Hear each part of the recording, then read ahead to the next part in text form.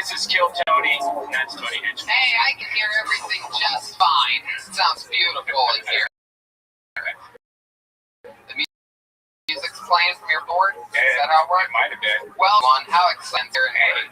All still in quarantine. Yes. How's life going? It's going slow. I definitely, this week or last week, definitely had my first time where I thought it was a different day, completely the whole day.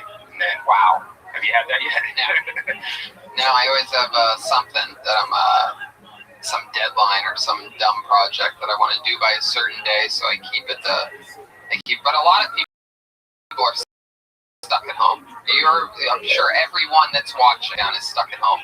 But they're worried. The lights are always on in MyBookie. To keep you entertained, they're hooking you up with all your favorite games: blackjack, roulette, war video poker, slots, all while you're out scavenging for toilet paper or quarantined at home.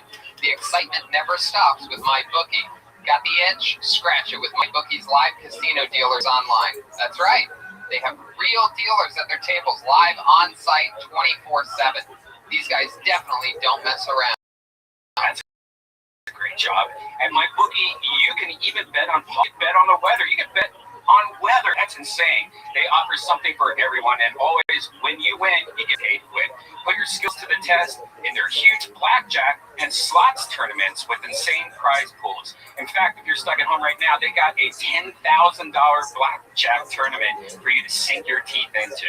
It's free to enter, and it pays cash if you win. You can trust the industry leaders in times like these. They're reliable, upright, and best of all, they pay you fast when you win. It's where I play, and it's where you should. I got the hookup for you to do the smart thing. Go to mybook.ag, and they'll double your first deposit. That's double. You can double your money. So even if you lose half, you can leave it half or something like that. Use the promo code KILLTONY to activate the offer. That's promo code KILLTONY at mybookie.ag. You spin, you win, you get paid. Hey, there it is. Very long episode of Goldilocks with the sound here this evening.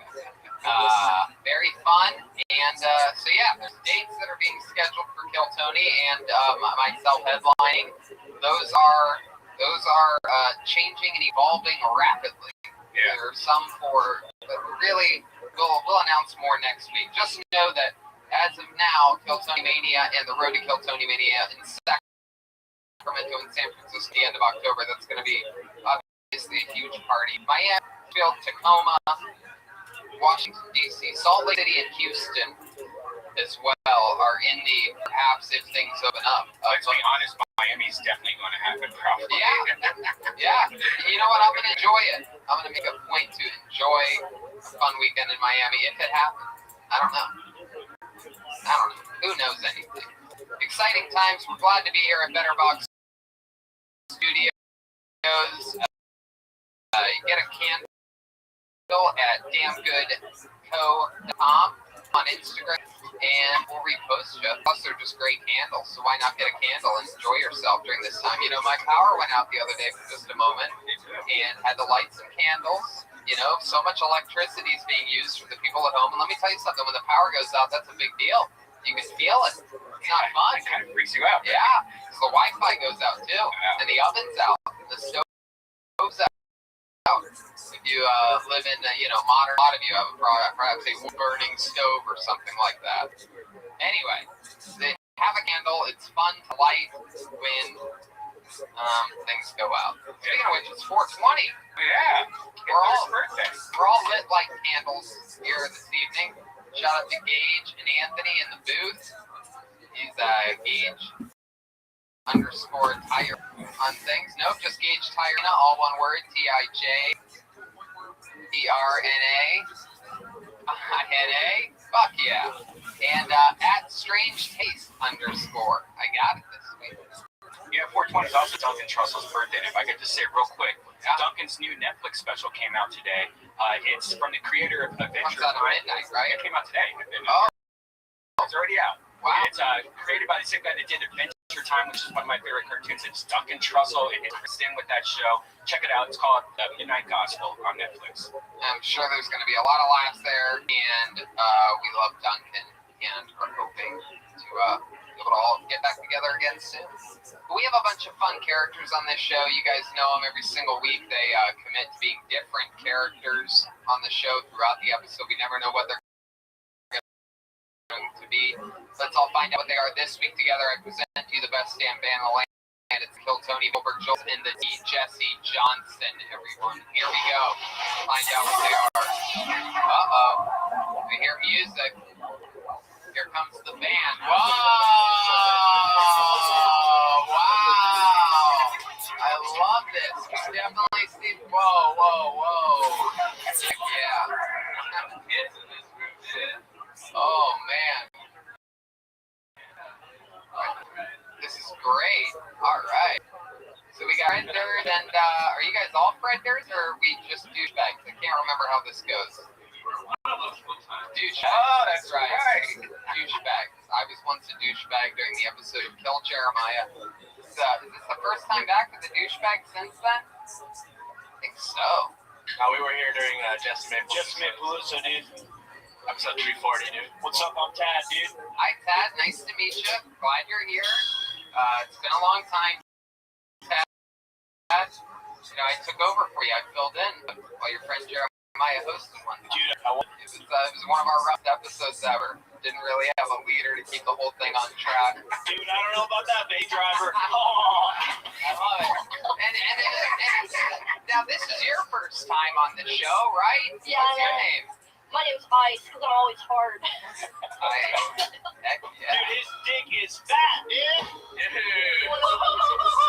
true. And what's your name? Connor, dude. Connor, what do you do for work? Oh, fuck. Drinks my pussy. You guys been celebrating 420 at all? Fuck yeah, dude. How about you, Dad? You don't seem stoned at all. Dude. He's an edible guy. All right, just answer for me. Wow. So there you go. We're here with the douchebags and Red Band. So, quadruple douchebags. Hey. I bet I can gleek this dick. Oh, dude, right now, can you gleek? No, we have a bunch of douchebags and a bunch of people you know, it's not quite the performance shake-up with beating hearts as it is on the road or at the world-famous Comedy Store, but this is more of like a writer's at-home showcase, I'd say, this version of Quarantine Kill Tony, where we still get sent in sets from all around the world, and then we interview the person. See what happens. What are you, look at this, Connor the art director over here. Connor's never seen art before. Yeah, I am art, dude. Have you seen a fart before? Oh my God. So let's just get this party started. Let's get a minute long, what would be a set on stage perhaps. A lot of these people just would never do stand-up. Some of them have done stand-up. Some of them are professional comedians that have quarantine episodes of years of experience. But a lot of people, we don't know what's going to happen. That's the point. The producers can select clips and communicate with the people, so we don't know what's going to happen here today. So let's find out what our first comedian is like. Here's a minute of attempted what could be stand-up comedy from a guy named Sturm Worm. Sturm Worm.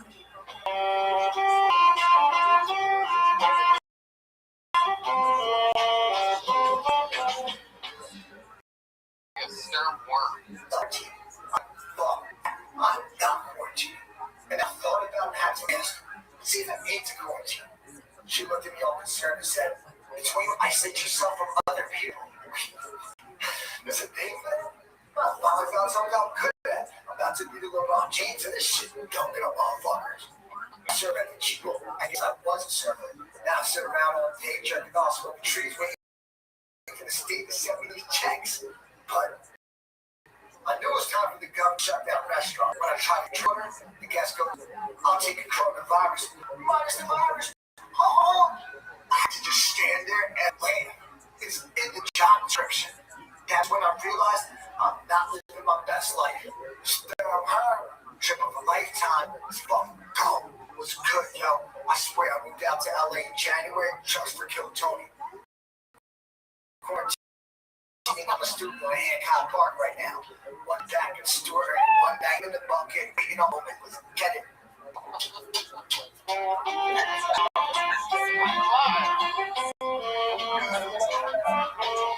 What's up, Sturm Worm? Welcome to the show. What's good? How's it going? We love you, I'm here right now. We love you. We love you, dude. Douchebags are...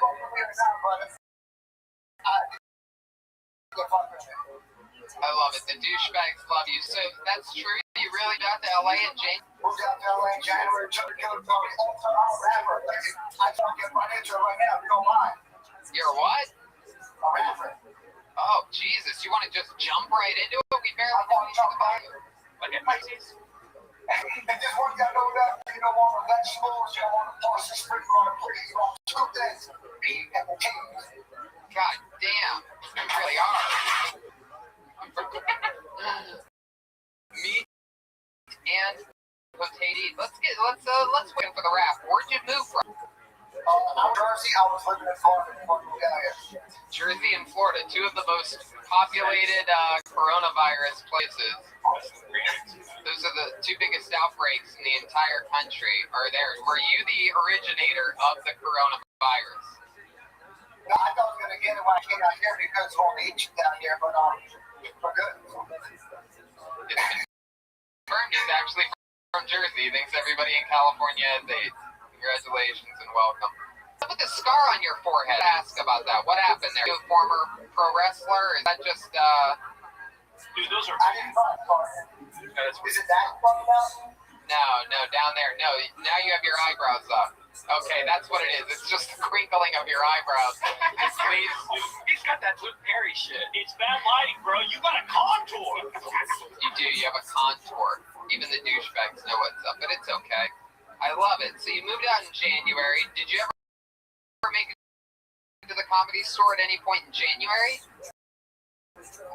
Oh, yeah, I don't live in Wait. Okay. Yeah, I was wondering why no one was there for a while. Do you live by yourself? Yeah, studio. Hancock Park. Wow, how do you afford that? Hancock Park's a very nice place. The studio's tough in LA on your own unless you're making money. How you making money? I'm blessed. I work at Cheesecake Factory. I serve tables, so I was able to just transfer out here and then just basically not do that job. You're getting the douchebags on your side more and more. These guys love Cheesecake Factory. Dude, I love Cheesecake Factory. I have gift cards. Dude. What do you guys think of the Cheesecake Factory? All cakes are. How about you, Connor? I'll just have one of everything, dude. They got it all, dude. I heard Cheesecake Factory is about to go bankrupt. They can't What? afford rent. It's not like just headlines. You know how I feel. Like they're just choosing not to pay. I don't know. That's Cheesecake Factory fake news, bro. They're gonna stay open forever, bro. True. I love it. You got their back. You're loyal to the fucking soil.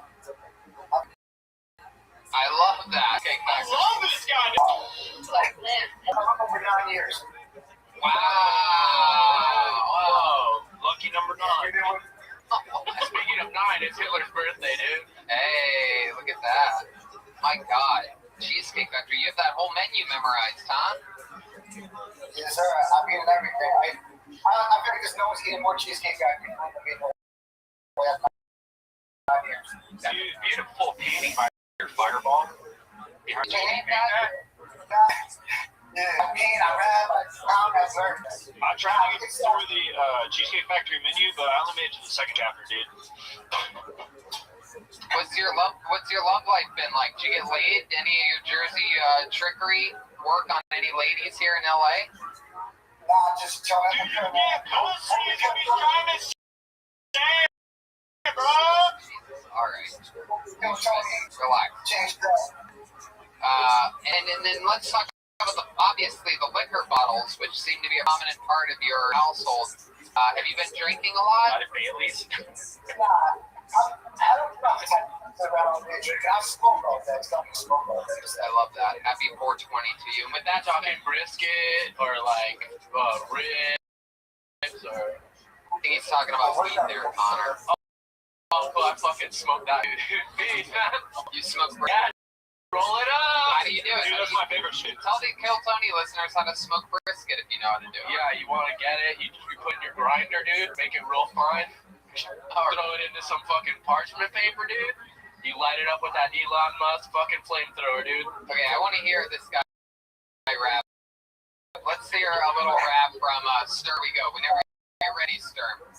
I don't know how to go for it. I'm hoping 5 minutes. It's 4 verses. No, about like 30 seconds. Do like 30 seconds, and if it's great, I'll wave you on and tell you to keep going. Here he is, everybody. Stir more, everyone. When they start feeling like everything was worthless, where else to turn if you haven't made the turn? Just sometimes I wonder whether stress of life is worth it. I want to know why would I deserve it. Poor communication skills on the surface. That's why I take and remember in my verses. It's the best album I can find as a person. But the stage of feels what's behind the curtain. I gave cookies almost every penny earned from working. My fear's living, I don't care if that is lurking. They black big emotions, these guys ain't hurting. Hold on a second, Stir. Hold on. Pat, is that you? Yo, dude, I just farted during your rap, bro. I was into it. I was into it. Cool, I couldn't shoot you. I didn't know if you said keep going stop. Oh, yeah, that was great. You did a great job. How long you been rapping for? Right around when you started doing comedy, a little after 2008, I started rapping. I love that. So you're in at the Cheesecake Factory and you're like, you know what? I could become a rapper. No. Like 2 years before, 3 years before Cheesecake Factory. 2008, that's like 20 years. I've been doing Right, see, for Jesus. Yeah. It was when I went to Rutgers, when I was at Rutgers, like I called it visions. One day I just like shut out smoking bad trees in my house, and I was just fucking doing nothing. Okay, that's enough. Sound of farts keep coming in. Did you say you were at Rikers? No, we didn't say it was a Riker. Riker Island. I'll give you better for my Rap name? Or your birthday, dude. Report Sturmworm, dude. Mrs. Worm, why do you want to call her Sturm? So what have you been doing? What have you been doing to stay sane during the quarantine? Any advice for us, Sturmworm? I'm chilling, like I'm loving this. I'm fucking just taking naps, smoking, drinking. Is Cheesecake Factory still paying you guys? No, but like they're still protecting me. Because I'm so fucking business is taking care of us. We haven't taken care of us. We're talking about $1, but we're getting state unemployment plus $600 a week from the federal government if you're on unemployment. So we're making as much now as when we're working. We're not the biggest. Like, I don't want to your whole fucking way of making money shut down for a fucking year now. Who knows? Like, who knows? It sucks, man. We definitely can't make. Right, you're right. Everything has shut down. It is pretty tough. And I just know the only thing getting me through is going to mybookie.ag where they double your first deposit. And if you use the promo code KILL, you spin, you win, you get paid. It's the, oh my God. Jeremiah, You can bet on weather. That's the same water you drink out of. oh my Ah, God. you can bet if he prints every episode.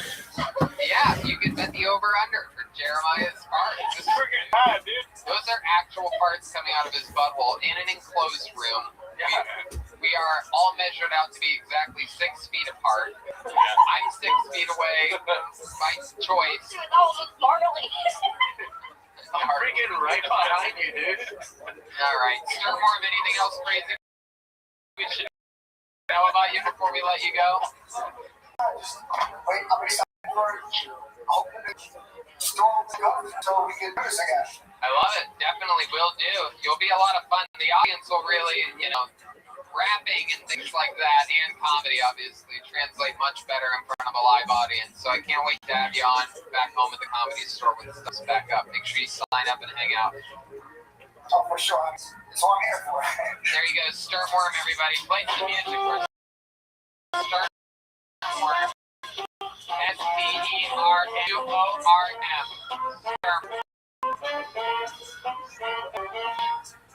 Cheesecake. We're in it now. Jeremiah's blood in the cheesecake. That's one of the few jobs that actually I got hired, and then they gave me the video. I had no idea. I'd never been to the Cheesecake Factory before, and I quit the second day. I was like, no way I'm learning that video. That video is really like a song. Yeah. I don't know if it's page. It's pretty big. It's a factory, man. Crazy part is a lot of people that eat don't know how to read. So you'd think their menu would be smaller just with pictures. All right, your next comedian goes by the name of Josh Basili, everyone. Here's Josh.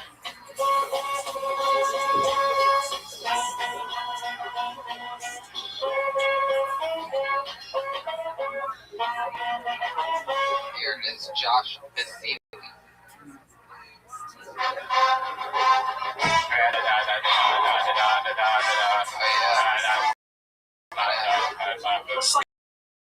And I'm autistic. I just haven't been diagnosed. Yeah, I mean, I hate my grandma. She was a cat bitch from hell. I hope she gets COVID-19 and dies. To be honest, I want to rip her damn grave. She's terrible. She pinned her own kids against each other. In fact, she raped all her children, and her children raped all their children, and their children raped their children. The cycle goes on. But thank God, my parents, my mom and dad, are not satanic pedophiles like my cousins. They, unfortunately, can't say that because their dad raped them both and took their virginity. Snatch you, as you'd like to call, snatched both of his sons, set hearts, and their futures. So, what can I say? The guy called me a schizophrenic, and he also said that I'm a loser. And guess what? You lost to Jay Inslee in the Washington State governor race. You dropped out of high school. You spent all your money on the race, and you lost your campaign. Not only that, is your son is gay, and you don't even know that. He sucks more dick than Aunt Floozy, his mom. The Aunt Floozy, she sucks. What is going on here?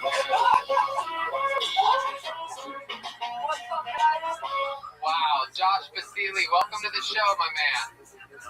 Hey, what's up, Tony? What's up, Brian? How's it going? Hello. Good to have you. That was a hell of a performance there. That was really just airing out some of the family's dirty laundry, it seems. Yo, it's the sewage, man. I got out, like I said, I got out of a demon ex-family, brother. So I'd rather let it rip. What kind of family was it? What's the ethnicity there? So actually, my parents and grandparents are from Egypt, and they got that hot blood, that hot blood from the south. Is that them behind you? Oh, come on. Those clowns, yeah, those clowns. This is right here, the one with missing teeth. You see this one? Missing teeth. That's Aunt Floozy right there. You got no teeth. Wow, is that true that your Aunt Floozy doesn't have teeth? I mean, she got fake kids and fake kids and fake everything else. So I'm sure she got fake too. Yeah, bro. 4 kilo high. No. So all in Egypt, or where were you born? Say it again, dude. I'm from Seattle originally. I was born in Seattle. My parents, my mom and dad, they are from Egypt, but my mom moved to Seattle when she was about 7, I think. And then she grew up in Seattle. My dad came over. They were actually arranged marriage from her satanic mom, so she forced her to marry my dad. So I thought my dad's a great guy, and I love it. So how old are you? 32. 32. What do you do for work? I'm an actor. I'm part of the unit, and I do acting and poetry. I try to do more comedy. No, not the acting. Not the Pornhub sex. Screen Actors Guild, dude. Come on, man. That's incredible. Can we find any of your work anywhere? You in the background of Ozark or something like that, or? I was on a show called Love at First Kiss on TLC. It's like a reality show. And then I have something on YouTube. I just released 420 today. You have a clip of that? Oh, okay, yeah. Let's roll it. Yeah. Small clip. It's exciting. See what it looks like. Oh, there you go. That's enough. What's happening? So basically, you know have you ever seen reality? You've seen reality, right? Reality shows? Yeah, I've seen reality. I've never seen reality in my life, dude. Alright, so these producers, dude, I don't even care, bro. They are just scam artists, bro. They tell you you're gonna do this and that. They don't even pay you. They told me I'm going to be getting hitched to this girl I just met. But how am I gonna get hitched to some bitch I don't even know, brother? It makes sense, dude. So why'd you agree to it? So I found something to do. I didn't thought I'd have to get it fake engaged, I just thought I'd go on the show, that's it. I'm being informed by one of the producers here that you are a popular meme online. Do you know this? Yeah, Drake meme. Drake is on it, Drake is hugging Rihanna, and he's basically, I'm gonna fuck you in the DMs, but and then in person, I'm giving her a hug like this, like. That's the DMs, bro. I can go down, and then like. See that? I want to see the meme, dude. I want to see the meme. Oh my god. You got that Simpsons beard right there, dude. Hey, look. Oh my god. Oh my god. You know Kramer? This is my Kramer jacket. I bought it from the thrift store, dude. No, I love it. You've got really I got interesting subject. for 420. I got you, Tony, and Brian, and Jeremiah, and Joel. I'm trying to look at all you. It's kind of small screen. And Jesse, Yeah. I got you these gifts today. Ready? Oh, it's a stick. It's right here. I got it for you. Happy 420, guys. Merry Christmas. Don't kill yourself. All right. The brownies right here. The brownies for Jay. The brownies for you. I got a little cart. One of those puppy carts, like 1 gram. You're And then I got you some Elion. So, when I see you, it's all yours, guys. Thanks a lot. Okay, dude. But we also have speedweed, so we don't really need any of that. Hopefully you use Speedweed for all your delivery services. Are you in LA? I live in LA, Koreatown. K-Town down. I love it. Being there in K-Town. man, just hanging out by George. You want to see him? Yeah. Heck yeah, dude. Hell yeah. George, wake up. He's kind of sleeping. I'm giving him a treat. Dude, how long has your dog been dead for? Oh my god. He just went to go. Bro, this guy is old, dude. This dog is in a coma. Oh my god. Dude, hey, can you put up that picture of him again, hugging the girl? Hey, can you play the part where he's kissing her and then he hugs her in a good small box in the corner with no sound? I just want to look at that cute dog set. Oh, kidding me. So what's the story there? Just shy and you don't want to kiss, or that's a guy. Again, you are a surgeon at changing the subject off of this meeting. They call that an actor. Yo, okay. Besides George, isn't he the most beautiful dog you ever seen? Yeah. He is. So let's go back to a love at first kiss or whatever. So when you said that, can I kiss you? Yeah. Were you just nervous, or like, did you really like her? No, I didn't even know her. I mean, they told me go hug the bitch, and I did even worse, dude. Dude, that director sounds dope. Go hug that bitch, dude. Actually, she's here right now, dude. He just said go hug her, and I said whatever. Let me kiss her ear. I wanted to make it the most awkward thing possible, like ever. Oh, you did it. That's you backtracking on what you did. What's your love life? I wanted to be a They meme. told me. Dude, you grew a beard just to do the witness relocation program, bro. I know exactly what you did, dude. I know exactly what you did. Since you come with me, dude, I know exactly what you did, dude. You grew that stuff out so you wouldn't be a freaking meme anymore, dude. Are those 6 characters behind you who you practice on kissing with now? Nah, just my teddy bear, nigga. Just my teddy bear, bro. What's your love life actually like in real life? You get a lot of girls? It's hard, man. Like I said, I just didn't like diagnosed for real. Like I never went to get diagnosed. I'm kind of like you. I don't know. I stutter a lot. Like I'm not good in public. That's why like social gatherings. I don't like. I have major social anxiety, dude. Wow. The quarantine basically was built for you. Dream. Dude, that's why I love it. I have been preparing for quarantine since I was a child. Every day. If you were going to commit a major crime, what would that crime be?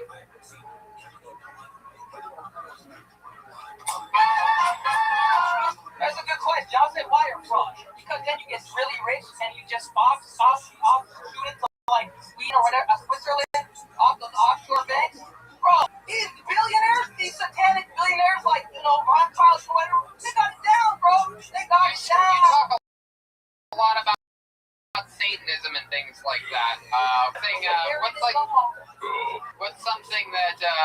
What's something that you believe in? What's like the darkest thing that you believe in?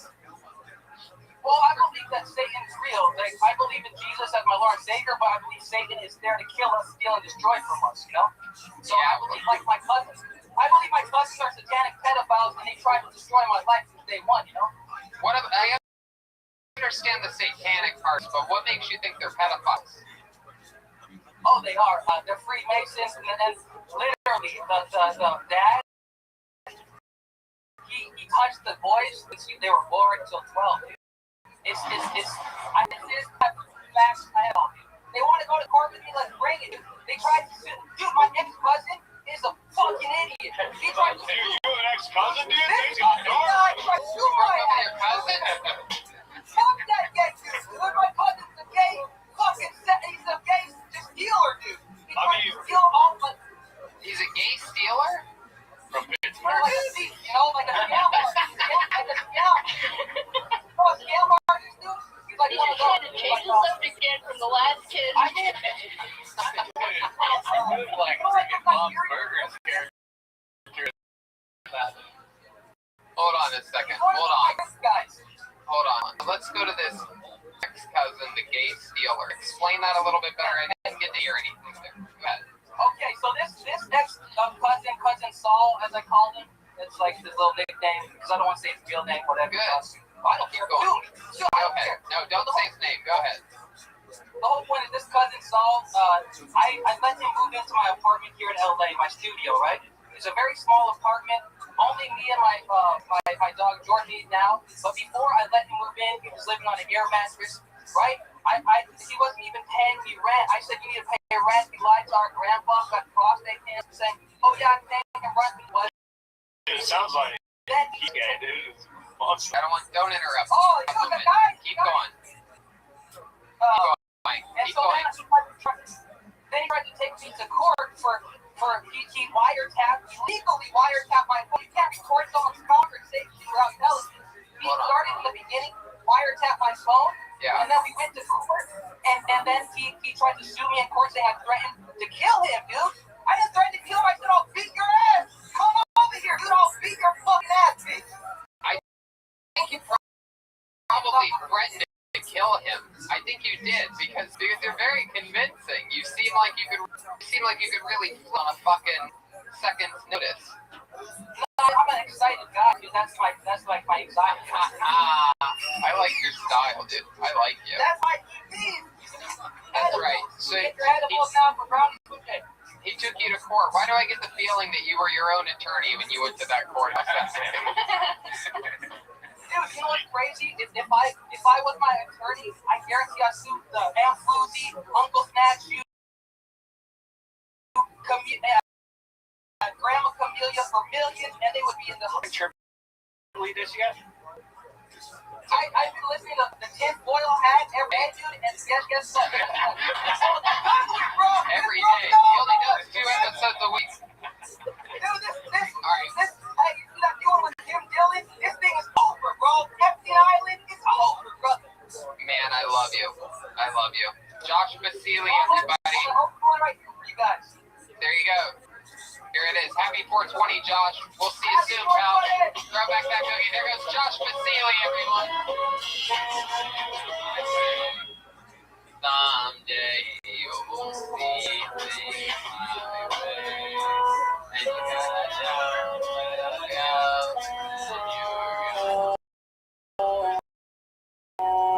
Here he is, ladies and gentlemen, one of the serious regulars in the street, a big deal, a very controversial character. We've had a lot of wild weeks with this guy. Here he is, William Montgomery. Hi, William. Hey, how's it going? First off, I want to give it up for my cousin. Used to cast. So I was extremely disappointed with the ABC family edit of Eyes Wide Shut. I was almost on an episode of Extreme Home Makeover, but when they came to my front door, I set fire to a portion of my house, and a few kids died, and my cult ended. That's all I remember about my time at Waco. It's weird how nobody's questioned Batman about this whole coronavirus thing. It's so dumb, he doesn't think you're jacking off and he's sitting at a cheerleader's outfit. That was supposed to be really funny. Scarcely on and laugh. So good. Good. Seriously, although I apologize, I'm going through a tunnel right now. It's hard to hear y'all. That's good. Are you holding your phone on your thigh? Yeah, it's on my thigh. Were you holding your phone on your thigh? It was on my thigh. A lot of you sound better now. You had the microphone covered up during that last shift. I have that problem all the time. Did I? A lot of people forget for News Channel 3 and Memphis, and after each one of my You're also a boat anchor. A lot of people know that. You would keep the boats where they were by dipping down into the waters. You're so heavy. Down in the waters, and you're in for a great treat right now. This is a song after each one of my dudes. I can play the song for you. Here it is. Are you gonna sing along?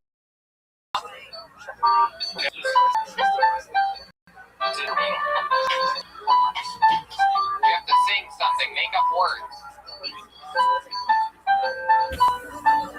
Do something, William. You're just playing a song. Oh, you're actually playing that? Come on, show me. Tell your fucking do nothing girlfriend to be the camera person. Jesus Christ, William. That's great. Have her be the camera person. Have her film you. Call her to get her. I don't know how to flip this camera around. God. You're so bad at this. Here, watch. Like,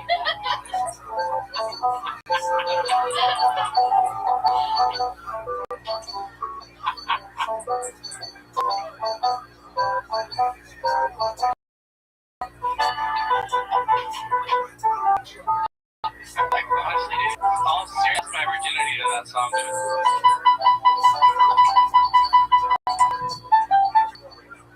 Is that a yogurt mat or something? A yogurt mat. There's a yogurt on it. Yeah.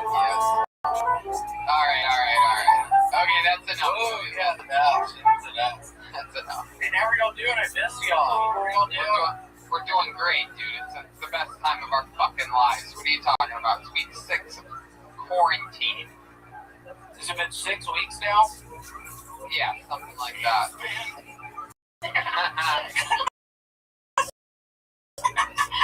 Dude, I'm jerking. That's it.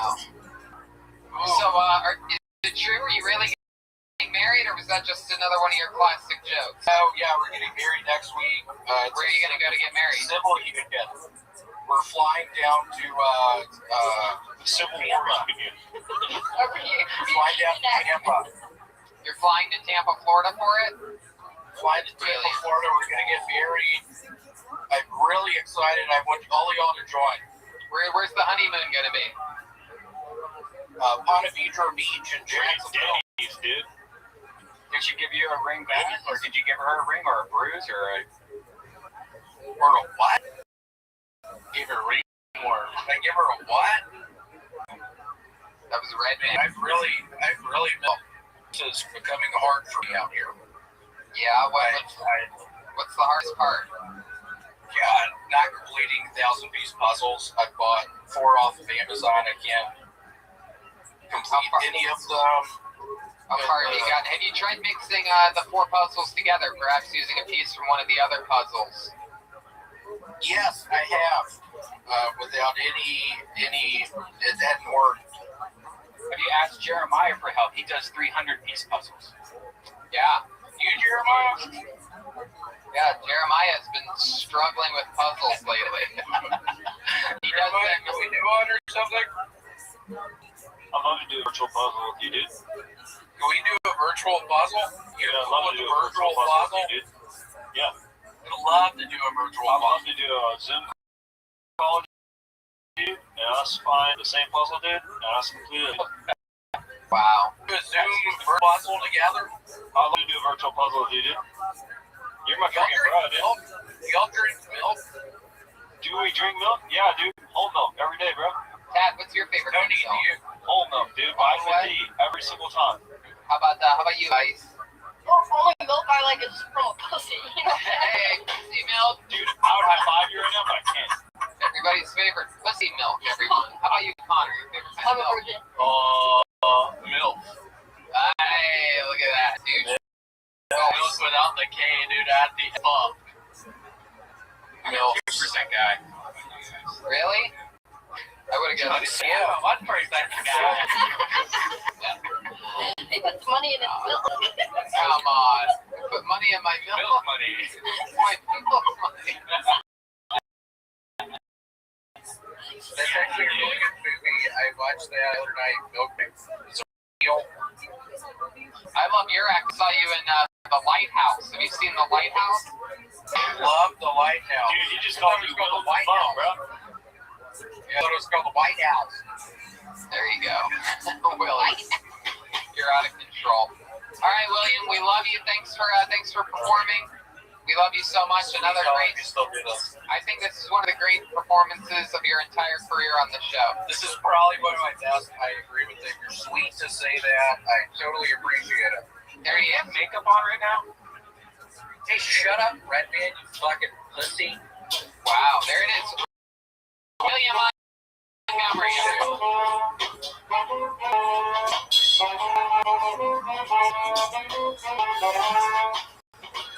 No point in waiting. Let's see another set from another complete stranger from somewhere around the world.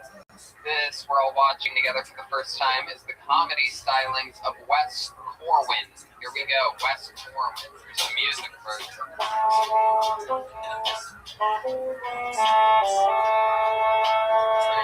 Wes Corwin. I love quotes. I'm a huge fan of quotes. I like to use quotes responsibly. I think there's some quotes that aren't any good at all. I don't know if you ever heard the phrase, beauty isn't about what's on the outside, it's what's on the inside. First of all, no. No, it's not. No, it is not. I'll tell you how I know it's not. There's not a porn subcategory called good marketing people. There's not. I can't find a video title. It's railed by great listeners. One of them. I was told for the first time that beauty is on the inside by my mom, who was trying to cheer me up after a doctor diagnosed me at 11 years old with scoliosis. Now, she was trying to tell me about how beautiful I am on the inside, which is tough. I've been diagnosed with the most on-the-inside medical condition a human being can have. And I pointed that out to my mom. She was like, oh, hey, beauty is in the eye of the beholder. And I was like, yes, Mom, people can behold scoliosis. It's very pronounced. It's clear. I have no idea on the outside. On the inside, I'm a 5. Out of my spine is shaped like a 5. Like, Boom. Wes Corwin. Here you go. That's where it should have ended. There you go. Could have ended that one a little bit sooner. Here's Wes Corwin, everyone. Hi, Wes. How are you? hey guys, how you doing? Great. Where are you? I'm in Stillwater, Oklahoma. Ooh, how far are you from the good old G Zoo, the home of Joe Exotic? Well, he lives in Vacaville, so I think about 3 hours. Speaking of animal, Jeff Corwin? No, I would. I would love Animal Mike. That'd be great. You related to anybody famous or noteworthy of any kind? It's actually something I do comedy. I performed comedy with the guy that was on the episode that tried to get in the fight with Jeremiah in Austin. That's the closest thing I have to a famous relation. Wow, yeah, that's we know that guy from Texas. You performed with him? I mean, we did open mic. That guy doesn't get booked, but he sure does do what he does. How long have you been doing stand-up? About 8 years now, since 2011. Wow. What keeps you out there in Oklahoma? Dallas, based in Dallas. My wife goes to school here. She is pursuing her doctorate at Oklahoma State University, so I'm waiting out Corona with her. You did 8 years and you have one fan right behind you, dude. It's sick. No, this was really, I've never had this sort of out-of-body experience where I get to watch myself bomb, so this was really, I'm really glad this has been good. How much longer does your wife have of school? Another 2 years. Or what do you do for work? I software development. Oh, okay. Is that a big business? Yeah. Stillwater, Oklahoma? Dude, the girls I date in hardware know all my dude. Got it. I like them sitting black. No, I meant that completely genuinely. That was great. You should stick to it. You're nailing it. I mean, I'm usually in Dallas, so there's big business out there. I've been trying to look at Oklahoma to be closer to her, and there's really nothing. There's a reason the city is named after water that doesn't move. So not a lot to do. Right. How's the team been treating you guys? What have you been up to? Mostly fighting. She has been going to school here. We've been in a commuter marathon 4 hours apart, and it turns out that's the best way for us to be. Just a lot. What do you guys argue about?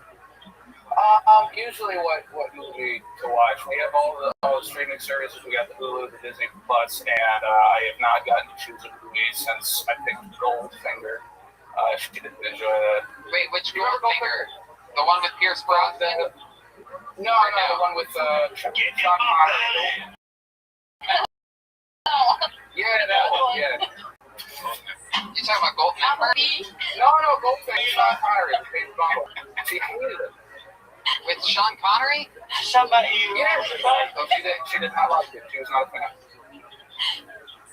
Wow. What type of stuff did she put on? Well, she's a big fan of Harry Potter. She didn't like the part in Gold, because if you recall, Goldfinger, there's the part where James Bond and Pussy Galore get into a judo fight, and James Bond kind of throws her to the ground and forces himself on her and saves the world by not. And she just didn't. She couldn't get past that. Her name's Pussy Galore. Yeah, she's out. Pussy Galore. It's great. You guys are douchebags. It's like your wife is gonna doctor to being a bitch, dude. Boom. She's like, pussy no more for you. Yeah. Instead of Pussy Galore, Pussy No More. Yeah, did you hear that? What else? What do you miss during this quarantine? What did you used to do for fun? I mean, a while back, a couple years ago, I was the cast director for a Rocky Horror Troupe. That was pretty fun. That was good. I thought about it. I would love to go back and just check out the show. They're currently not doing anything for obvious reasons. You can't run around in your underwear while there's a virus. That sucks. Right. How's your sex life? You guys having makeup sex after these arguments, or? You squeeze them in between. We're not a makeup sex people. Get so angry and then have sex and then work out our feelings afterwards.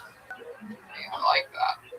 Interesting. What do you guys think about this douchebag? I like when he said squeeze it between. Yeah, that's how you describe sex. Squeeze it in between, dude. I noticed your walls that off. Like it. No. Yeah. Beauty's on the inside. There's just not a lot. I can show you the tour if you want. I got a water bottle over here, and I got a lamp right over here. Are those real bananas or are those fake bananas? No, those are prop bananas. I bought them for this interview. You live on a set. This isn't a Yeah. No, I got a soundstage for this. I figured it'd be pretty good. Not work out. Immediately called on it. I like it. That is one of the tiniest little, most adorable apartments I've ever seen in my entire life. I wasn't expecting to see the whole thing when you moved your phone around like that. Thank you. I appreciate that. No, yeah, because we got the whole. Wanted to give you the whole tour. And I'm glad we could go. What is in Stillwater, Oklahoma? I gotta ask, like, what's monthly rent at a place like that? how much a tornado. Can you tell us the McDoubles? How many McDoubles? I can tell you, 197 McDoubles. We pay rent McDoubles. We do a lot of, So what is that? Like $500 a month? a little more, like 550, 560. Wow. You guys moved to Stillwater. You should record the show out here. I love that. Live from Stillwater. The quarantine, worse than quarantine. If you love the quarantine episode, you will love Live from Stillwater. You would definitely have less people in the room than you do right now. Are there a lot of races there in Stillwater? So it's a weird. My wife and I, there's like people that drive around in cars, and you can look this up on the Google. And have the little bumper stickers that have like 3 Roman numeral and then a %. So there are a lot of like those sovereign citizens, the people that don't believe the government. Travelers. No, we're not driving. That kind of stuff. But you never participated in any of that, huh? No. I believe I for one welcome the government. I think they're doing a fine job, and I hope they don't look at my room. Some people in the South have, everybody gets hat hair sometimes. You have landfoot hair. Thank you. I appreciate it. I'll take that. It's a good. That's That's fun, man. Well, thanks for coming on the show. And next time, in fact, it's going to be announced probably next week. But I believe that we are renegotiating new deals with Dallas coming up before the end of the year, supposedly, if shows can happen. So come on down and sign up for the Dallas show. Come say hi to us. Absolutely. There he is, the great Wes Warwick. There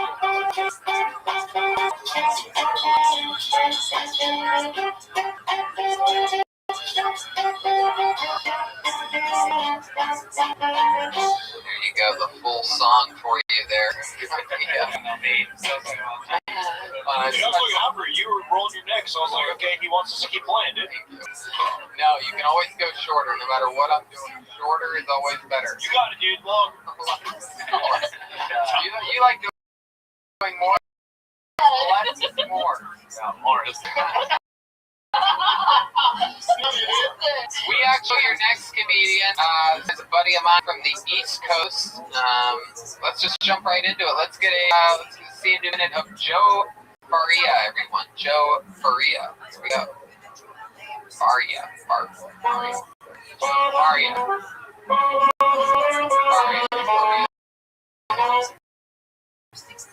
Joe Faria. Go. Here in the room, 30 pounds heavier than I was last month. Have you seen people going out on their balcony every night, banging pots and pans and making all this noise to honor our healthcare workers? Yeah. See, I thought the Puerto Rican kid racing up and down my street every night on his dirt bike was just being a dickhead. My bad. So the government's asking all of us to help stop the spread of the virus. It's been a problem in Florida. But honestly, how the fuck do you expect Miami to help flatten the curve? Chicks fly there to get acids, you know? Oh, all the kids are homeschooled now. Yeah. Have you ever met someone who's homeschooled? Ugh. See, now if a teacher gets caught fucking one of their students, who are you gonna blame? That's right. The parents. Hey, Joe, Faria. Hell yeah, Joe. I love the stuff you do, like in between jokes, like yeah, and like you're laughing and everything. You're a funny guy. Fucking cocksucker, yeah. Hey, happy 420. Happy 420, my friend. You're out there in Swansea? No, I'm in Fall River, Massachusetts. It's right next door. Yeah. Wow. Wait, what is it? Oh, you guys have You guys have Quibi? Yeah, The documentary right now on Quibi about my mayor. He's like a fucking gangster and shit. Yeah. Oh, okay. Yeah, no one has it yet. Yeah, there's not enough tests to find out who has it. Quibi 19. Look at that. Hey, Toby, I gotta ask about the club. Tony, I gotta ask about the club. That's Fucking dope. Yeah. Thank you, yeah. You riding like your jet ski today? Yeah, I was riding on a gay jet ski. It's a jet ski that's shaped like a dude. You have to put your butthole over the throttles or dildos. Yeah. Dude, that's I hilarious. dildos and I sit in a booty hole. No, sometimes I wear gloves. Hey, thanks for propping up that guitar so it looks like you're really cool. Yeah. Look at that. Okay, you, Brian. Yeah, that's what that is, the bass guitar? That or Yeah, bass goes. Alright. I'll tell everybody that's shaped like you plays the bass. What is that? It's definitely like Everyone's shaped like you play the bass, dude. like stockier dudes. Like if Brian played any instrument, it'd be the bass. You know the Chrome No. Chris. Brian's the tuba guy. Brian plays the bass drum, that tuba. The sing boy. He's the little drumstick boy, dude. Yeah. French horn. Wow. Supposed to play with the drumsticks, not eat them. Plays the French horn and the French toast, ladies and gentlemen.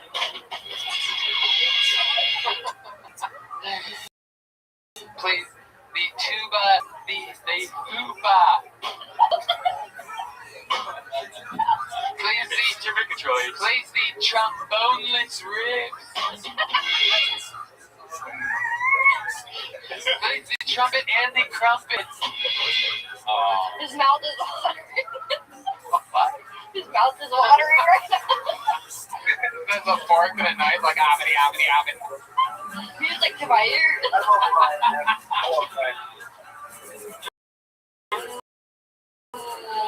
Oh my god. What are you drinking? A moonshine glass? It's a Buck Trace whiskey. I already had my weed. I got my weed pen. 420. So Love that. Love that. Is that a picture of Donald Trump behind you? no, it's John F. Kennedy. Oh, okay. That's best president. You want to see the bust? I got my JFK bust. Look, every slob, and there you go, right there. Oh, that's a before. Yeah. It's called the pre-Dallas JFK. Yeah. Yeah, we should have an after one right next to that. Epic. Love it. So, how you been surviving this quarantine? You live by yourself? Yeah, just me and my dog, man. Yeah. But what kind of dog do you have? A black lab. Yeah. What's his name? Miles. Miles. But there's a lot of He's black. great black labs named Miles. Absolutely. Black ladder, dude. Man, you have a keyboard there too? What is there? Is there any instrument you don't play? I don't play the tuba. I'm not that fat, you know. The guitar, the piano, and the chair. Can you play something on the keyboard real quick? It's a little diddly. We got serenaded by William a little bit ago, but I don't have it plugged in, so yeah, I don't have the time to. there's two things you want to have plugged in: your keyboard.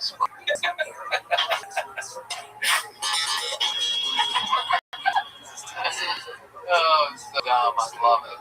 What else has been shaking? Any other highlights or lowlights during this quarantine? I feel like we all. So I feel like Tiger King sort of ruined it. It's like the best thing that happened that first week.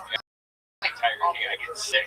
Angry. I get mad. I saw some What do you know? That Netflix, like that new episode? Yeah, that kind of let that dog bad shit. taste out something. Yeah, I had to hold back on that one. I wanted to cause a stink about that, and then I'm like, wait, you can't be mean about a Netflix project publicly.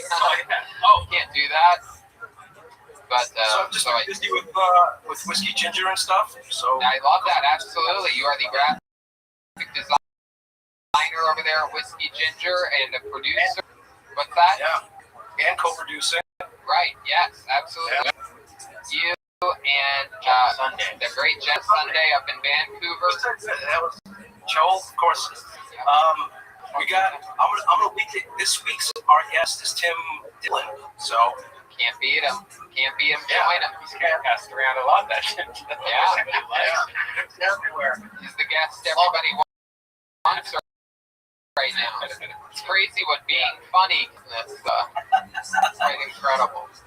Hell yeah. Yeah. So just keep it busy. I mean, I have a side hustle. You want to hear about my side hustle? Yeah, of course I do. Dude. So I've been going on mybookie.ag. I've been using the promo code Kill Tony. Yeah. And I've been betting that the weather in New England is going to suck balls, and I've just been. So it's really working. I do the same thing. A lot of wonder, Tony, how did you make so much money? And that's what I tell them. I got it from my bookie betting on shitty weather in New England. You can bet on it. It's a home run in New England. Yeah. It's the same water you drink. What's the website again? What is it? I want to get in on this. Mybookie.ag. Mybookie.ag. I might try that. From a code Kill Tony, you spin, you win, you get paid. This is good. Hey, It could be true. no, it is true though. See, like, totally up until that very old part. And for some reason, you made it. Oh, it's real. This deal is for real? Joseph, what kind of whiskey were you drinking, dude? Buffalo Trace. Bison trade. Oh, interesting. That's what he said. Anyway, I guess it is sort of a cute little bachelor chair in this room. Is this the thing? No, it's my end where I do my all my stuff. Oh, it's dead. These guys all have when you don't live in LA, you can have all these extra rooms. Oh, this is my den, this is my theater, this is my sauna room. Ryan hibernates in his den. Yeah. Ryan has one den. It's called a pen. That's about Denny's without Den. It's unbelievable, that thing. Those late night videos that come out of there scare the hell out of me, dude. Just you and Cheese Whiz always. There. Some sad dog starving in the corner. A pile of laundry. That burger the other. That did look good. All right, what's the before I let you go, you said that you gained 30 pounds. We're talking about food here. What's like the guiltiest food thing that you've done this entire time? I ate spaghetti 4 big meals in a row. There's my confession. Your turn. What's your version of that? It's the pasta, man. Pasta. You just boil it. It takes 3 minutes. Yeah, what do you eat for sausage? What do you do? What do you do for your sauce? Yeah, just get a 4 cheese sauce, pour it on top, and then fucking game over. That's super simple. Dude, scrambled eggs mixed with mac and cheese. It's the greatest. It doubles the mac and cheese. So fast, dude. And bacon. Yeah, dude, and bacon. Look at that. That sounds like Brian can teach you how to gain 30 pounds in a week if you're interested. He's like the opposite of those weight loss commercials. Do you want to gain weight now? Dude, hashtag cheese was for the boss, dude. Is assisted suicide illegal in your state? Try using your scrambled eggs with your macaroni. Dude, do you like your thighs touching? We all wizard. When it's easy to walk. When shit goes down, I'm going to cut myself up, and then Janice is going to live 2 weeks. Like that Star Wars, dude. Yeah. I guess you did. Dude, that was way worse than the Mandalorian, bro. Oh, God. The greatest part of the Star Wars franchise. Without Mandalorian, none of this other stuff would exist. Have you seen The Mandalorian? yeah, all of it, of course. You have Quibi. You have Quibi. You've literally seen everything.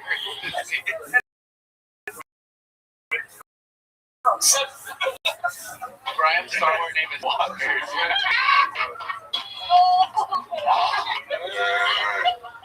Oh my gosh. Princess Leia from the Hungary.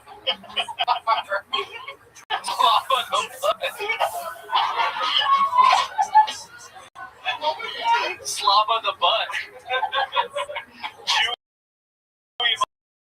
food. So how much do you think The Mandalorian better than Star Wars? A lot more. You hear that? You just said a lot more. No, that's not acceptable. You have to be very careful here. You're treading on. I won't talk to you again if you're serious. It's like a spaghetti western meets Star Wars. Swan Solo, dude.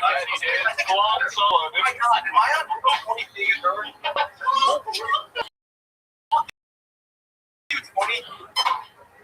The question. Oh, you guys, that joke is hilarious. Oh my God. Hey, Lifesavers. We said lifesavers. Got far bags.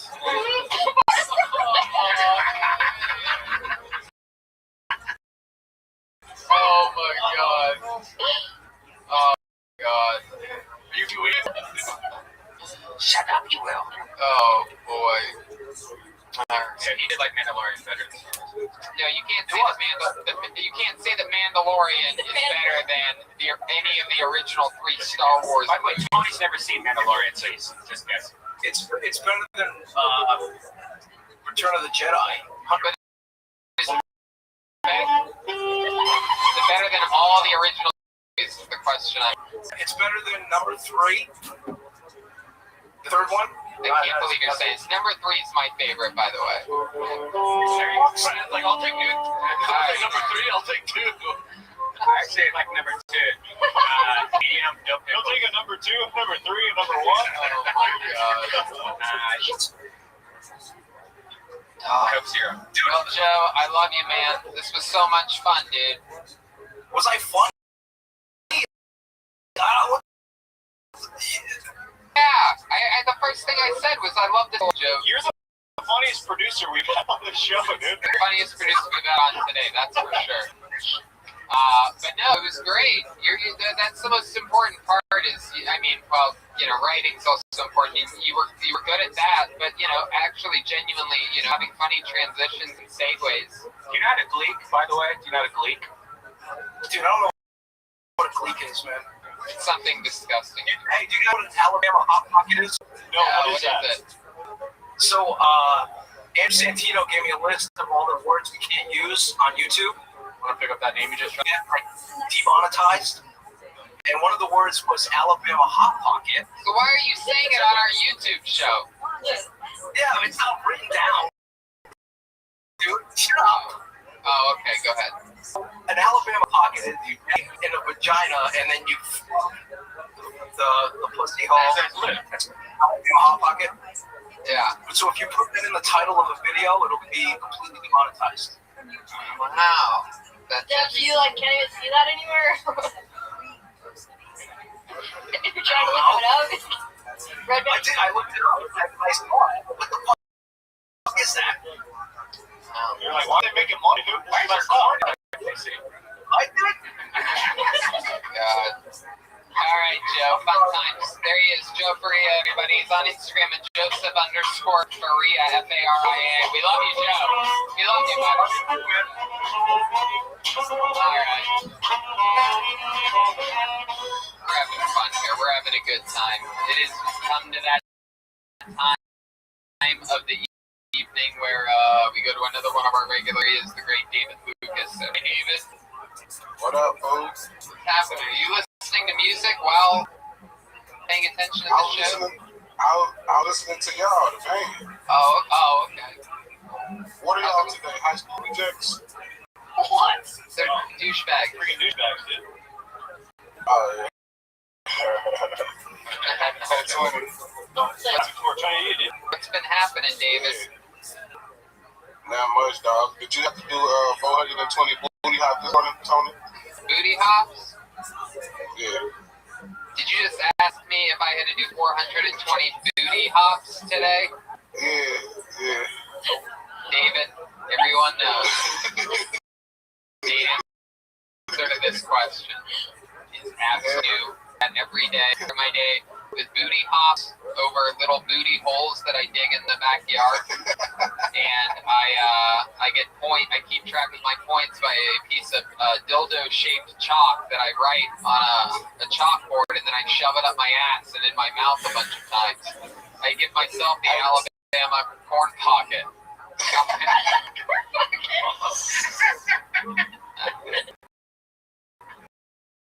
Tony nicknamed his booty hole mayonnaise jar. That's true because there's so much.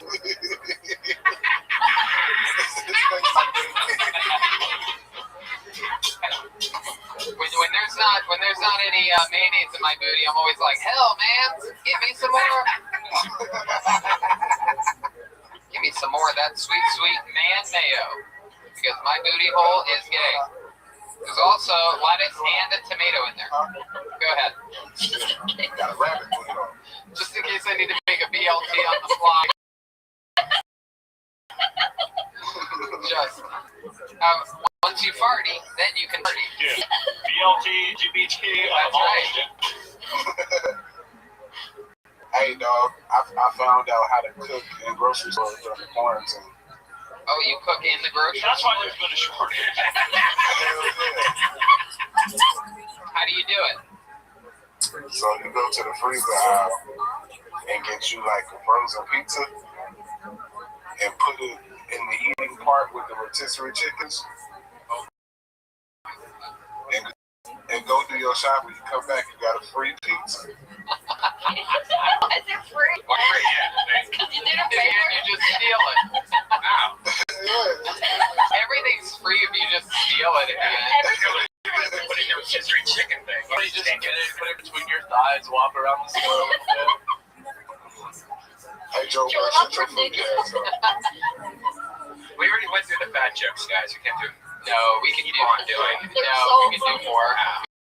We can go all day. Red man, shut your ass up. You boots.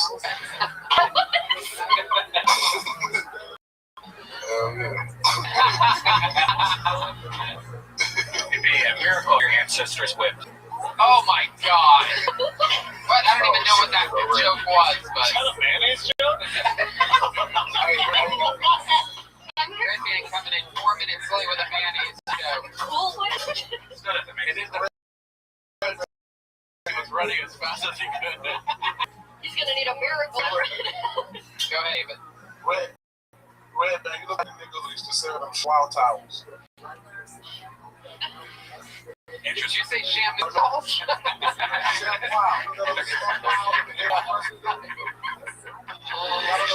Shabu's brother. I love it. So, You look like something about Mary that's in your ear. What? you know Brian said something horrible when he takes a huge sip. You know he doesn't get it if he takes a Saying that his earbuds look like jizz coming out of his ear. Oh. I'm a back translator, so I know you're translating? yeah, dude. Oh, whoa. Well, have you told your parents, dude? I is. David, what else is going on, or what's going on? Have you started to believe in any conspiracy theories or anything like that? Nah, man, fuck that. Can we see the artwork that's behind you? Yeah, what's the artwork there? Oh, yeah. Hold on. This is the elephant. Is that like some... Two elephants in the room, dude. Dude, it's all like Yeah, right. It's motivation for working out. what's his goal right there? Dude, that's a mirror, dude. Red man. Why is Red man acting skinny? I know. Red man, you look like you should do fat burn. Oh my goodness. You could probably... You know, I wish I could. It's probably a good paycheck there. You got some green onions in your pocket right now. I have some what? You got grilled onions in your pocket right now. You know, give me acid reflex. I always put them in my acid reflux. Slow natural. Between the lettuce, tomato, mayonnaise, and onions, you guys almost have a full burger together. Hey, that's true. You know what? I'm gonna spread. Do you Anyone have a loaf of bread? Do you wish you could You gonna wear spread your pants that sandwich? maybe let you have pockets? If Red man trying to roast this shit is horrible. Man's the only guy that says never mind after he does a joke. Hey, somebody, Too much overtime. somebody put an underage girl in front of Red man so they can leave me alone. All right. David, what else have you been doing? What else have you been doing to pass the time over there? Anything we should know about? Any Just good advice? exercise. That's it. Exercising, watching a lot of old boxing fights. Hey, that doesn't count, by the way. Red Man says that you count your boxing that you watch as exercise. Oh, the only exercise you get is in and out of that Tesla.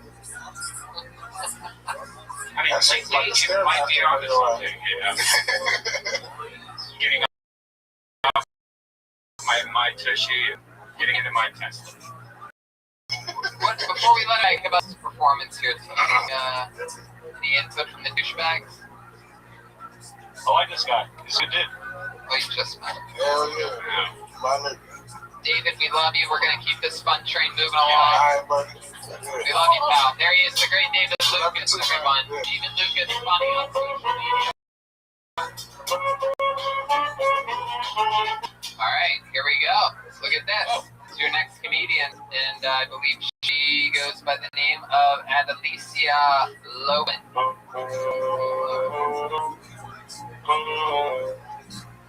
Here you go. Here's Adelicia. So dating in your 20s is it's really weird, and they say that it's because your frontal lobe isn't fully developed, and I 120% believe that. And I know that my frontal lobe isn't fully developed because if someone offered to take me to a Chuck E. Cheese, I would still go, and I would go into the ball, and I might put a ball in my mouth. So I know I'm not good. But dating nowadays is even harder in your 20s because we got this coronavirus shit going on. So I found myself in the clinic the other day, the Cooter Clinic, getting my little giblets checked for bugs or whatever could be hiding in there. And had one of the darkest thoughts of my life, and while I was sitting in that tiny little doctor's office chair, I thought to myself, God, I really hope that it's just chlamydia. And has got to me to pray to our Lord and Savior that all you have is a venereal disease. It's getting out of control. Heck yeah. And Alicia. Hello. Hi, Alicia. Hi, how are you guys? Am I saying your name correctly? Oh, no, I'm not at all. What is it? Alicia Lowen. Alicia, man. Alicia. Yeah, it was pretty It's a mouthful, like you know. That is, dude. So where you at, Alicia? I'm in Clarksville, Tennessee. Wow, Clarksville. Where's that at? How far is that from Nashville or Memphis? It's about 30 minutes away, so we have all the opportunity to go in and visit all the bridal parties, but like we have a safe distance from there, so it's like a small town. Nashville or Memphis is close to? It's close to Nashville. It's 30 minutes outside. Oh, okay. Very cool. You look like you live in Lashville. Yeah, you do have some eyelashes. Does your eyebrows have lash it after it's left the... Does your eyebrow have hats on? They do. Well, they have a hat right up front. Why would I wear hats on? I don't know. Why do you keep saying things and then hiding a podcast with 5 people on it? Alright. Anyway, Alicia, what do you do for work? Right again, it's Alicia. Alicia, Yes. what do you do for work? Well, I'm a delivery driver right now. I'm in school to be an actress. I mean, they're in Clarksville? Yeah, here in Clarksville. I love it. And what do you plan to do? You gonna move at some point, or you staying there? How old are you? I'm 21. Awesome. Wow. Yeah, douchebag. That's a great age. Everybody loves 21. Dude, You it's can't the be best 21. age. Heck yeah. Dude, it's tight 21, dude. I'll tell you that much. Hell yeah. And where are you going to? Where are you going to go? Are you going to stay there? Or are you planning on moving? No, I would like to go to LA eventually, sometime in my life, in New York. Right. Heck yeah. Can't blame you for that. And what does your family do? You come from like a family of farmers or something like that? No, it's even better than that. It's definitely Jehovah's Witnesses. Whoa. And you're not into that? Yeah.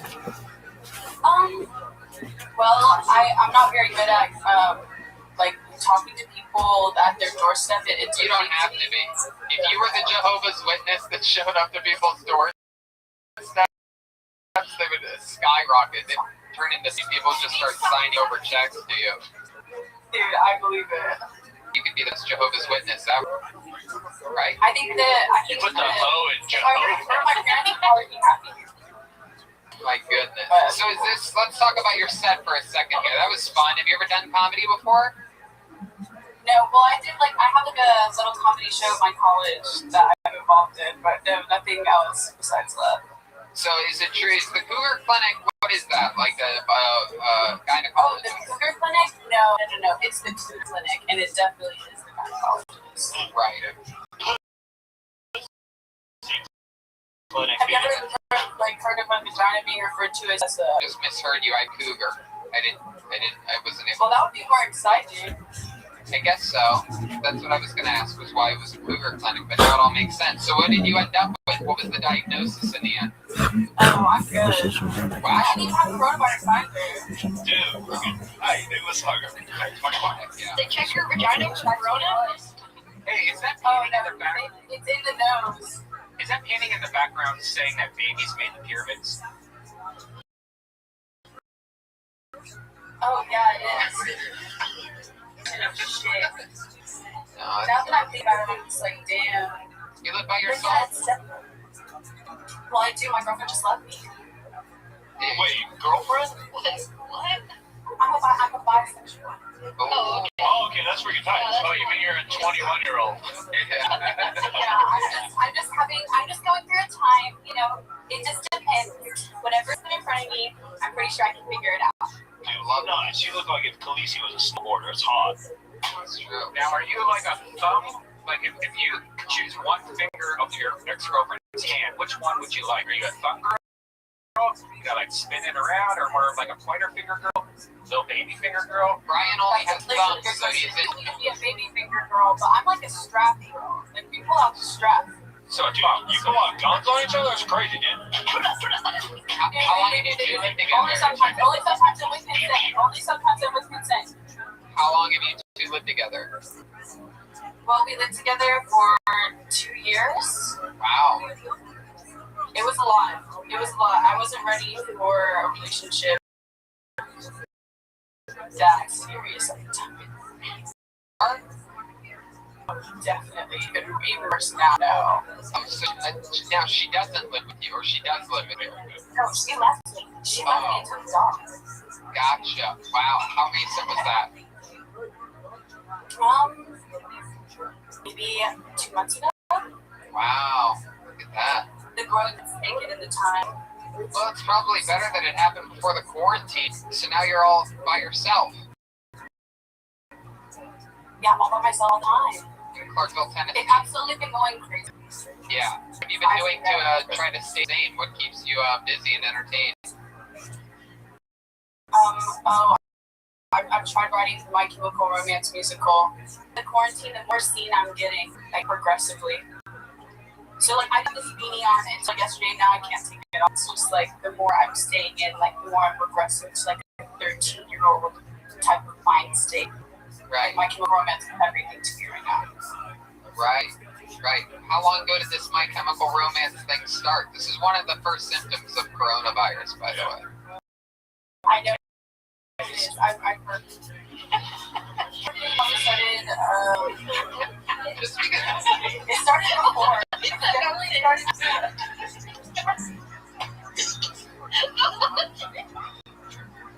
What happened? Did you fart again? You farted, dude. Did you fart again? No, somebody farted. What the frick? It smells good up in this bitch, dude. Oh my god.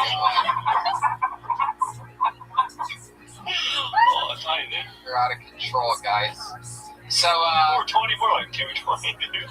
In your face. I got you. alright. Yeah. We need 21-year-old sexuals are always a very interesting creature. When's the last time you were with a man? 5 minutes ago. Oh, look at that hand back there. There's a fellow douche that just put his hand in It's like covered in douche. You want to talk to that guy? No, keep it. Fingernail clippings all over his mouth. What do you No. do? Finish your sentence. Oh, we keep it very serious. Like, people don't. I know. That up right Heck yeah. How'd you meet him? I know. Is it Waldo? Did you find him in the We next met through mutual friends. Oh my At god. like a party, at like a game party. So even though I'm really young, since I'm white, like we still have game nights, even though we're like young teenagers. Like, does that make sense? No. game night. You guys have like a game night? Yeah. You know, like people like make little snacks, they bring little board games. You sit around the game. No. No, it's fun, but like, don't you like go and kiki with your friends at a little game night? That's stepmom shit. That's true. That's like. Because game night, come on. Casserole. Nope. Game night to Brian is when you eat game that was hunted. Alright, I'm getting hungry here, but let's get it out of the way. Brian is. Candyland, we know.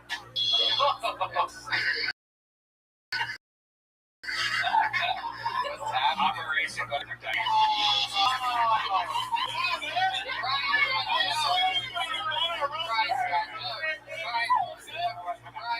Don't break the ice.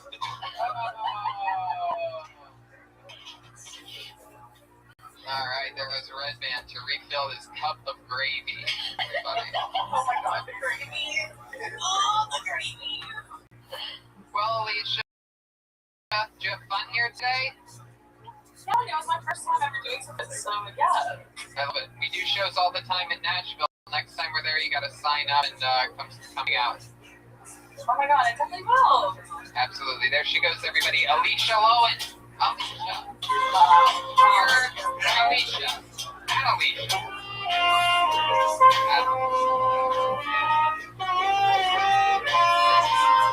Alright, let's just keep flying through it. Here we go. Here's another one. The comedy stylings of Andres Mayan. Andres Mayan. Here's a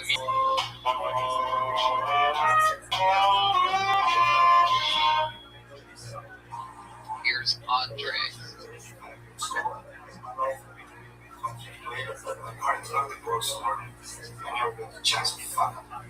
But my dad has been making TikToks, and some of them fine. Some people have told me it's too damn quick.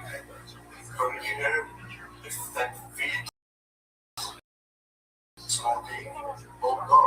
I want to fuck a girl. I told her to she have gone, but she was wearing a black t-shirt, so I knew she knew about playing with teeth. I was squirting beans around next to my girlfriend in bed. I missed the beat of a girl in bed holding a bum, to which I went, yeah, that's what I love. Then realized she didn't. So I am gay now. I don't really need girls. Just a mirror. I really hope the environment is not a symptom of coronavirus. Because if it is, my dog has it too. Heck yeah. The history of the United States government is engaged in an active cover-up of the largest trafficking scandal and influence peddling scandal in the history of the United States. Donald Trump is right at the center of it. And the person who is living to provide the evidence, who knows what is going on, is trying to invoke the Fifth Amendment. Donald Trump is named thousands of times in the latest release from the Department of Justice. He is named over 38,000 times in the files that were released 2 weeks ago alone. And we know that that only represents half of the files that the Department of Justice has in its possession, including files that were used for direct investigations.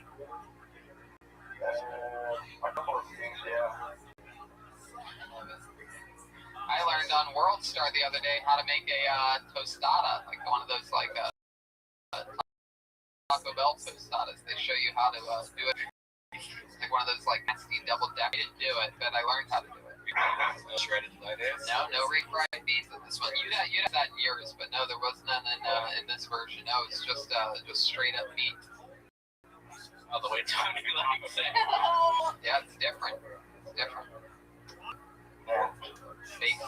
Loosely based on. It's like a true story, loosely based on. So, how's it going out there? Do you ever do stand up in Mexico City? No, I've never done it. The first time I ever done it. You never stand and deliver? It's a Mexican joke. They'll get it. So, how's Mexico City right now? Are you guys quarantined? Yeah, we're quarantined actually. I'm taking a long classes. Well, you live by yourself or with your whole family? No, I live with my mom.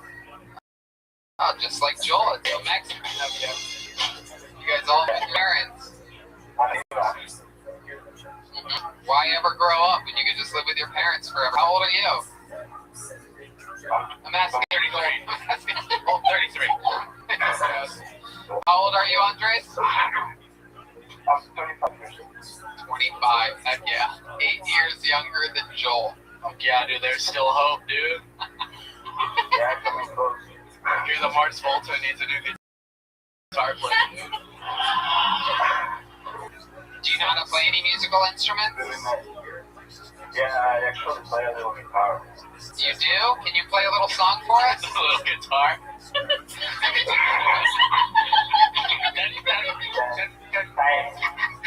But I can try to play it. I actually wrote something. Do what? I actually wrote something for the show. You wrote a song? Yeah. Yeah, let's Let's do it. Come on, man. Yeah.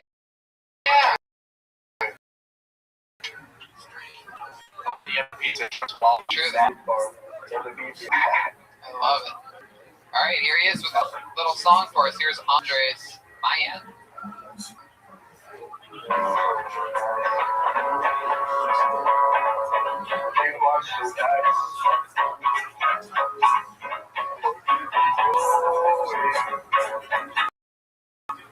While we all die,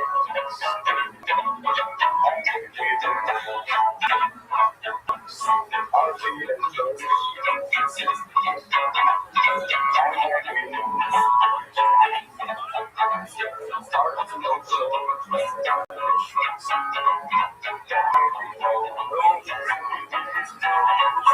what's wrong with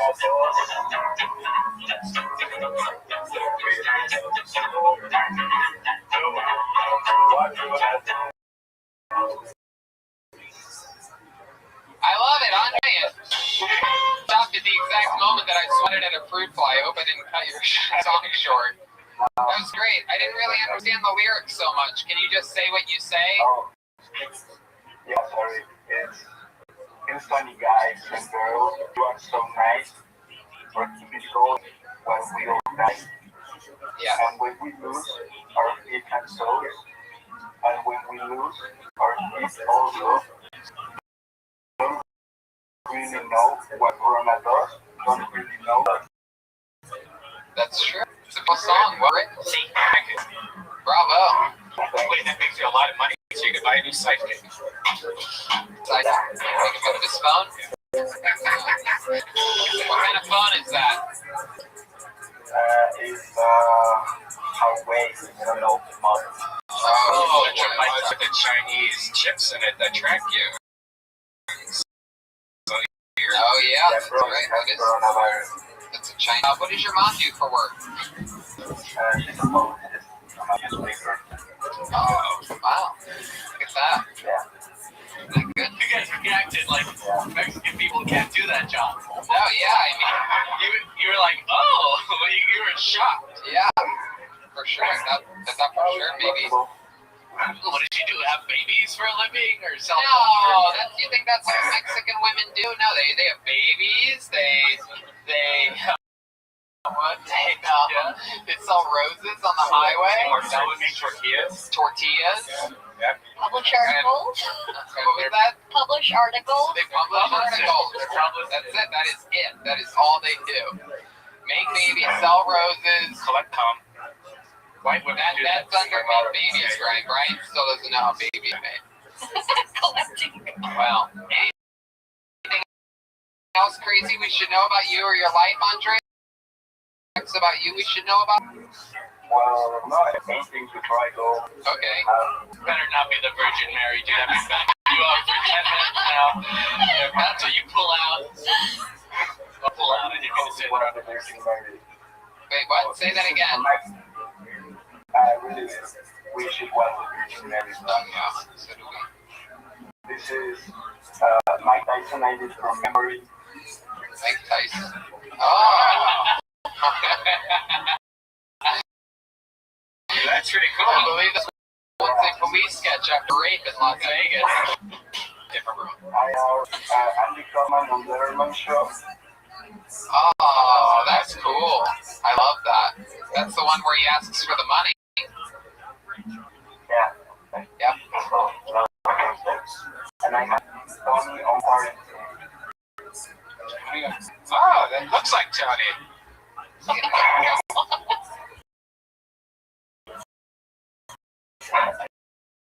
don't really see it. You son of a... Oh, there. Taco Bell. Campuses, yeah. Yeah. What's going on? There are really a lot of technical.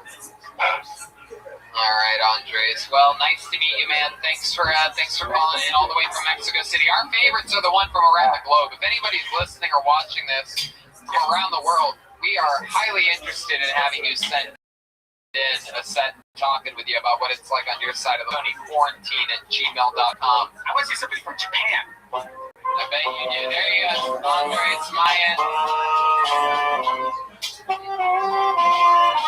it's now that time of the night for the Kingslayer himself. This guy, an absolute dominant force.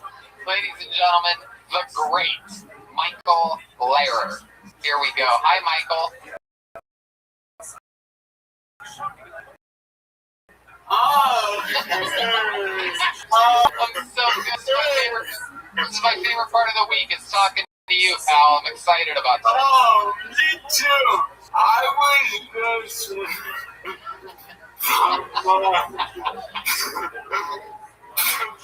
Second City book engagement. What is the link to that? It's by says 6th anniversary. They have a new coffee table book. Now, a lot of people know Second City for different reasons. Whether in the 70s, SCTV, or the current station in Chicago that feeds Saturday Night Live. Also in Chicago, some of the sketches that were on Saturday Night Live originated on the Second City stage. Will you pull up that Farley photo? Like that's been down by the river. Written by Bob Kirk and all down at Second City.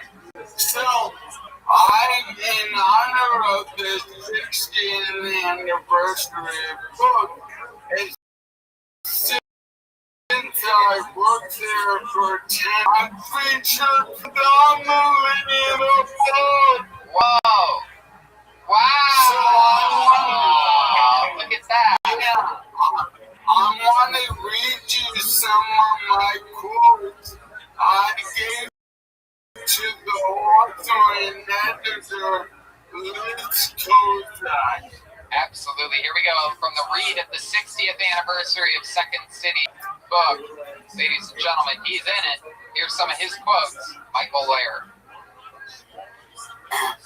This is from the chapter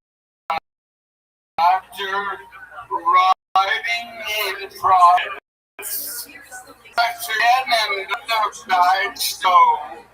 Owner of Second City, to Alexander, grabbed me by the throat and pushed me into a brick wall. And promised something wonderful right away. Not something wonderful 5 minutes from now. Not something wonderful tomorrow.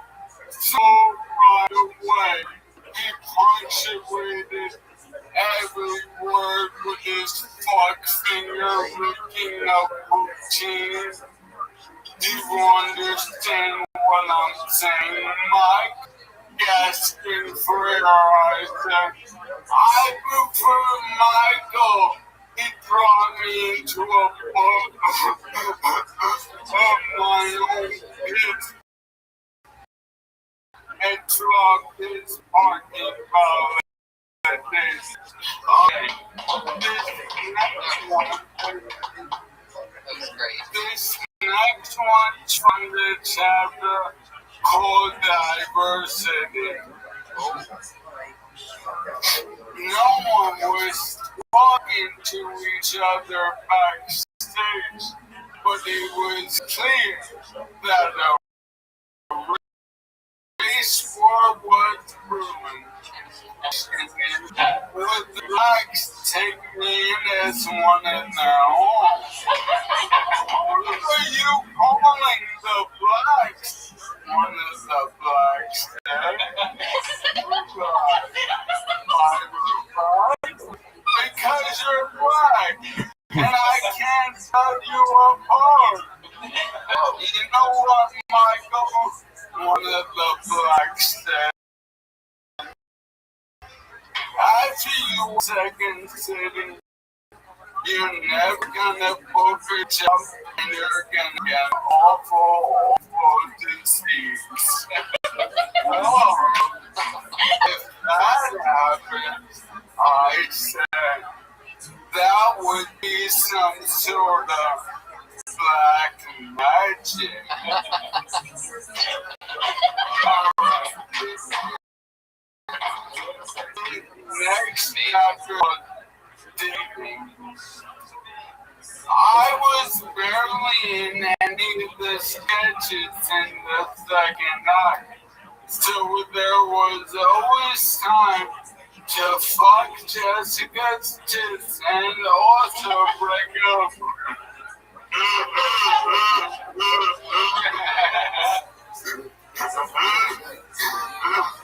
They say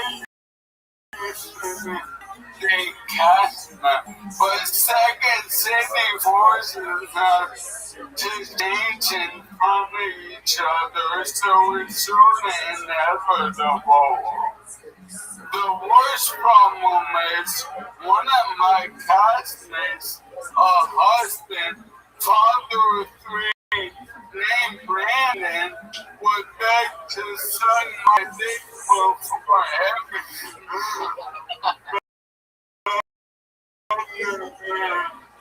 And there's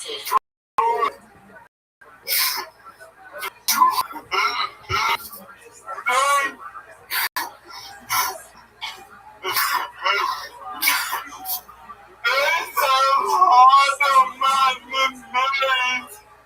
Alright, one last chapter. Old record.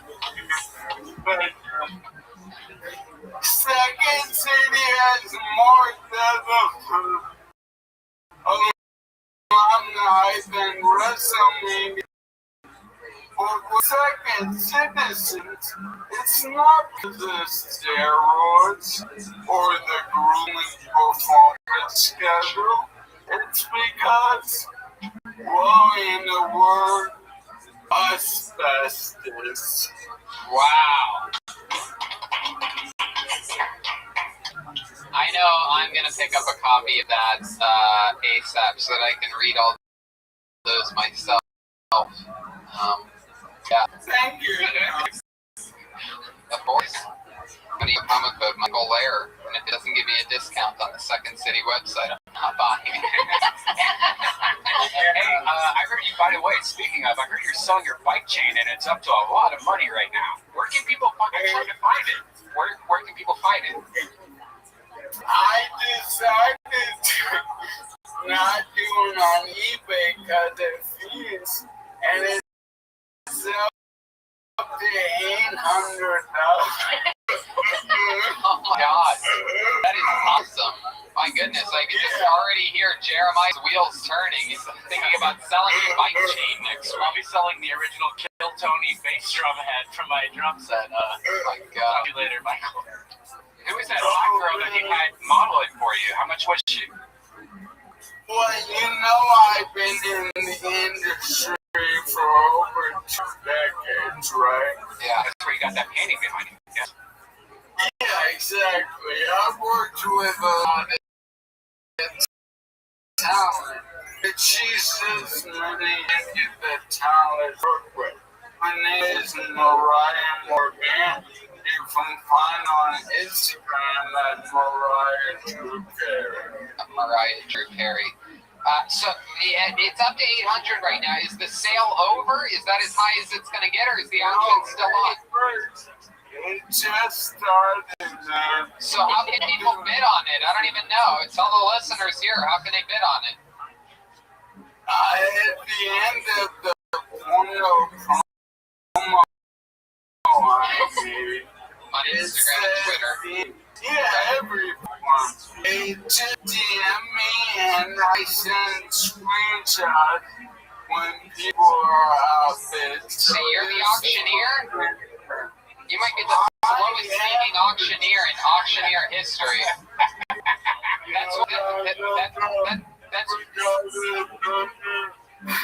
Now we know why the auction goes to May 1st.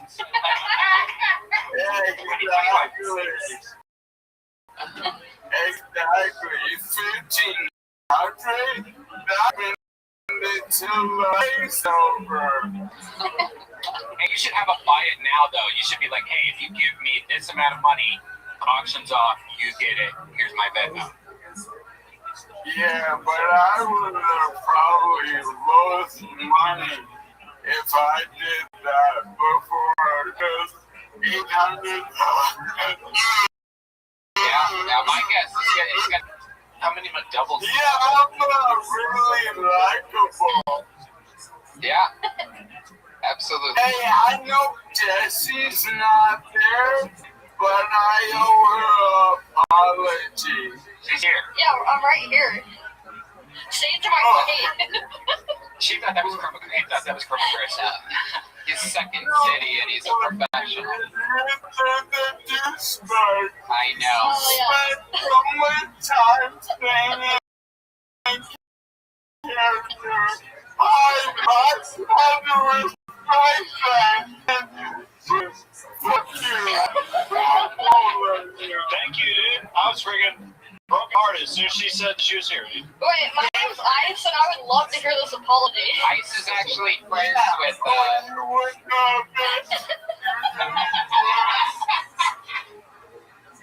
Alright. So, Tony, you know I'm really silly and not play too much. yeah. Yeah. So,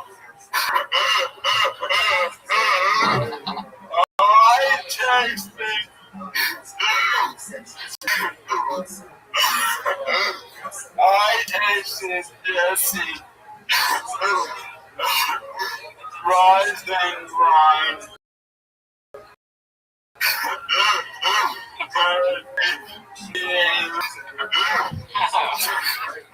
8:36.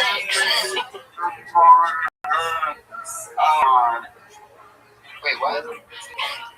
So I talked to Jesse, and he texted me. He texted Jesse at like 8:36 a.m. and my alarm was at 8:45. That was what happened. What a nightmare. And I was like, "You bitch." She was like, "You bitch." Michael, well, I absolutely love you so much. Another fun week. DM Michael Lair, and MichaelLairComedy.com. Martian69 on Twitter. Yeah, man, selling my soul until No, dude, I love the website. It's incredible and hilarious, and I love everything that you do. And this was another amazing performance, getting to hear some of your excerpts from the Second City 60th anniversary book. really hard to tell with the lack of butter and fine Frank rabbis. Yeah, no, I know. He decided to make a paper airplane during your performance here this I was season. trying to hit Jeremiah and it almost hit Tony. Yeah, so scared. Lord knows that disappointing me is his biggest fear. I'm classically trained and I can't be interrupted like that. I agree. Oh, I didn't think you could see us, so I was just trying to hit Jeremiah with that paper airplane. That camera right I see everything. Now that I can walk, I've been seeing better. Oh, you can walk now? Oh, you walking around right now? Now that I can, when you lose the sense, your other senses to get better. I thought you said you could walk. I got excited. I'm like, this is incredible. I thought it was a gift chance. Oh, I don't like that appointment on your face. All right, Michael, we love you so much. We'll see you next week. The great Michael Lair, everybody. Play him out. There you go. We love you, Michael Lair.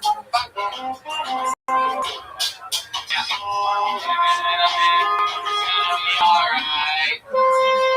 Actually, even though I have nothing to do with the picking of who gets on and who doesn't, I do recognize this final comedian's name as someone who has been on the show before and who has also not been on the show many times, but has been in many times in the audience. He's a really nice guy. I don't quite remember. I do believe I remember his comedy as frightening. So let's see what happens this week. Here's a minute from J. Russell Richards. Here we go. Music. And then comedy. Here he is, J. Russell Richards. Here we go. Kill Tony. My name is J. Russell Richards, otherwise known as the Prophet. This is my second entry into the online submission for 60 seconds. Okay, take two. Here goes. When I was 5 years old, I inadvertently walked in on my mother masturbating. And I said out loud, "Why is mommy playing the guitar?" And I said, "I want to play the guitar too." True story. But I'm 5 years old. It's preposterous. I don't know how to play the guitar. Mommy, can you teach me to play guitar?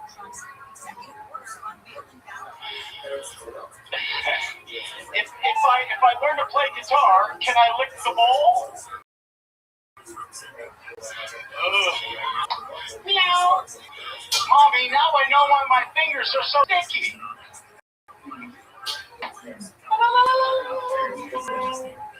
There he is, J. Russell Richards. Hell yeah, J. Russell.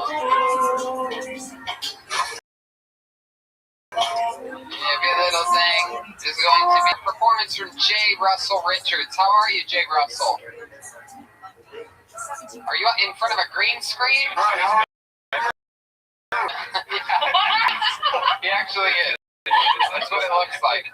You've all grown up. Hi, J. Russell. How are you? Can you hear us, J. Russell? Hey. Where are you, J. Russell? I'm in Williamsburg, Virginia. Oh, okay. Heck yeah. There's a lot of race rallies there, right? Yeah, I'm getting a lot of double talk. As well. Jay, can you hear me? Is our connection not that good?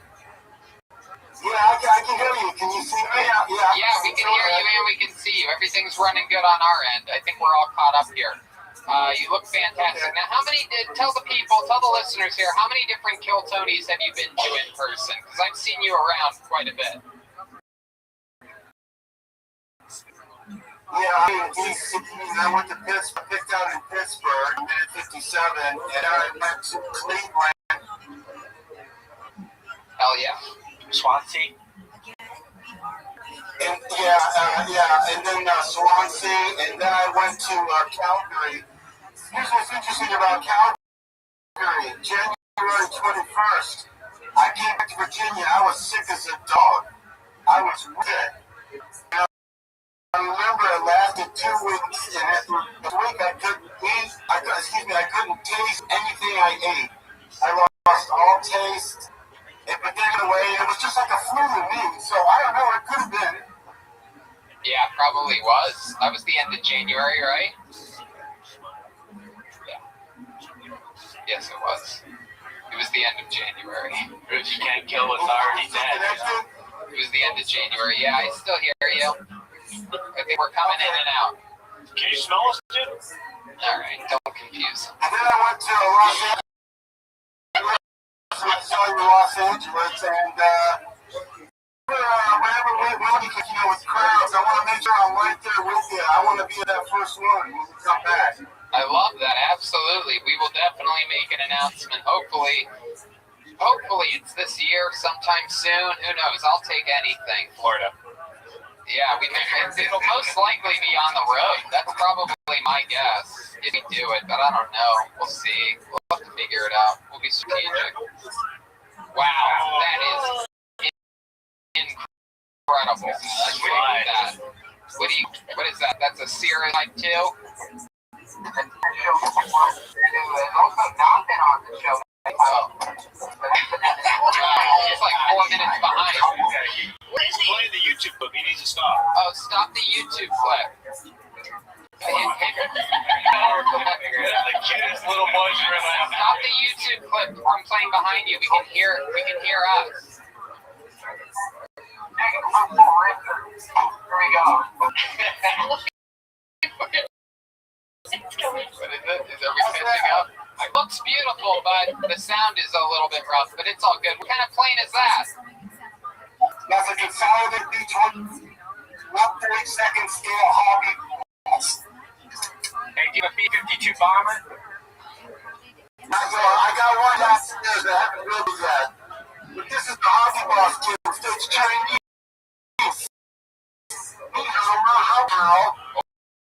Wow. I said, hello, how are you? You're familiar? Yeah, that's a 737 MAX. Discontinued. That's a 747-8. Oh. That's what I meant. Yeah, I'm a commercial pilot. Double 490, J87, ME262, F40. Your Corsair means pirate. Wow, only someone older than me, dude. No, I love it. That's my dig, dude. I love it, man. I love that. Is that so? What do you call this room in your place? Is it your den? Kill room. This is my models. I love it, Pat. What do you have in there? How many people are in your basement? Well, I got two big place. It's too big for me. I really like it in my garage. This is the hobby room. I spend a lot of time up here. I love it. What other hobbies do you have? Well, I collect. I used to sing, but I don't think I want to sing right now. Collect ice. I got I'm pretty much on time, so that's what I do up for my time. Reach you guys around. I almost have some corporate gigs, by the way. Not much, just about 40 people. But I thought it was going to get that going, and of course, so. That looks like the Wi-Fi should be incredible. You look like you should have better bandwidth than anybody that has been on the show yet. It's a little bit choppy. Also a vintage room. He's using one of the cockpit radios from one of his model airplanes. I tell you, I'm so happy I got on. Thank you. I said a bunch of girls. I sent 3 of my videos to Gage. So I guess he liked one of them. And I really appreciate what you all do to keeping this going. Really, a lot of people out there appreciate this. I love it. Absolutely. Let me ask you this, because you obviously model airplanes are known for getting all the pussy. So I got to ask you, what's your love life been like lately? You always ask me that. Well, yeah, okay. This actually happened about 6 months. It's a little threesome. The 2 guys are wonderful. Hold on. You said 2 guys, 1 girl? Hold on. Just relax. We'll get to the math here in a second. Dude, that's gay, dude. This guy goes from 0 and liftoff real quick. So nothing sex life, and then all of a sudden out of nowhere, a threesome. How does this even come together? No, I get a sex life. I'm a bachelor. I get around. I get around a little bit, but I'm a gentleman, so I usually don't tell these stories. I love it. Okay, I'm sorry to cut off your threesome. So how does it start, though? Where are you? Because you started right at the threesome. You go, I'm having this threesome. I need a little bit of build up here. I got a local bar. I was by myself with the buddy, and this girl started looking at me. I never talked to her. And, okay. So, so I go home. I go to her place. We're having sex. And I get this funny feeling. I turn around and the guy at the doorway masturbating watching it. Whoa. I can't imagine how frightening that must have been to be jerking off to you and some other guy. I'm having sex with the girl. So, make a long story short, everybody did this and they like this. They like, and I'm a bachelor, so I'm easy, right? So I'm harmless. I love your style. I love your style. What? What's I talking about? You were talking about the face. What's going on? Wait a second. What are you, the Democratic nominee for President of the United States? How did you just forget what you put the in Biden, dude? Joe Biden over here. All right.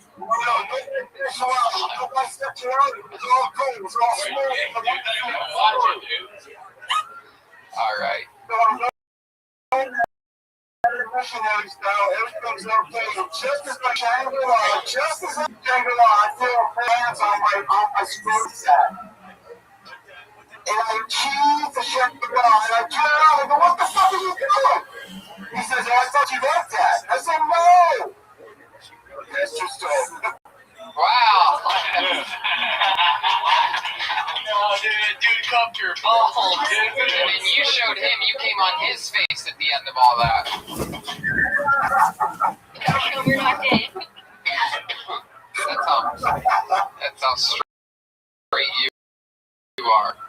All right. Hey, Russell, we love you. You just get a smooth line on another episode, Tony. There he is, J. Russell Richards, everyone. There's Jeremiah right. Hey, you know, Brian J. emailed Drew this whole entire episode tonight. We forgot to talk about that at the beginning. That's right. You did it again. BrianJEmail.com. All his prints are on sale. He also has a Kill Tony book. Watching Brian J. right now. Okay. I didn't know what this was going to be. Yes. Shocking. Yes, sir. Shocking. This is the drawing from Brian J. Email. You want some Moroccan taco? I'm listening to it. Why? On radio?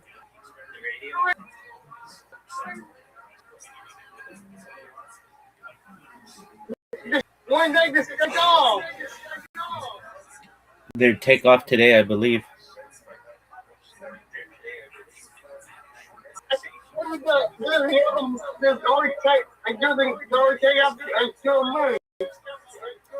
Yep.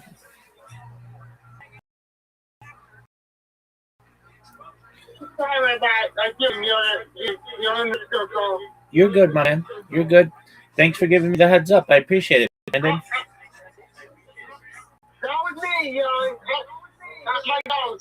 She was talking. You're good, big man. I'm very sorry, Rabbi. No need to apologize. You're absolutely fine, Brandon. I don't want to be embarrassing.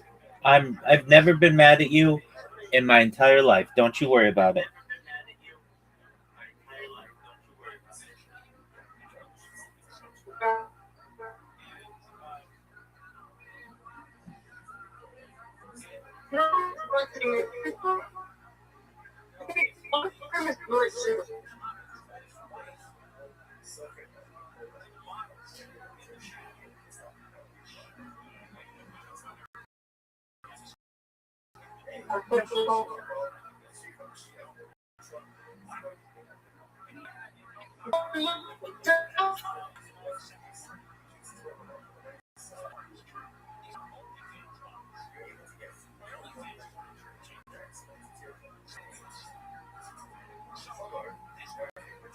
Is he definitely supposed to lock his taco? That I don't know.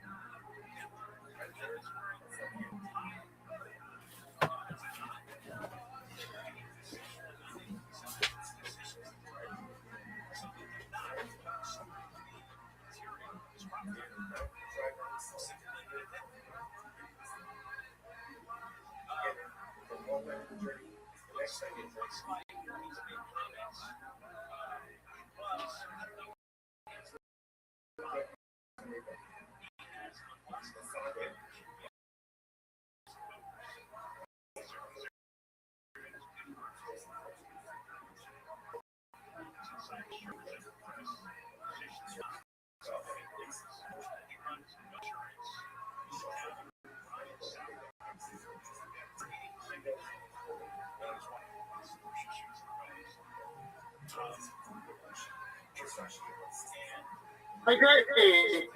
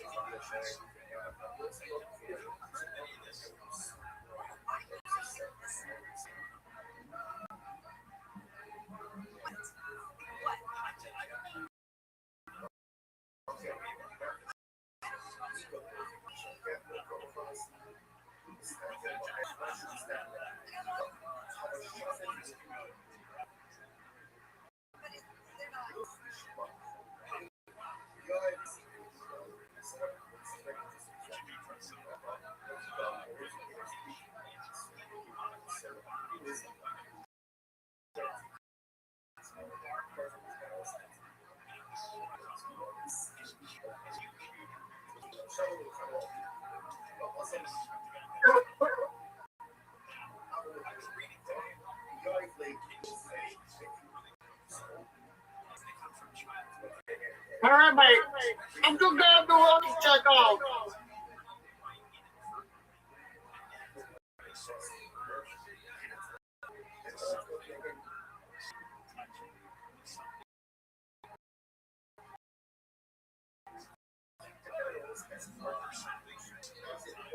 Hold on.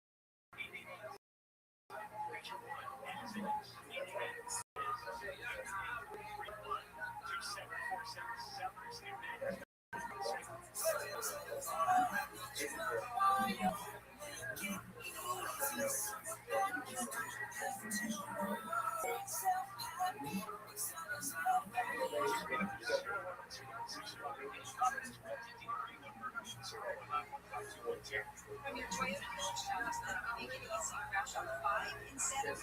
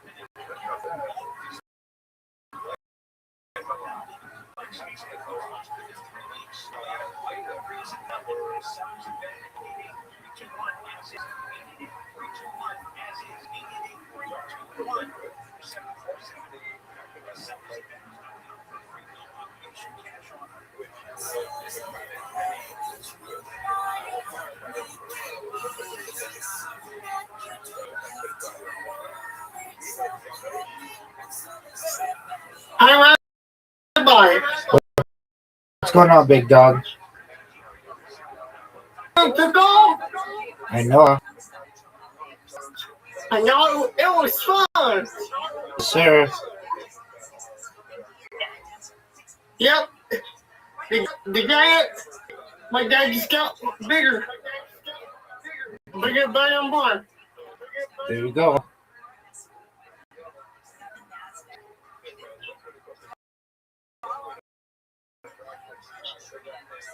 I never thought that.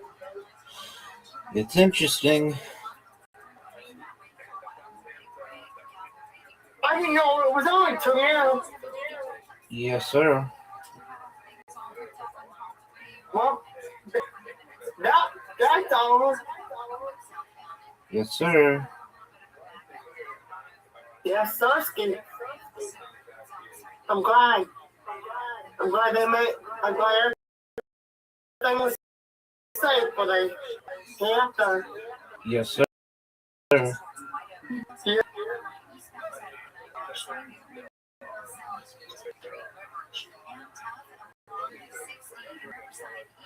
I worked those.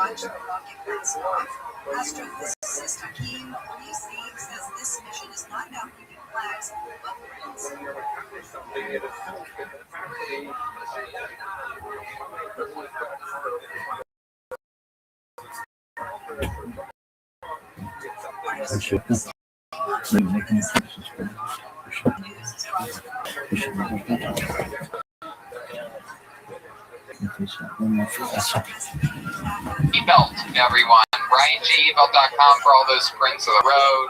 Every episode that's ever been done. There you go. So that supports the entire cast of Kill Tony. A little fun fact is that if you buy something from Ryan J, it supports everybody on the show, unlike so many of the things that other people promote on this show. And that brings me to the band leader tonight was Chickens Jeremiah. How are you, pal? Hey guys, real good night. Can you put the green screen effect on this whiteboard, please? Yeah. There you go, Jeremiah. Are we checking in with Ryan or no? We just checked in with Ryan. Checking in with you. Ryan, how are you, pal? Oh, just being memorable, apparently. Oh, come on, Ryan. I'm sorry. Sometimes I forget ads. Sometimes I forget tour dates. We skipped over you today, but not this part. It looks beautiful. Thank you. What do you think about tonight's episode? Well, I had a fail still. What was your favorite part? Well, as usual, Michael tends to mop up there at the end. I'm telling you, it's unbelievable, this fucking guy. Unbelievable. He's the only guy I know with a disease that's supposed to kill him. Meanwhile, everyone else I want to die. And he's the only one that's dying. It's incredible. Jesus Christ. Yeah, no, that being serious. Brutal honesty. Dead serious. I think about perhaps Jesse Johnson dying at any given moment. No, you're right. Hey, what'd you say? Dude, what do you think it's on it? So Ryan J, we love you. That's a beautiful print. There's me. We got everybody in there. And the red hats. David Lucas breathing fire. Radio tower. I love it. Montgomery, brothers in cursive, blowing fire. Mike not home. I love it. Love you so much. Thanks, Ryan. RyanJEvelt.com and the new Kill Tony shirts there as well. That's Ryan J. Evelt original artwork. Anything else we should know about Ryan J? Oh no, just just keep watching the show. I'll keep doing it. That's right. We love you. RyanJEvelt.com. And here he is yet again, the band leader, Jeremiah Watkins. Hey, dudes. Jeremiah-Watkins on friggin' Venmo, dude. And, I took your advice, Tony, and on Instagram, I'm at Jeremiah Stand-Up. Kevin Mack is actually going to take over my page on Wednesday, dude. And I'm going to take over his page, dude. We're Instagram wife swap on friggin' Instagram, bro. Just Kevin Mack loves follow. Yeah.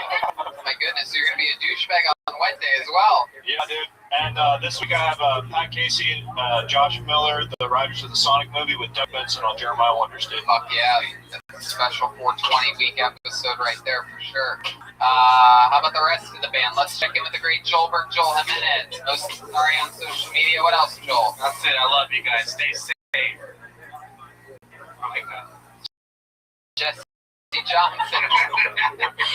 I'm doing quarantine comedy. Posted on my Instagram at Jesse Johnson. If you guys want to watch it Wednesday at 8 p.m. You have to do it. Follow Jesse. You don't have to watch it, and I don't have to do it. Gage Tyrene, all one word. Strange taste _ Gage T. Arena. Sure. Gage Tigerina. Gage Tigerina. Gage T. Urina.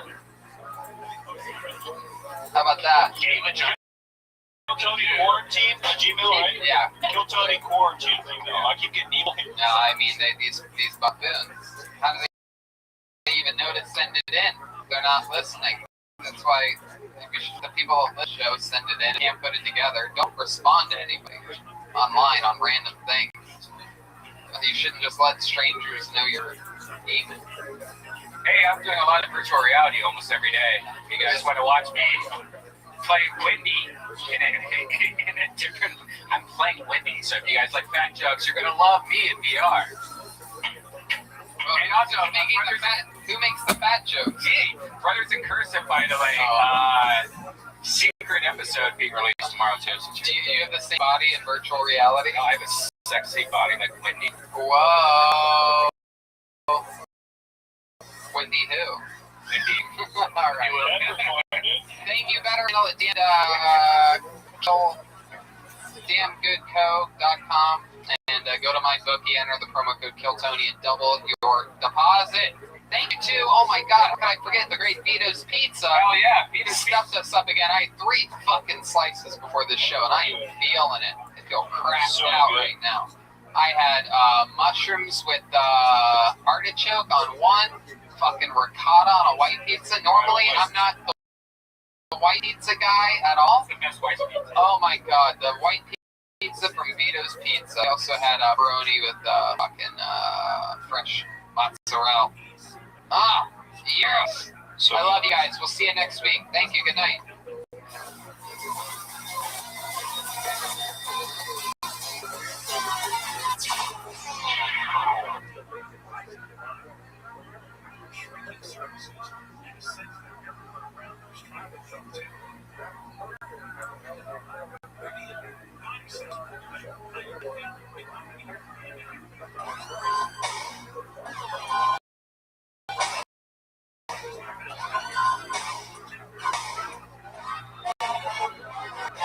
Hey, this is Red Band live from Betterbox Studios for a brand new episode of Kill Tony. Here's Tony. Here I am. I'm right here. Sitting right next to you already. Great Brian Redband in studio. We have Ryan J. Evelt, the artist, already starting his drawing of tonight's episode. We're going to stream into him later and see what he drew for tonight's amazing quarantine episode as the last few have been of Kill Tony. We're all filled up on delicious Vito's Pizza, thanks to our boy Charlie, who's also with us live. He delivers the pizza. He's the number one Tony fan in the world in studio. That's like I don't know what that's like exactly. But we're happy to have you. I had the white pizza today, and My favorite. That's my new favorite. and the one that began with an F. Was that the Francis? Oh my God! I'm telling you guys. First of all, they're open now, so if you're in the LA area, get Vito's Pizza. Order from their multiple locations. Unbelievable white pizza. Normally, I'm the kind of guy who likes everything. Vito's having some right now. Amazing, right? Thumbs up, Andy says. But when things get up and bad and you come to the store to see Kill Tony live, of course, make sure on your trip that you swing by Vito's for delicious pizza. Tell them that we sent you, just so that they know. Get a candle. The power went out a couple weeks ago, like I said, and I had to light some candles. I had some damn good candle company candles. That's damngoodco.com. And get yourself a candle. Handmade. Absolutely handmade. They smell amazing. And a lot of stuff's happening nowadays with this new quarantine. And I got to tell you, and I'm serious, all right? ExpressVPN, okay? We all know how they protect your privacy and security online, but there's something you might not know. You can also use ExpressVPN to unlock movies and shows that are only available in other countries. Now that so many of us are stuck at home, it's only a matter of time until you run out of stuff to watch on Netflix. So this whole week, I've been using ExpressVPN to binge The Last Dance, which has a special deal with ESPN to where it's on Netflix globally, but not in America. It's an unbelievable documentary series. Make sure your eyes water, make you giggle, the laugh, cry, make sure do all that stuff. And so with ExpressVPN, I just switch my location to another country, and it's that simple. It's easy, it's fast. ExpressVPN, you know all about this, right, Crash? Yeah, I actually used it last week also. They have a thing called TurboGrafx Mini. I'm nerding out right now. It wasn't released in the United States. It was pushed back to December, but it was released in Japan. I switched it using ExpressVPN to Japanese Amazon, and I bought it on Amazon. It only took 4 days. It was surprising. ExpressVPN hides your IPs and lets you control our location. So they thought I was in Japan when I got it. But it's not just Netflix, just not Amazon. It works for streaming providers like Hulu, BBC, iPlayer, YouTube, you name it. There are hundreds of VPNs out there. The reason I use ExpressVPN is to watch shows. It's ridiculously fast. It's super fast. It's true. There's never any buffering or lag, and you can stream HD with no problem. It's also compatible with all your devices, phones, media consoles, smart TVs, and more. So you can watch what you want on the big bar. If you visit our special link right now at expressvpn.com/killtony, you can get an extra 3 months of ExpressVPN for free. Support the show, watch what you want, and protect yourself with ExpressVPN. And again, no better time than during the quarantine to have something like this, when you are absorbing all of this content. So go to expressvpn.com/killtony now.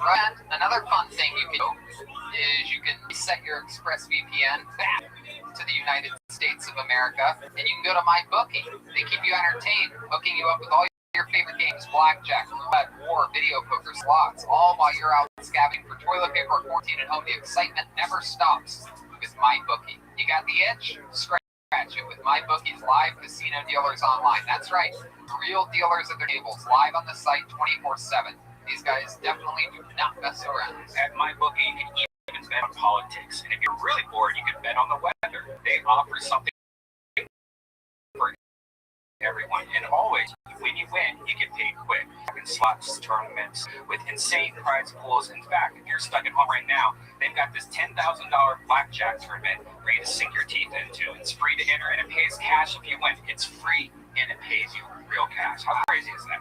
You can trust industry leaders in times like these. They're reliable, they're upright, and best of all, they pay you fast when you win. It's where I play, and where you should too. I got the hookup for you to do the smart thing. Go to ViralRabbi.ag and they'll double your first deposit. Tony, to activate the offer, it's promo code KILLSTONY. You spin, you win, you get paid. Hey, we are in it to win it. A bunch of dates rescheduled for Kill Tony and for my stand-up comedy. Places like Miami, Austin, Sacramento, San Francisco, Bakersfield, Tacoma, Washington, D.C., Salt Lake City. A bunch of places. Some of them are stand-up, some of them are Kill Tony. Those dates ranging from September, the end of July all the way through November. And yeah, TonyHenschel.com for tickets and stuff like that. Those will be soon if they're not up already. The city that I just mentioned. Go to Google it or something, and maybe they're already on their site. Yeah. So here we are. We're in it again. Another episode of Kill Tony. More of like a obviously an examination of someone's writing rather than their performing, since they're at home. Sometimes the videos are well produced and fun, right? Sometimes it's someone talking, doing a lot of jokes at once, so barely trying. So let's get into it. We do have a band, ladies and gentlemen. As always, the band commits to being different characters every episode of the show. We have no idea what they're going to be. They've been outside getting ready for the last 15 minutes. So let's all find out what they are together. It's the best damn band in the land, the Kill Tony Band. Jeremiah Watkins, Joelberg, Joel Jimenez, and Jesse Johnson. Here we are. Uh-oh. Whoa! Wow, we know these guys for sure. And we have a new young lady here joining us. My goodness, this is absolutely special. Salvador, who we've had so many times. Salvador,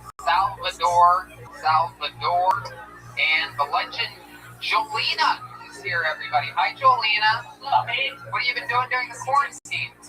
During the quarantine, I mean, I've been to prison a bunch of times. It's very similar, you know?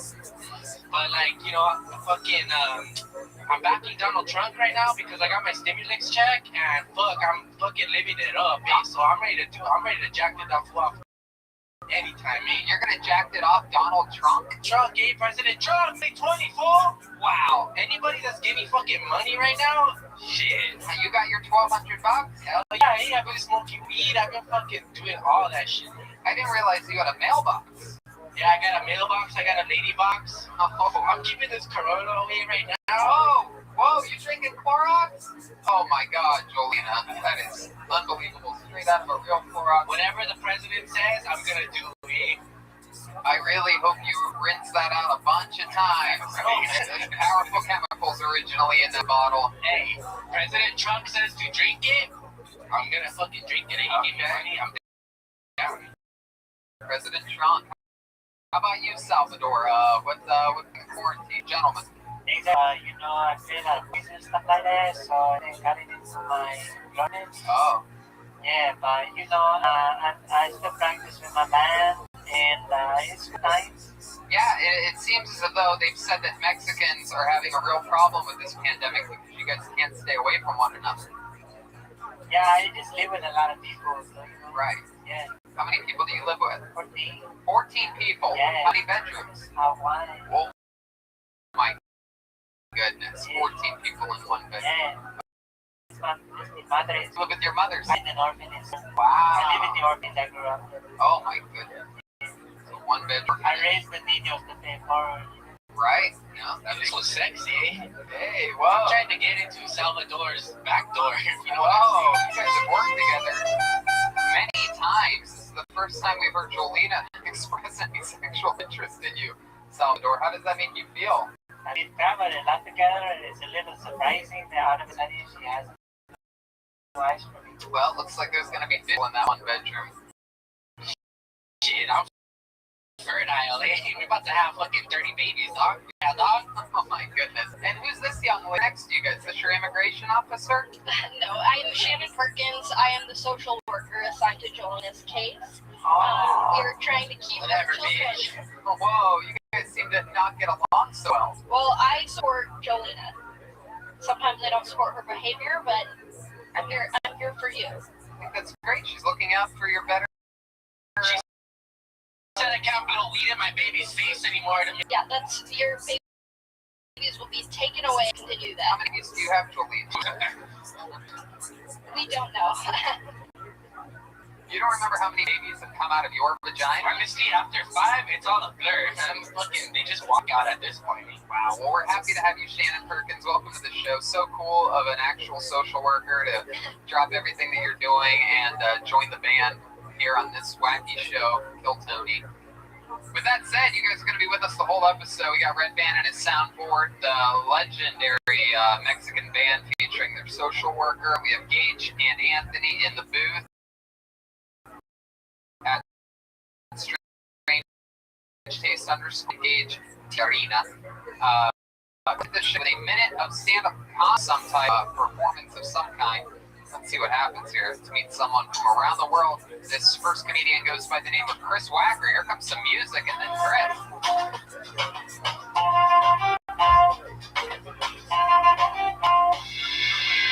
Here's Chris Wacker. What's up, everybody? My name is Chris Wacker. Insert masturbation joke here. I'm aware that I look like I play all of Fortnite. I'm also aware that I look like Tress with T-Mobile. Being a whacker, you can expect to get bullied, and I did. But look who's up here, out here, talking about what a loser they are in front of everybody. Take that, Chad. There's a lot of successful whackers in my family. My grandpa was a military general. My uncle was a lawyer. My dad was a chief administrative officer at a large hospital. And I buy weed from a 15-year-old girl that I work with. Pizza place. I'm sure we all accomplished our goals in life. Fun time, like dad and stuff. There you go, exactly a minute from Chris Wacker. A lot of covered there. Look at all that cool shit. Hi, Chris Wacker. How are you, my man? Hey, I'm alright. What's up, fellas and ladies? Great. You look fantastic. You're well lit. Appreciate it. Best lit Parents Basement I've ever seen in my life. Shining off that golden Patriot back there. Yeah.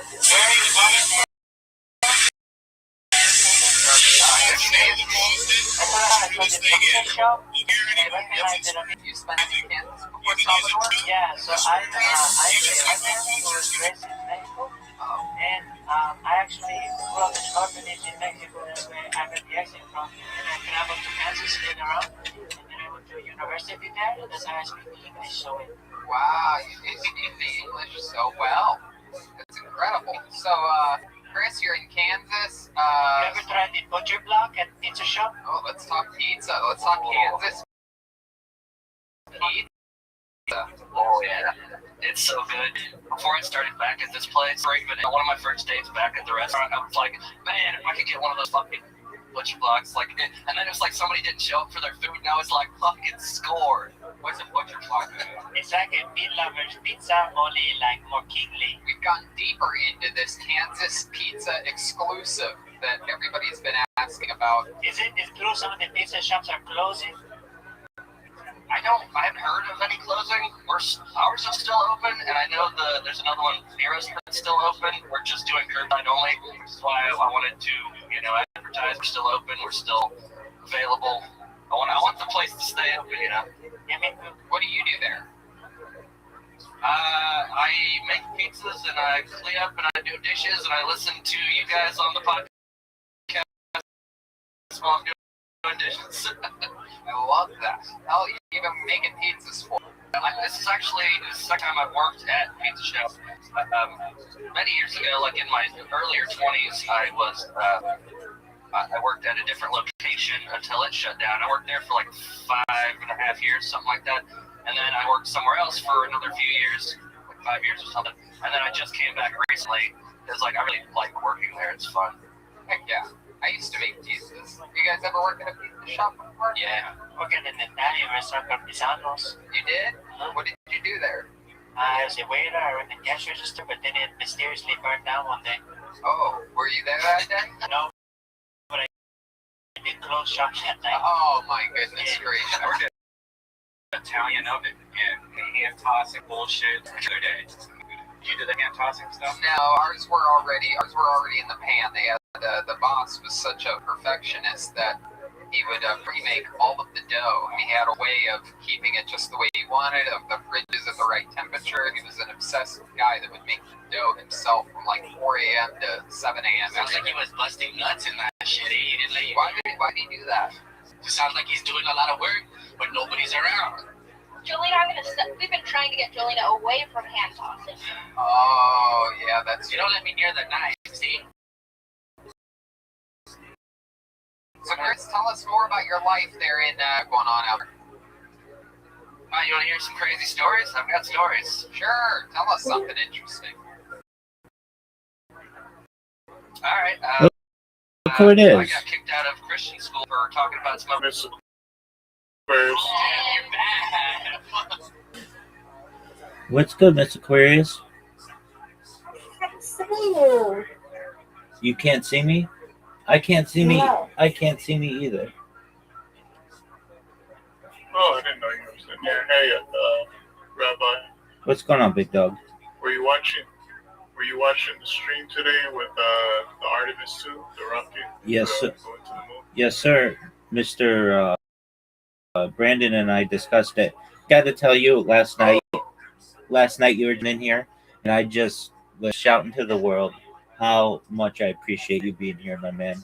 You're amazing, and you're very smart. You're very smart as well. Hey, Jake, I watched it too. I watched the rocket too. Oh, good. Yeah, I was watching it. I was watching. I was talking to you, screen sharing, because I was at because I missed it. They're still doing like an update on it, so I think I'll probably while I'm asleep, like 2 hours. But I think they said it's gonna take them 10 days to reach like the circle around the slingshot around the moon. Oh, they're already. Yeah, they're in outer space. I think they passed the atmosphere, but it's going to take them 10 days, I think, to slingshot around the moon, I believe. Aren't they going to stay on the moon? I think they do want to build a base on the moon, but I need to look up, see how long they're going to be there, or are they just going to come back? But I think it's like a 10-day mission or something.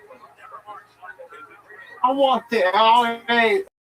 I'm waiting for them to take off, and I missed the first part when I watched it from there.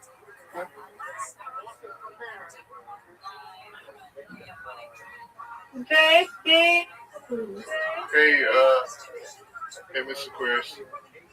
hey, how are you? What is it, Steve? I'm good. Having a good productive day today. Oh, damn, I died. What you playing? Call of Duty Zombies. Oh.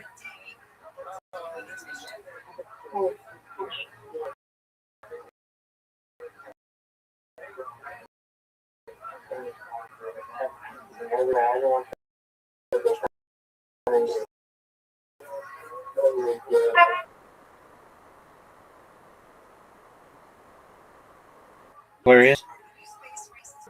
And I'm resting, just relaxing. How's that leg of yours?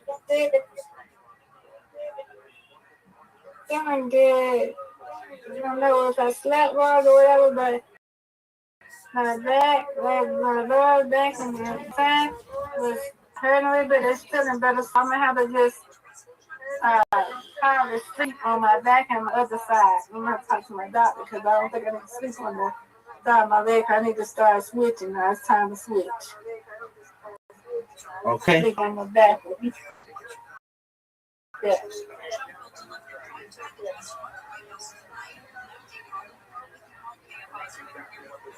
Yeah, and we got the antennas.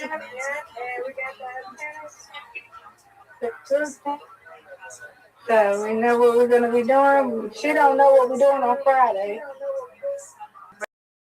But her cousin told her all that. But on Saturday, Sunday, we got everything good. So.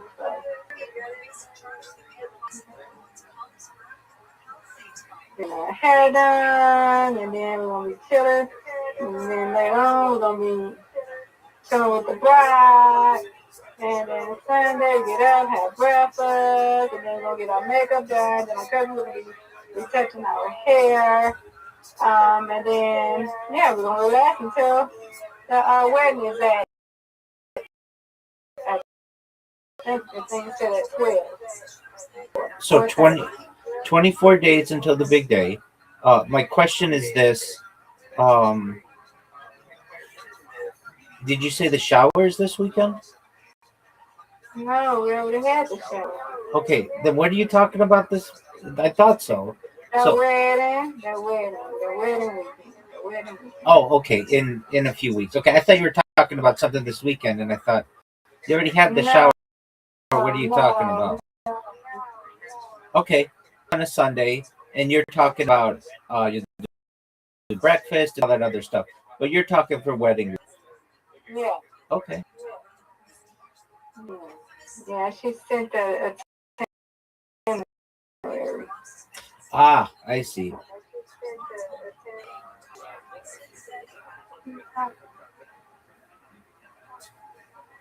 Yeah.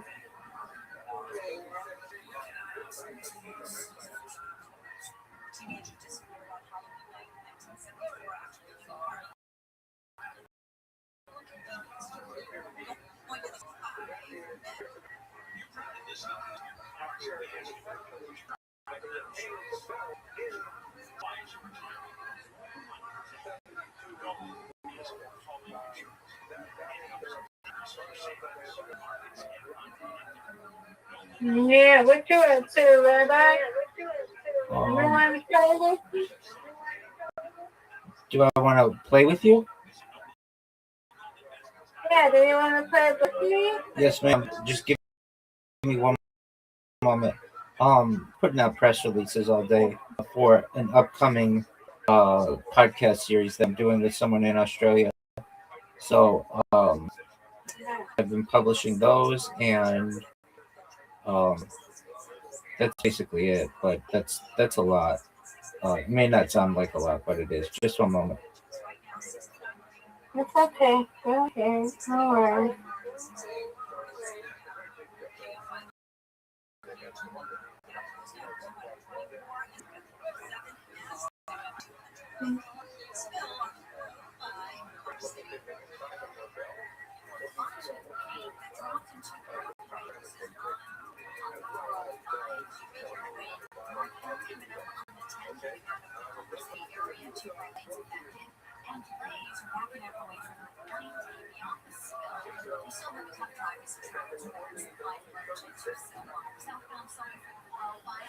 All right, Mrs.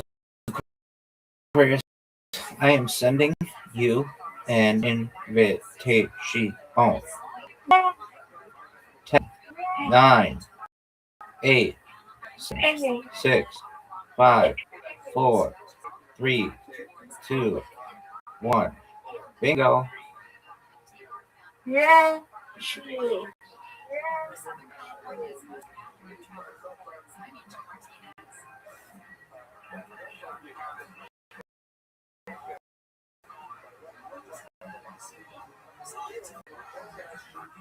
This is an interesting split. No. It's okay. You got it, Rabbi. Come on. Hit him with a strike. No doubt. Go, go, go, go. All right. No. That's okay.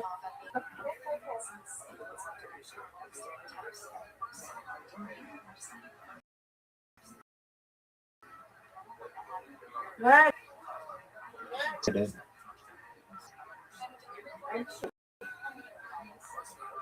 Okay, No, come on. that's okay. Come on. Sorry. No doubt. Now this is a difficult split.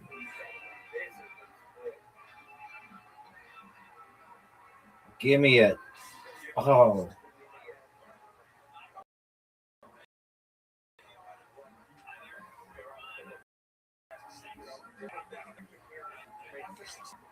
Yeah, that is different.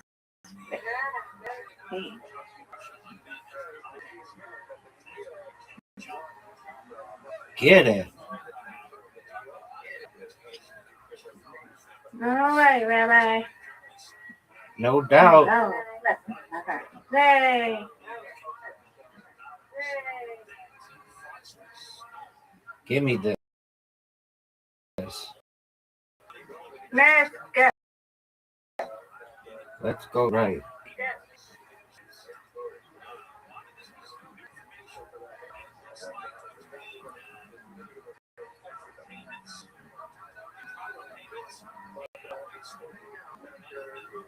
Okay. That's a great spare. Thank you. Come on. Stack it. Okay, this is a tough one. Give me these two. Ooh, almost. Yeah. Okay.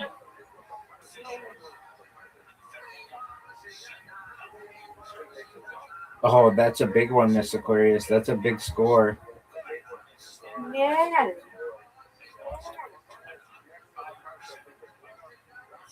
And she gets the spare.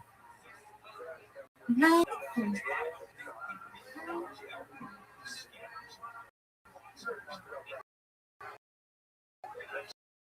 Oh, wow. Oh, That's a big score. Second strike. Ooh. Impossible to win.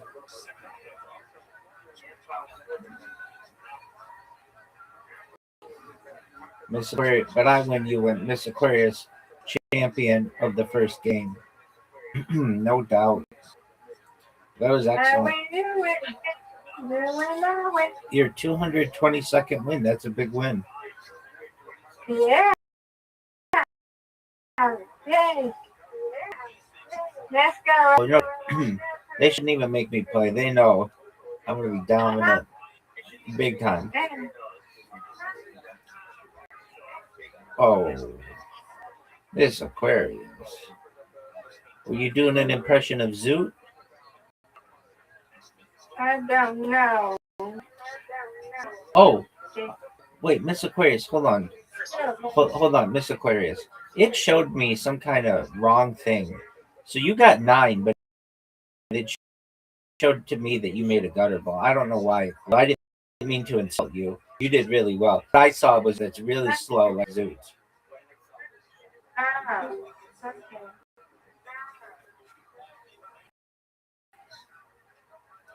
But you got 9. That's good. Thank you. Hello, how are you? I'm doing good. No way. Is that Mustafa?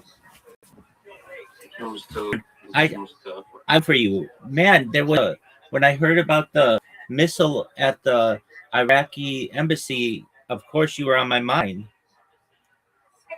Yeah. Are you okay? Yeah, I'm still alive. Right. What happened to your place of work? Well,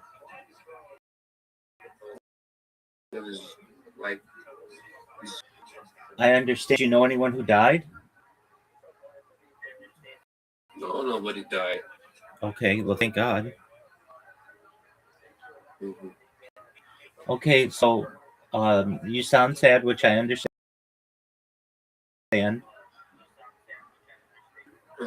All of the who's work in the embassy, they're looking for. They tried to kill all of them. All of whom? Like, who was the work with American? They tried to kill her. Okay. Mm-hmm. Are you still? I just escaped, and I really frightened. You're really frightened? Yeah. Okay, so basically you had to escape for your life because they bombed your place of work.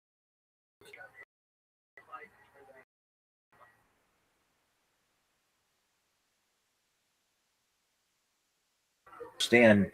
I mean, you were definitely right on my mind. In fact, I was looking for your account because I wanted to message you, and did I message the right account?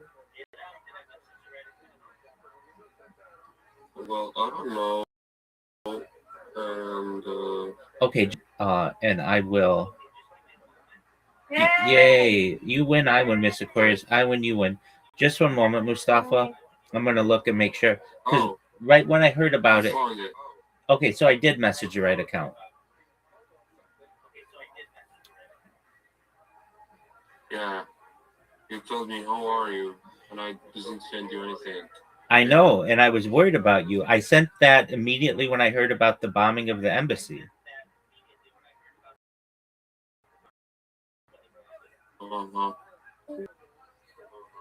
So, is there anything I can do for you?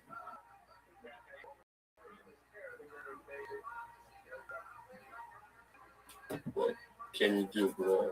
I don't know. I lost my job.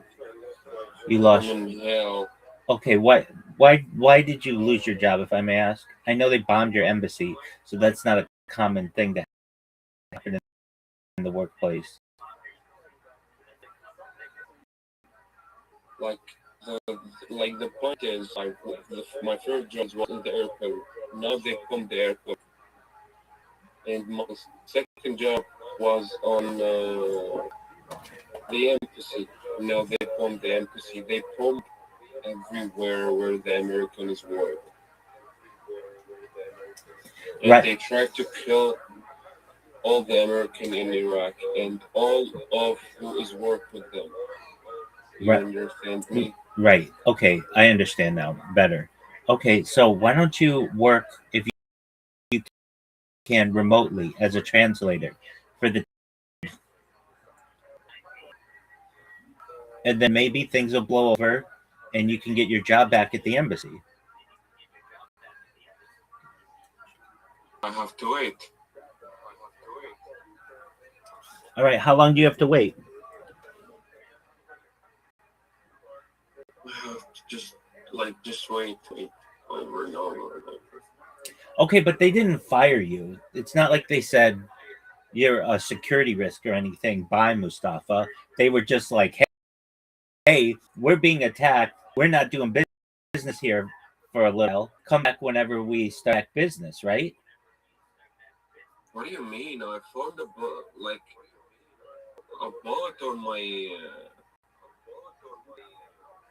on my garden. You found a bot on your garden? Like a grenade and a bullet and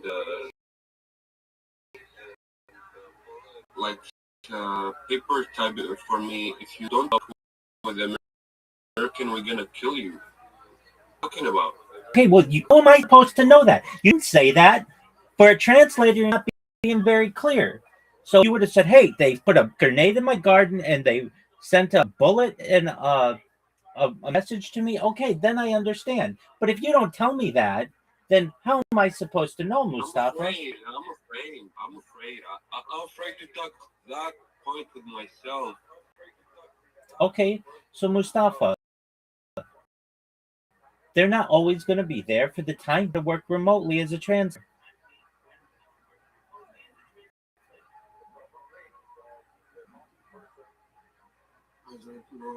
Okay, and then also, do you still have contacts at the embassy?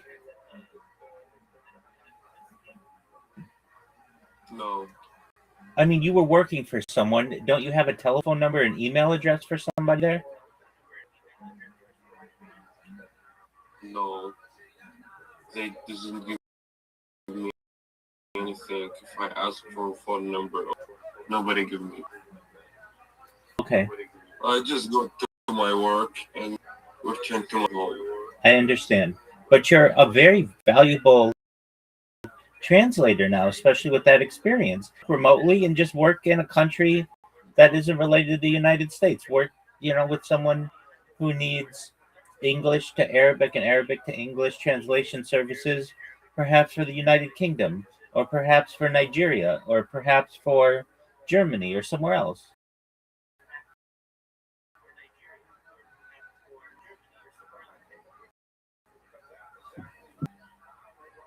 So that's gonna help. Well, you need money, and so you should start applying for translation positions. Do you have a resume?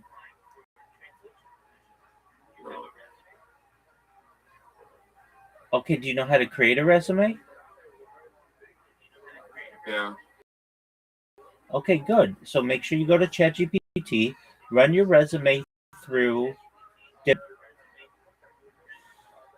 Ask ChatGPT to ensure that your resume has career software keywords, and then just go on LinkedIn and go on Indeed and go on ZipRecruiter and apply for translation jobs. That's something that you can do.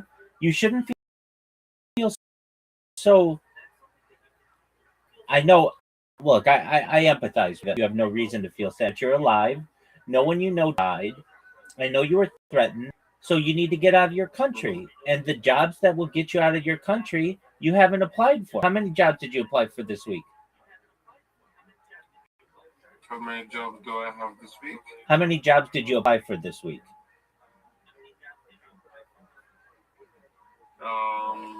0. Okay, exactly. And you need to apply for 100 jobs today, and 100 jobs tomorrow, and 100 jobs the next day. And if you apply for on LinkedIn and Indeed, you'll have another job within a month easily, especially with your experience. And you could even potentially have a job that they'll fly you out, go wherever they are, to be an in-person translator. Look, I understand that this has been a detour to your dreams. There's nothing that I can do about it personally, but I can just be here to support you. Other jobs. Look, before we met, you weren't even a translator. So I'm saying to you that you can still work as a translator. Just get out of that country. I hope so. Okay. Well, that's what you need to do. Or that's what I would advise. So I'm here if you need my help, but take your resume, make cover letters, and start applying to jobs. And if you don't apply for 100 jobs a day, well, then you're not doing your job, because that's your career. Your career right now is to get a job. And I would also connect with different recruiters. It's their job to. And yeah.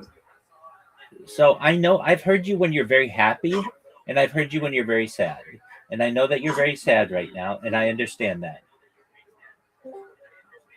Yeah. Okay, but you shouldn't be. You have opportunities. You literally have the best Arabic translation background that you could ever want. And so you'll be able to basically work for maybe a major corporation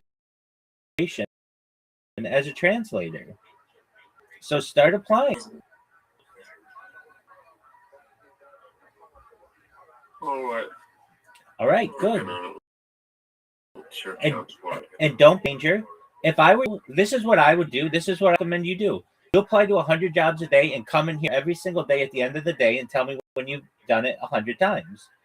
And I'll tell you good job. And you keep that, you'll have a job in a week. But instead what you do is you come and you'll be here, and then you'll leave for like 3 months or whatever. Don't do that. Come back every single month. Have applied 100 jobs a day. That were 3,000 jobs that you will have applied within a month. You'll have a job by then. Mm-hmm. Okay, so I'll see you tomorrow. Go apply to 100 jobs, okay? Okay. Excellent. We'll see you in 24 hours, Mustafa. And I'm here if you need help. Okay, thank you so much. You're welcome, my man. Hey, you're fortunate to be alive, so be appreciative of that. I'm happy you're alive. I hope I'm still alive for till the. Well, keep checking in every single day for 100 days. Thank you for helping me every time. You're welcome, my friend. Take care, you too. Bye. Bye-bye.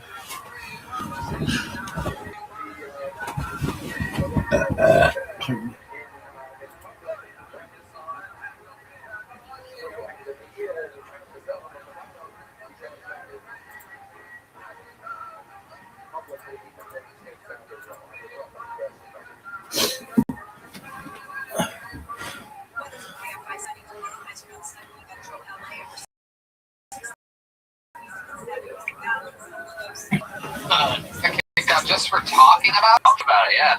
How old are you? Like 18 maybe? Wow. It's just school. You were still 18, so that was a high school. school, obviously, hopefully. Yeah, that's how easy it is to get kicked out, guys. To get out of your Christian school, just start talking about weed. Well, they shouldn't call it high school.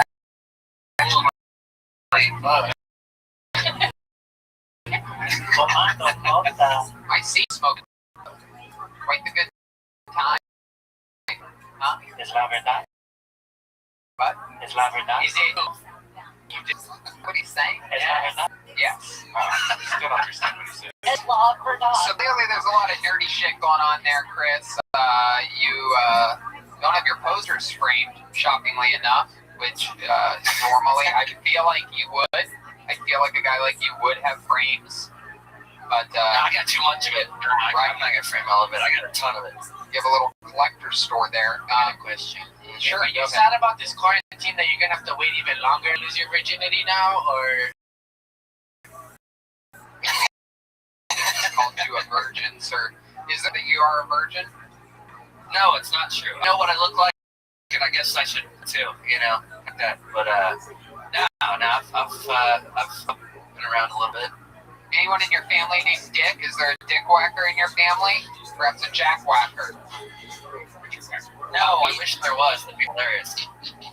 Is there a weed whacker? Jolina wants to know. I'm smoking weed. No. Smoking weed in the Christian. Do you live with your parents still?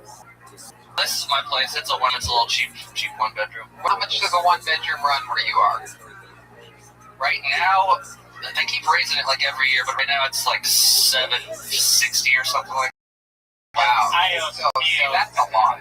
That's a lot of economy for that place. That's just a lot. What's minimum wage there?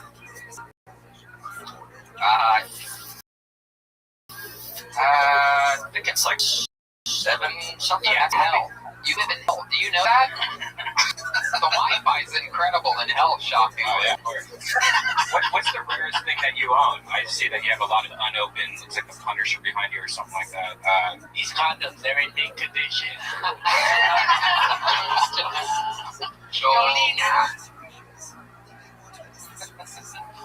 We're gonna follow. No, I'm not that type of collector. This is like I'm smoking here. Okay. Love that. Have you ever have you crime for Chris? Oh yeah, that was one of the things I was going to talk about next. Yeah, let's do it. I have I got busted an empty bag that used to have weed in it. Oh my God. Have I mentioned at all yet today that you live in hell? You make me want to hear at this TV screen right now, man. Fuck. Jolina, you can't. Your social workers are here. This is like where Live PD, this is like half the episodes of Live PD. Yeah. You got busted for kids are weird. We're going back to right now that a man with an empty bag of weed has been stopped. Wow. Chris, did the cops show any mercy? Were they nice to you? Yeah. They were nice, but it's because I was an idiot. I didn't understand my rights at the time, and so they were just like, "Can we search you?" I should have said why and no. I'm not doing anything wrong because I was just walking back from a party. And yeah, they stopped you a lot if you're walking in Kansas. I've heard that too, yeah.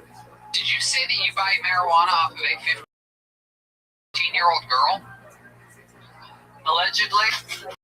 Oh, wow. How old were you? You mean now? Yeah. Or when I got in trouble? Now. He buys it off the girl that's 15. Currently. And is a 15-year-old girl? Kansas City.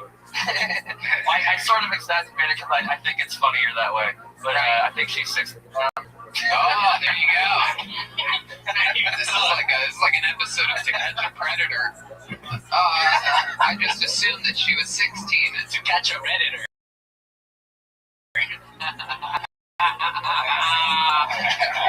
Joelberg is hitting hard so far here. It's incredible. These would get massive chants in front of a live audience. I know, right? Wasn't it fun? This normal podcast life, this peasantry. The studio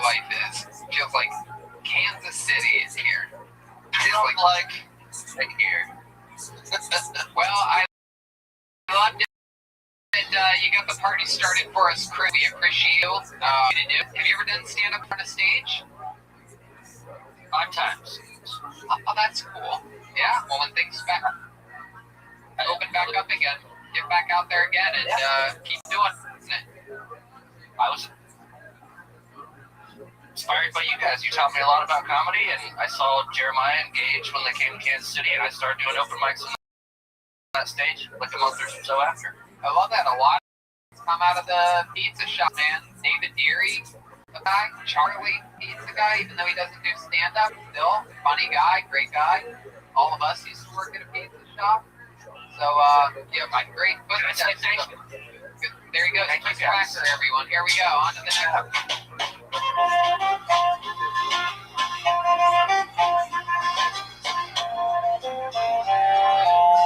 Absolutely. So, that was fun.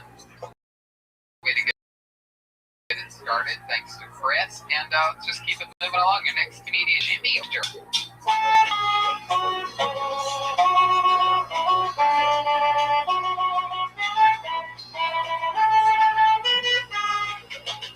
you go. Here comes Jimmy Richter. Here we go.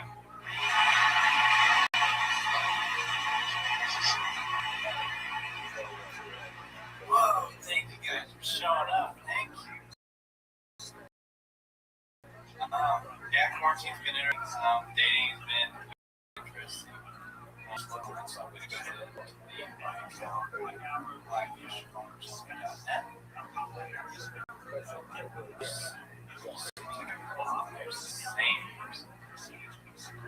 And anyway, because of that, I've been feeling the same way about the Midwest, about LA.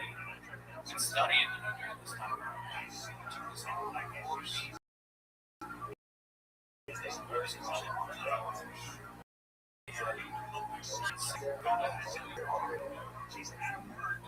kind of put me in a down mood, but then today I was so aggressive and down mood was 14 hours. Like, you know what?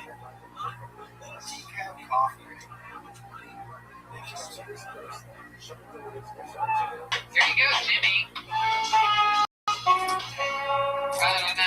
There we go, Jimmy Rector, everyone. Hi, Jimmy. How's that? Everything's good. I'm glad that you sent in a set. I was wondered what the bad guys do. Looking good though, dude. Heck yeah. You had where you phoning us in from? I live in Austin, Texas. Oh, beautiful Austin, Texas. Great place. How's the quarantine treating you? They've been opening things up yet there? I hear that they are about to open up, but I actually just got back. I spent most of the quarantine in Missouri, parents' basement. They don't have internet. Wow. So what did you do to pass the time there? Did you look at any porno magazines? VHS mostly now. I actually decided I'm really dedicating myself to writing, so I actually sat down and I wrote an entire script, and I also wrote a TV show and produced a TV show and put it up on YouTube. Wow. Episodes of it. What's it called? Yeah, it's called Life is...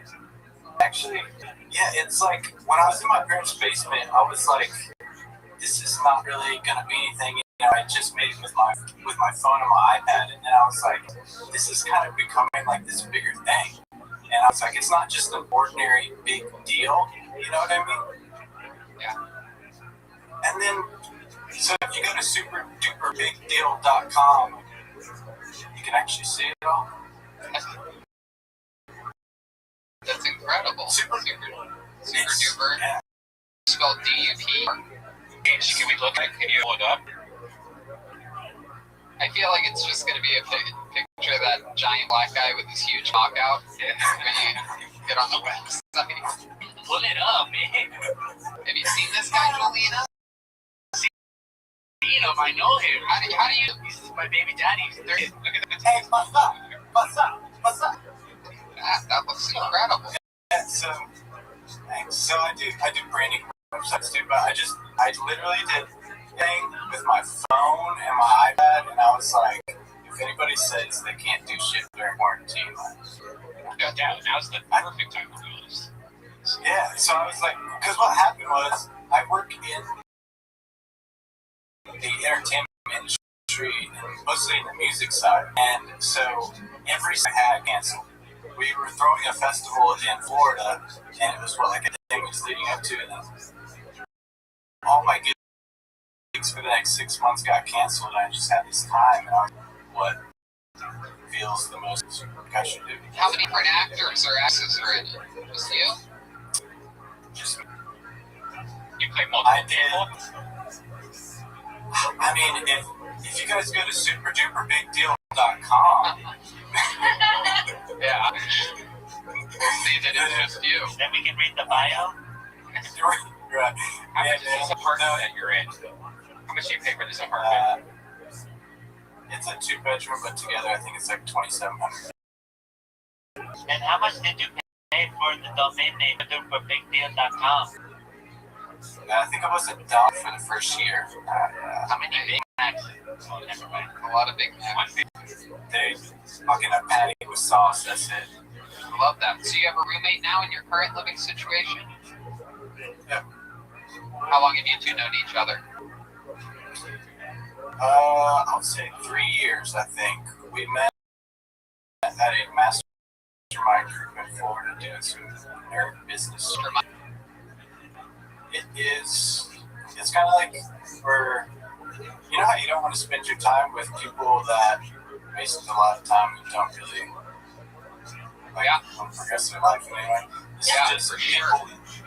It's like a tiny group of those people that actually really want to do shit and help me a lot, build my business, and now I'm just putting all the business stuff I learned, all the branding stuff I learned into comedy and focusing. Is there a condensed version of what you just said at superduperbigdeal.com?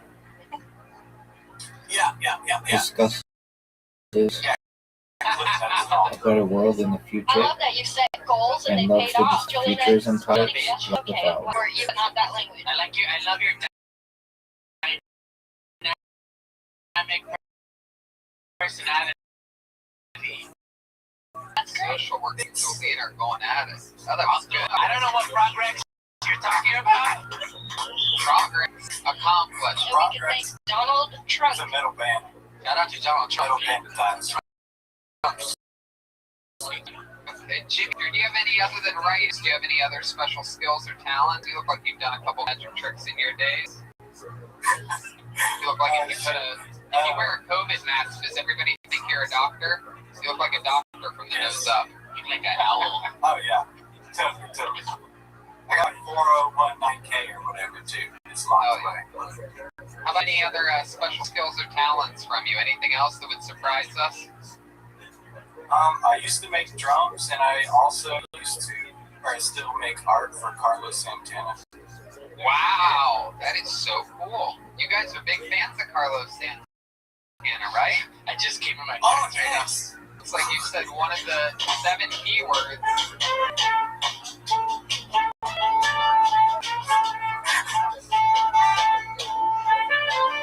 There you go. Okay. What did you make drums for? I got it. My life's been crazy. That's why. Never mind. It's not that way. Who cares? Moving on. Do you play drums? Do you play Chicago? Do you play drums, Jimmy? I would ask them. But yes. You really do? Do you have a drum set where you are? Yeah, it is true. The squeaking of the chair really did take all the excitement out of that moment. Is this what's happening? Do you have a drum set? I have one that I made in my closet. Okay. What's happening? I'm confused right now. Show us your drums. Everybody relax. Hold on. Let's figure out what's going on. Do you have a drum set there? Do you really? Really? Let me see it. Look at it. What's the picture of it? No fucking way. I made it. I made it drum. This is it. This is the moment. This could be our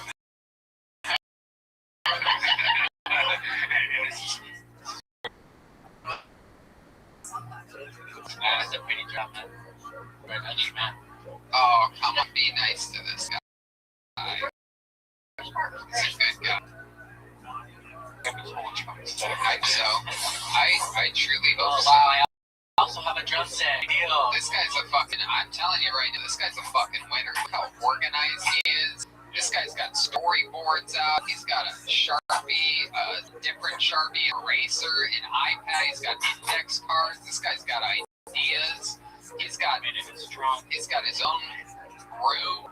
He's got all this stuff going for him. So I'm pretty excited about this. It's like a table you do a big sale on right there, man. In defense of my client, he could be a little bastard. That's right. This is incredibly exciting to be the first and our only Mexican drum off in a quarantine coming up here. So. But he's like, I said I made drums. I didn't say I played them. Well, he said both. I actually asked him both. And he said yes to both. I declined.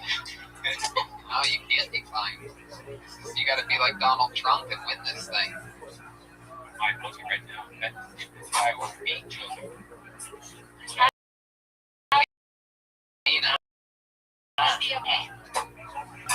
Exciting segment. A lot of people hate it, but You can't see it. You right now. Oh, we can't see it.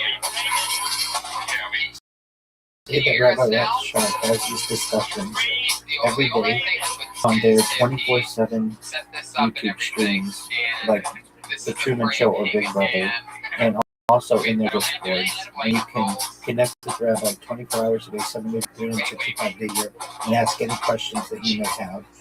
And that all of these topics will be discussed both on the live stream and as well for anyone who's like it. Okay. A lot of build up there. Is that Michael there? Man, that could have gone 1,000 times better. That was it. Can you hear us? You're like the drumming equivalent of a PE teacher. You couldn't do so, you failed. Can you hear us now? No? There he goes. Jimmy Rector, everyone. Go to superbigdeal.com at some point in your life and check out his show. We love you, Jimmy.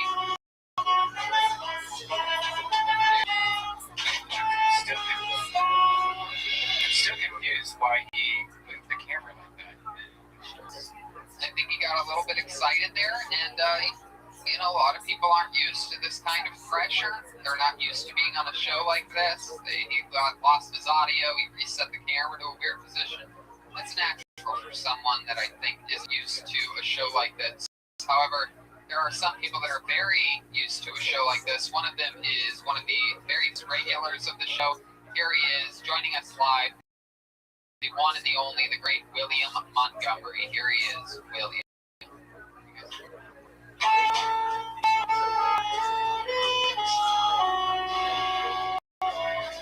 Oh, jeez Christ. Alright, here he is, William Montgomery, everyone. William. How's it going? I'm still running for county alderman. I'd like to go over some policies. I saw the movie Tokyo Drift. I can promise you one thing. If I'm elected county alderman, there will be no Tokyo drifting on our streets. I saw the movie Poltergeist. I can, if I'm elected alderman, we're going to be making Please sure talk that our about how Rabbi subdivisions in this community wants are work built on top for of Indian everyone in burial grounds. I'm sick and tired of being back to my home at night, wondering for hours before I walk inside if I'm the one that turned that light on. That's probably my best policy. It scares me. Y'all are laughing. Can we make pool toys a little less dangerous, please? They're meant for floating, not breaking your neck. If we're on the topics that need to be banned from elementary school, let's go Lion King into dialogue. I'm sick and tired of staying up, hoping Scar doesn't make his appearance on screen, but he does every time. There he is, William Montgomery.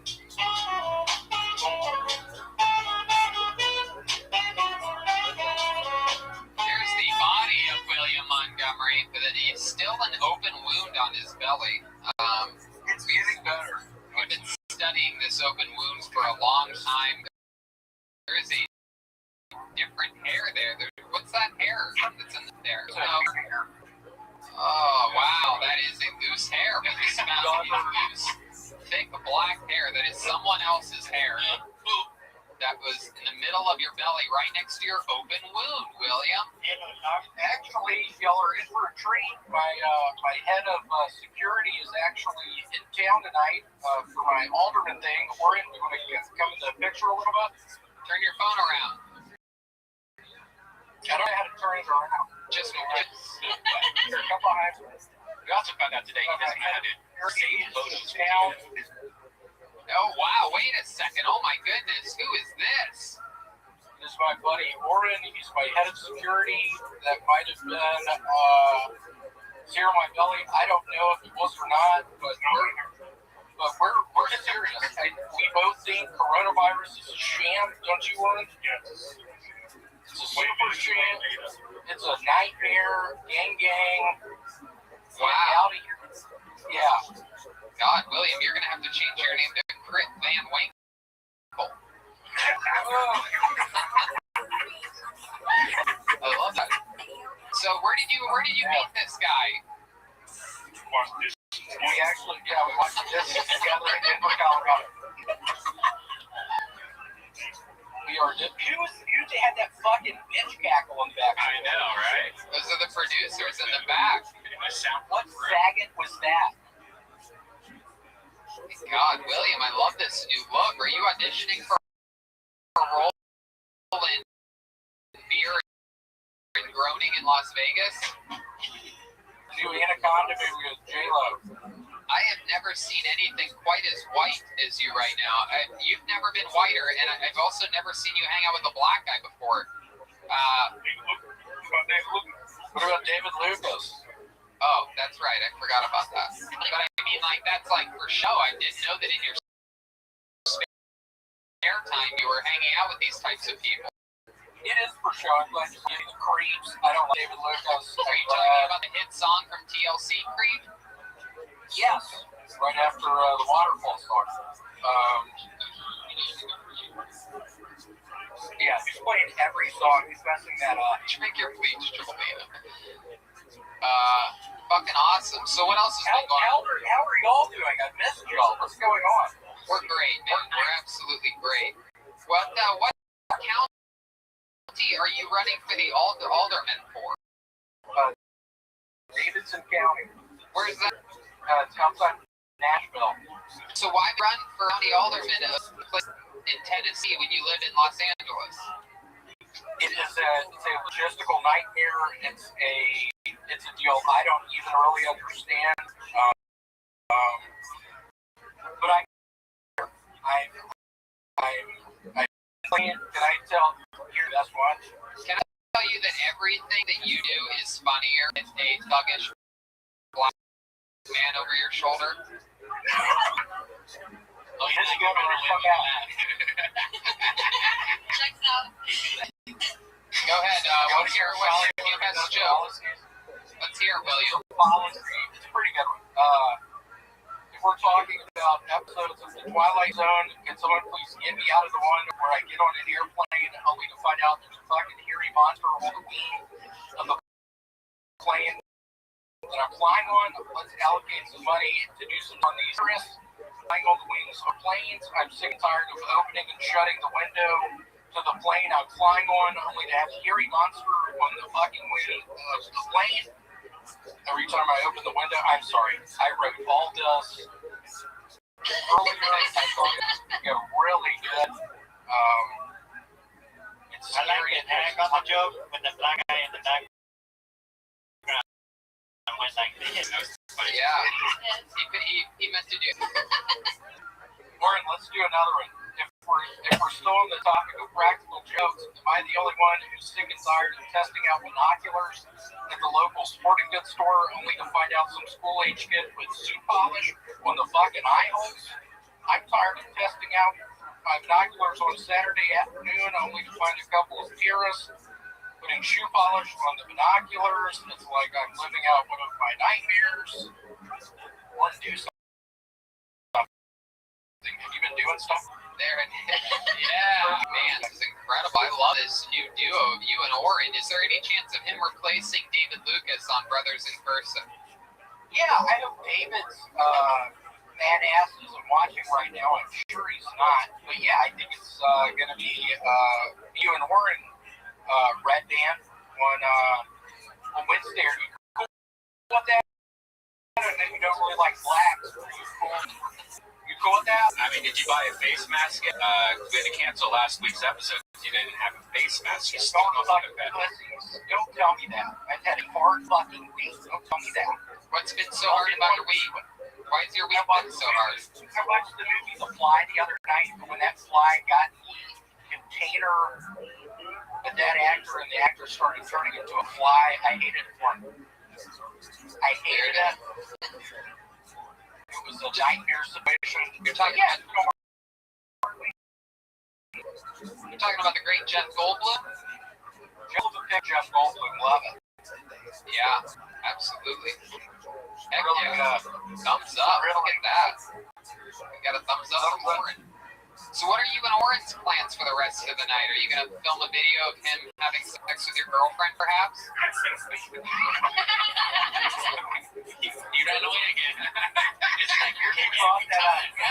That's awkward now. It's a little awkward now. They just met. It's a little. Is that why you're wearing this?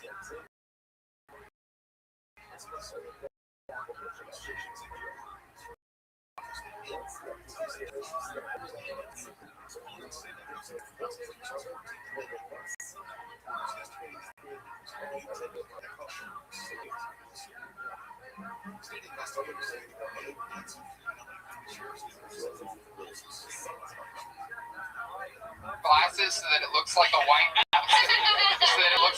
guy is having sex.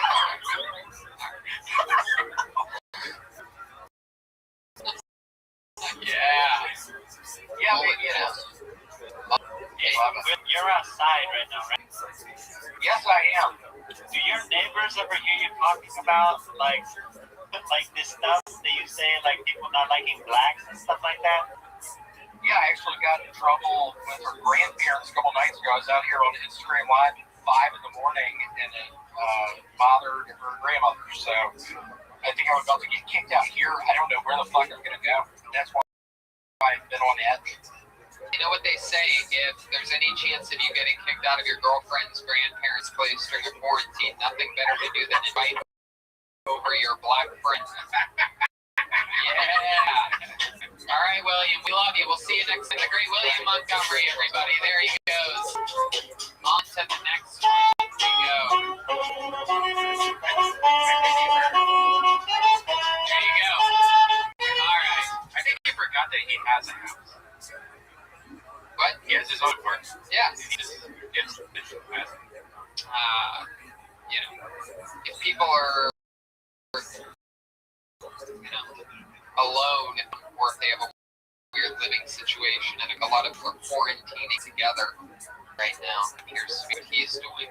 Oren, his mask on, unlike the hit rapper Future, who indeed says take your mask off. Oren keeps it on. Thank you for Oren for joining William during that. William, of course, is William.f.Montgomery1 on Instagram. Let's keep it moving along. Your next comedian or someone trying to do comedy goes by the name of Julian Leiber.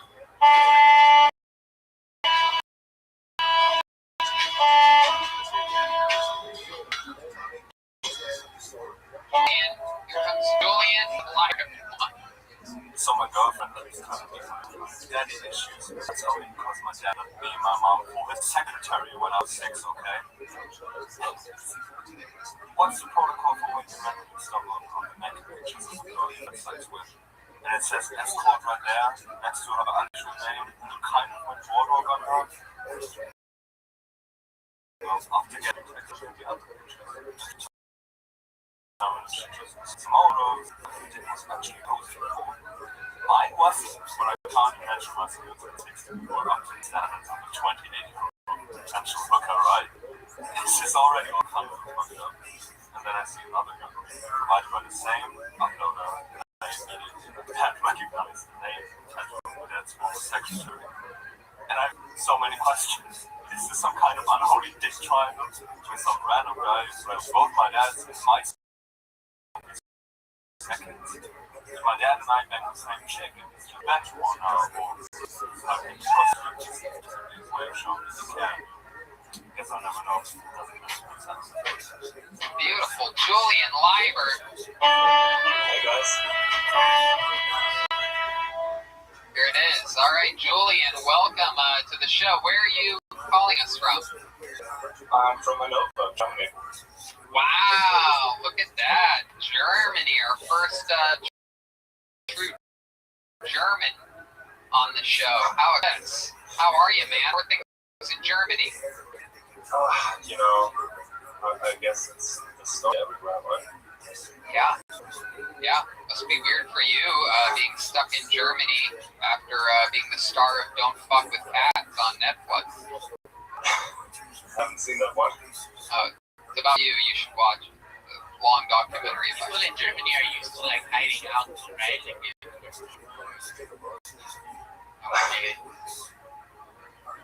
Sure. Wow. So, what part of Germany again? Hanover.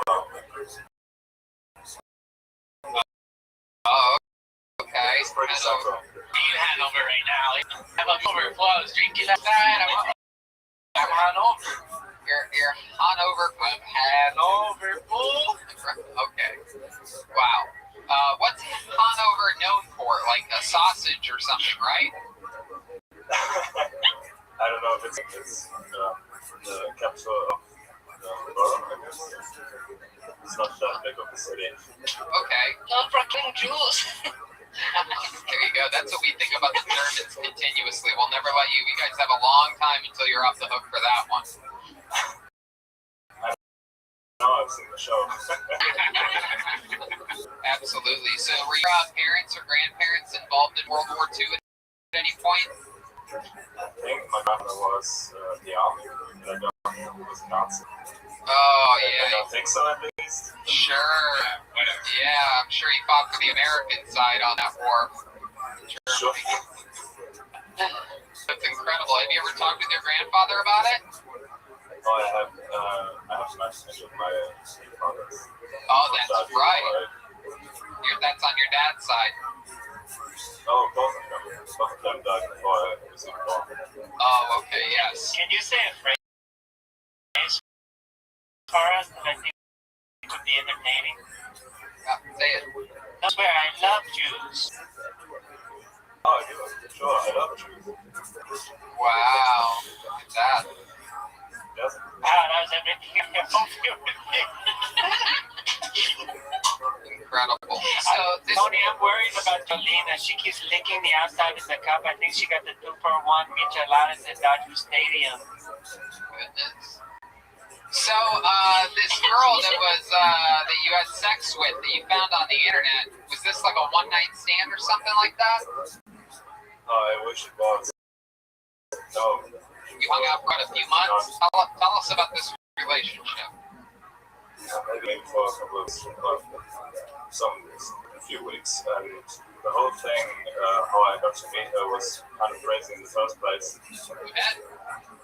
I met her at a festival, and I thought she was a friend of a couple of friends of mine. No, she just hung around, got to the house party with us, and I think she was rooming with me. Do you think she was what? Rooming. Absolutely. And so what ended up happening there? What type of sexual activities did you guys do? We know the Germans are into some wacky shit over there. Did she piss on you, poop on you? What happened? There you go. There's Red Band's approach. Did you poop in that pussy? You don't need to answer that. Go ahead. I think it was pretty vanilla. Really? Vanilla? Yeah, I was 16, man. Oh, long time ago. You What up, Germans Tim? always saying, "Oh, that was a long time ago. I don't remember. I had nothing to do with that." You guys are famous for Are you that. ready to lose? Nothing exciting think sexually though? It seems Yep. like you hooked up with a Are you- hooker. And yeah, big dog. Wait, how old was she during this?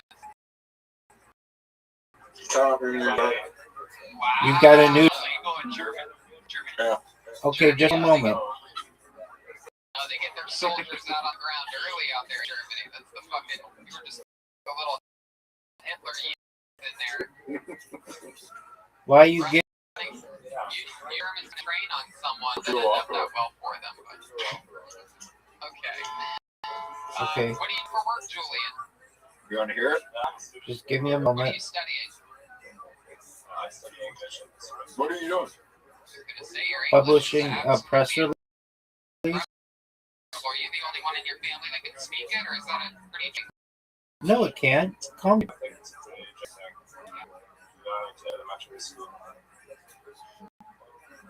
Let me ask you this. You just said, all Germans basically, one way or another, speak English. England, people speak English. Americans speak English. What do you think Hitler would say if he knew that none of us speak German, however, all the Germans speak English? What do you think? How do you think that would Another make him feel? 45 seconds. In a certain direction, right? I don't think he would be too pleased.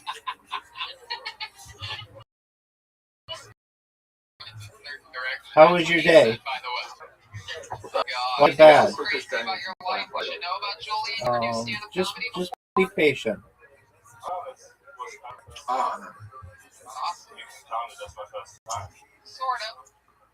Sort of counted. I'd say so. Do they have comedy clubs near where you live, or do they ever do anything like that, an open mic or anything? No, not at all. When I discovered Tony, that was my first reaction. What are you playing? Foreigner. Oh, that's Cubans. Is that a fun game? Cubans.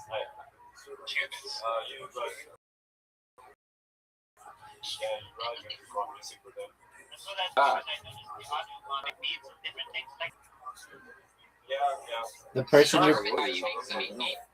you're playing is bad. Yeah, I'm trying to lose. Why are you trying to lose? Turn it up for us? Yeah, let's hear some. We're gonna hear some real German experimental music here. Julian Leiber. There we go. Look at that. He's got a little German guitar.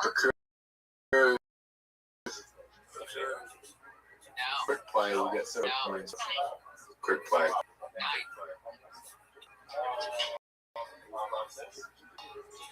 Yeah. Yeah, we can hear it. Yeah, we can hear it. Quick play. And how did you do?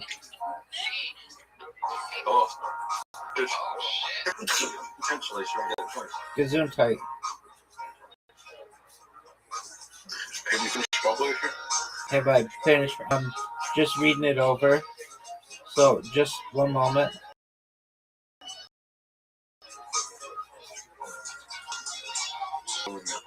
You're good at bowling now? Yeah. You're terrible. I like that. I'm black.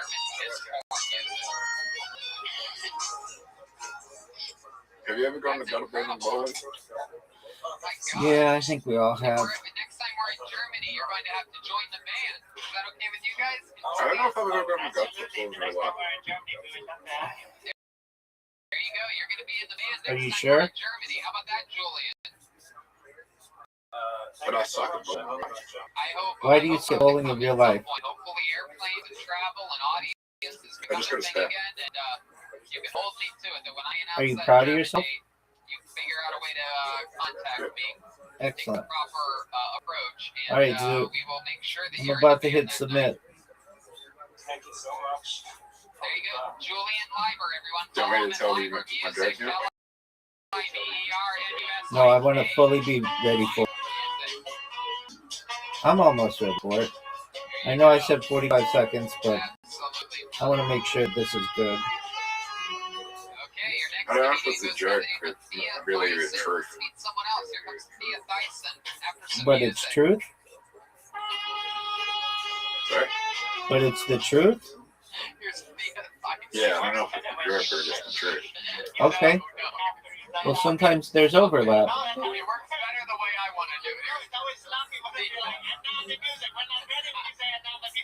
I know.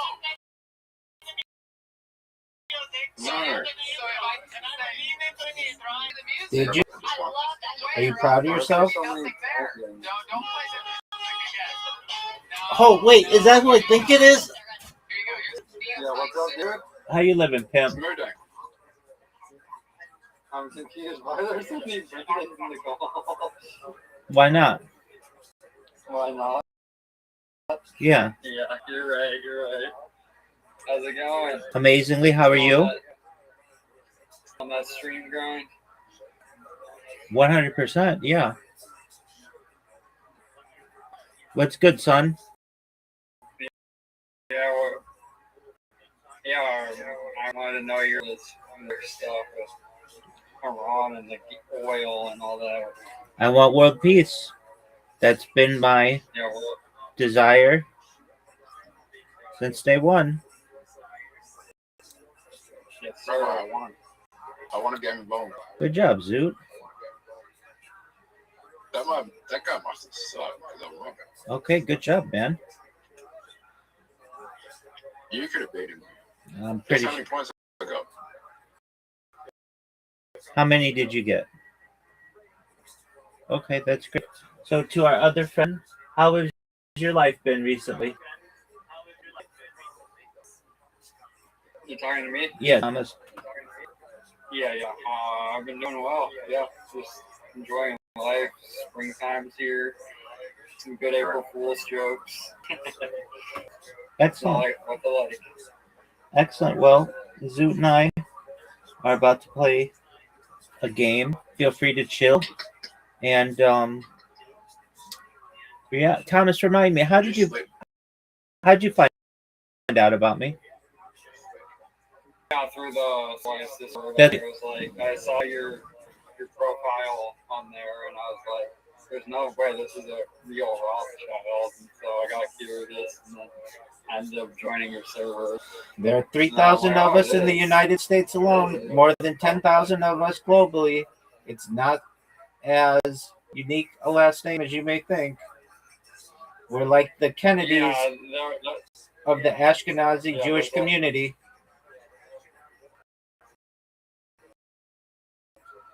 Yeah. All right, dude, I'm about to. I'm curious about your stuff. I respect it sense. Yeah. Excellent. Zoot, are you ready for your invitation? What game are you playing? We are playing 9-ball, random break, trick shot, pool. Do you like pool? Yeah, I like pool. Yeah. Very well. How have things in socialized been? Yeah, I mean, I'm in socialized. Did you? There for like the 10% of people that are at the top. 90% of the people you gotta mute and kind of filter out. But it's worth it for the 10%. Zoot, you have an invitation. Did you see that VC1 has like a ton of people in it because like at one point no one had their camera on, and that meant that more than oh yeah, it was at like 54 people. I remember. It's crazy. That's wild. Exactly. Any other good Discord you've been in recently? I just have a couple Discords that are like friend group type things. So they're a lot smaller. Okay. I'm in this networking one, and it's pretty good. Okay. Good business-minded people. Excellent. You ready to say a win? Yeah, Zoot, go ahead. Well, you know, you're always welcome in here, Thomas, and if you ever need anything from me, you let me know, okay? Holy shit! I like to hear your takes and opinions. I know you do a lot of research on a lot of different topics recently. So. Oh, thank you. Actually, yeah, I just published a press release.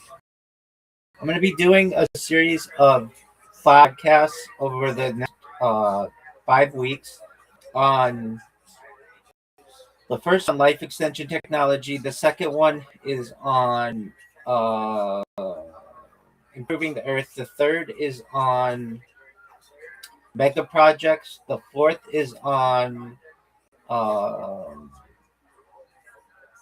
um, traveling in the solar system, and the fifth is on extraterrestrial life. So if any of those are of interest to you, I suggest certainly you can come in here, and then you can probably hear them live. But also, you should go to my link tree because I'll publish them there. It's com/Rabbi Rothschild. You can see my podcast there. You can see my press releases there. And if you ever need to see all my social media, I have more social media on that link tree than any person in global history. Yeah, you have all those YouTube accounts and everything. Correct. So yeah, I'll be talking about AI and those kinds of things on this upcoming stream, and you feel free to check it out when you have time. For sure, yeah. I can pick your brain out too. 100%. Yeah, what's your position on like terrestrial aliens or whatever you want to call them? I think that I think that they exist, and that Earth has perhaps been seeded here, and that they visit the Earth every single day. I mean, the evidence shows that they do. If you ever go on, there are like some non-biological stuff, like there's like Saturn radiation and like radio waves and stuff like that, and I think that's like non-biological type alien stuff, and I think there is probably biological stuff, but we just don't really know about it. Like at least as a common folk. That very well could be. There's the movie The Day of Disclosure that is coming out this summer from Steven Spielberg. And then this, I think this month, a movie on Bob Lazar. Do you know Bob Lazar is? Sounds familiar. I think I know that. So he was basically the zoo. When I'm talking, you gotta be patient and you've gotta be polite. Okay, please. I'm talking with someone. He is the S4 part of Area 51 contractor who allegedly worked on crash disks. So I think that will bring a lot into the consciousness of humanity about this subject. The Trump administration recently said that they would release everything the Department of Defense had regarding non-human biological entities. So we'll see. But I think it's an exciting time to be living. And, as they say, keep your eyes on the prize and keep your ear to the ground when it comes to this kind of stuff. For sure. Yeah, we'll see what happens with this government stuff. Trump was like, yeah, we're gonna have to release see that they already had a bombshell with Epstein. Like I feel like more and more stuff like this is gonna come out. So yeah. Excellent.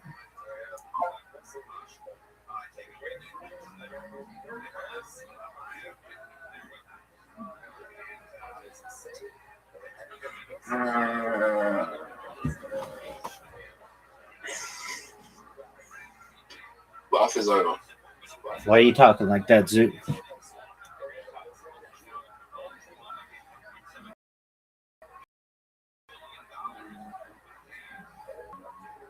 Also, controversy with like OpenAI and stuff, and they were gonna add ads and stuff. I think the company is either gonna get a big bailout or like something like Claude is gonna take over Gemini.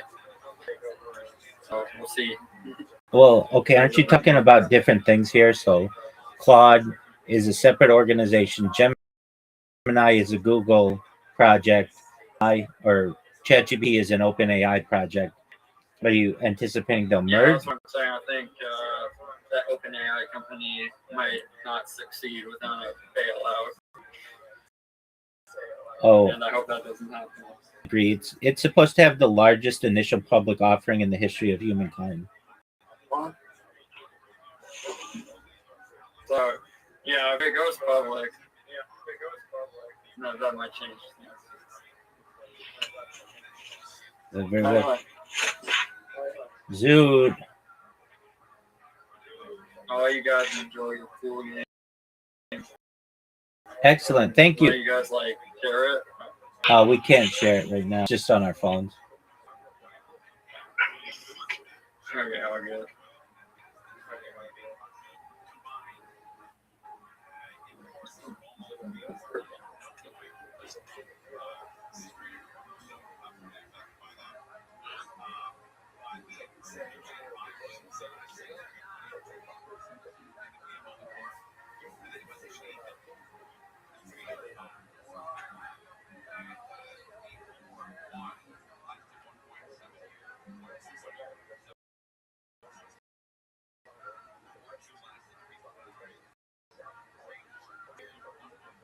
Do you got any good documentaries you would recommend? Yeah, actually, 100%. Yeah, that's and really interesting that you mentioned that. Go to topdocumentaryfilms.com and go to their top 100. They're amazing. Okay, O2documentaries.com. No. Top TOP documentary films. TOP. Yeah. Topdocumentaryfilms.com. I just gave you the game.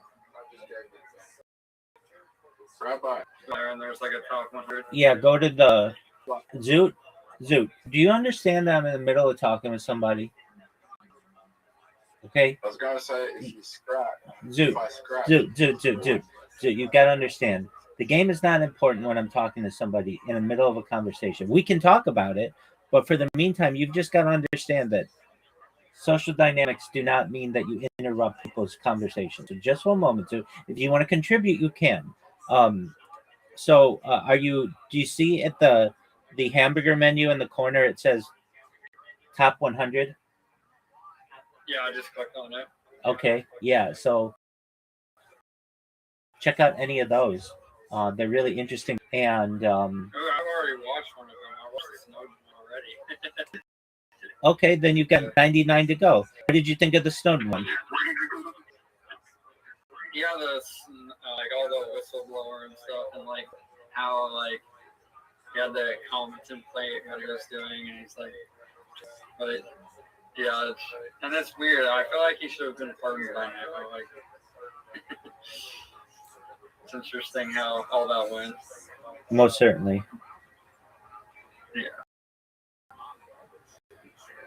Well, you've got 9. Know what you think of them. If you ever want to stream them in here and watch them you want to watch them with you, I'll watch them with you. Okay. For the past few nights, we've been watching documentaries in here. So a few nights ago, we watched one of Quentin Tarantino's favorite biographies. Pardon me, documentaries, which is called Hands on a Hard Body, which is about a test that occurs where you basically keep your hands on a car and who could do it the longest and the struggles of people doing that. We've watched about people who've traveled around the world on a boat. Last night we watched one on a pet cemetery. So just like really interesting things like that maybe aren't always discussed in mass, but just people's stories that are important. So if you want to watch any documentaries, feel free to stream them in here and I'll watch them with you. Interesting, and the one that popped out instantly to me was Strange World of Nanoscience. It's only 17 minutes, but it's from Cambridge. Yeah, I can share one. Yeah. Rabbi, pretty. I win.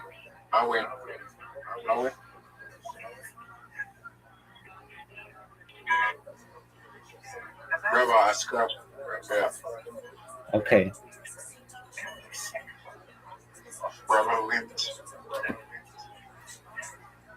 No trick shot. No trick shot.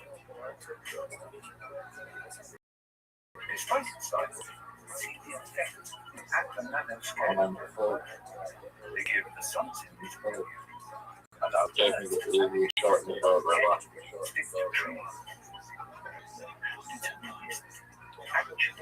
Rabbi, I want it. I know, I see Zoo. Zoo, watch what. We're not going to play anything. We're going to stream this. It's only 17 minutes, and then once Thomas leaves, we'll play something else. You can play with him if you want. It sounds like you want someone to play with. Yeah, Zoo to understand that he's got to share. Yeah. This is. No. He's got to share. Okay, so I'm joining your stream right now.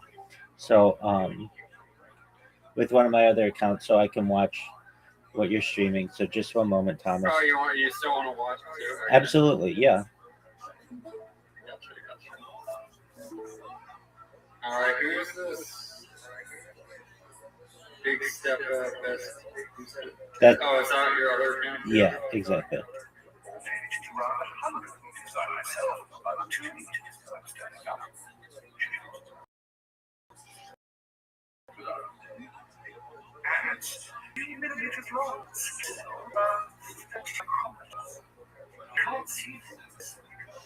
A bacteria is about 2 smaller still of a virus.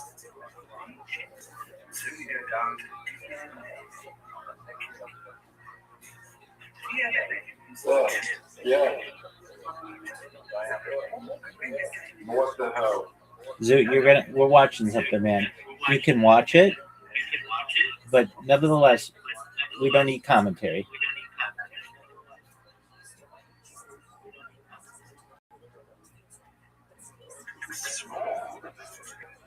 Very powerful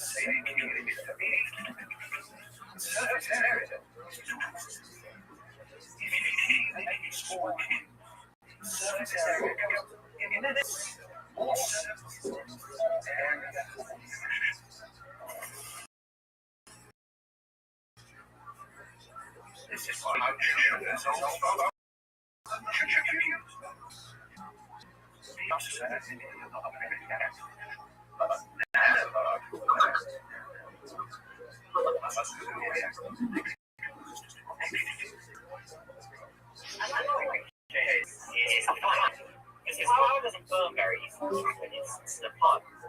Because it hasn't got enough surface there. It takes more back.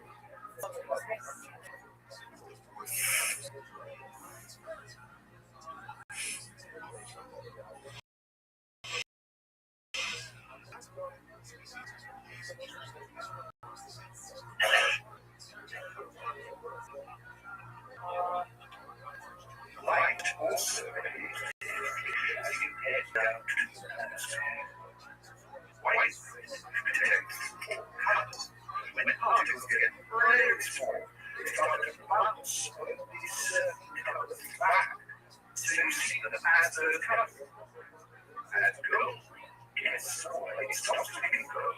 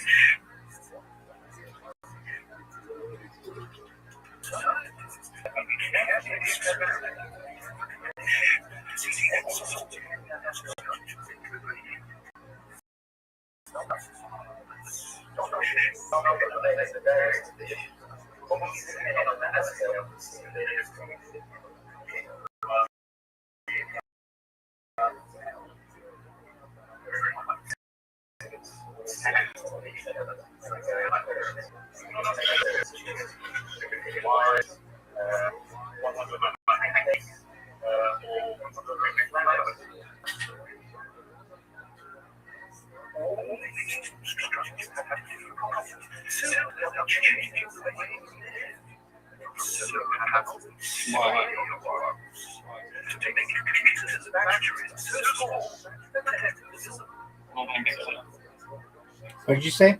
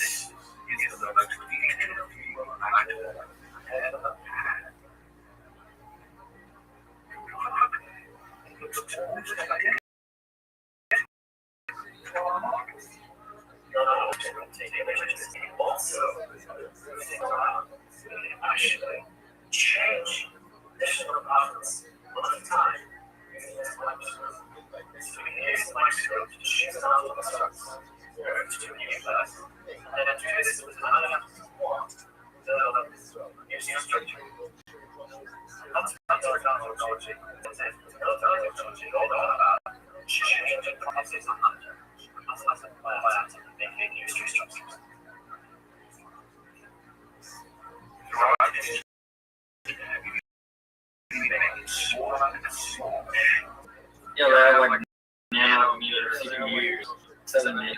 Isn't it wild?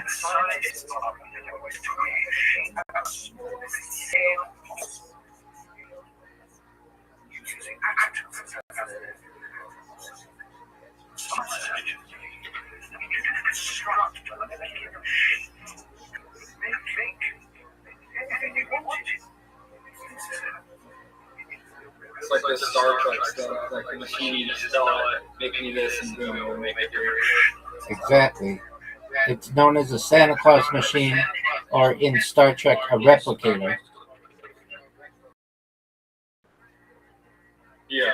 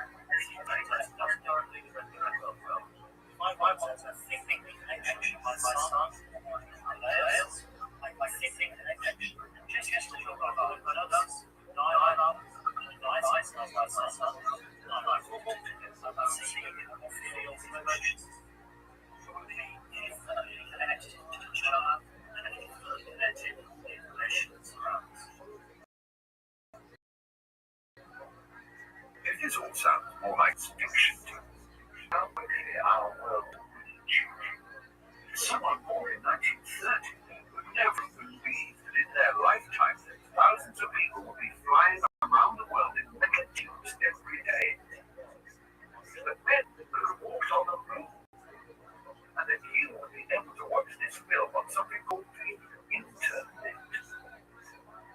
I hope this has given you a taste of a world that's always been around, but on the other, just starting to explore.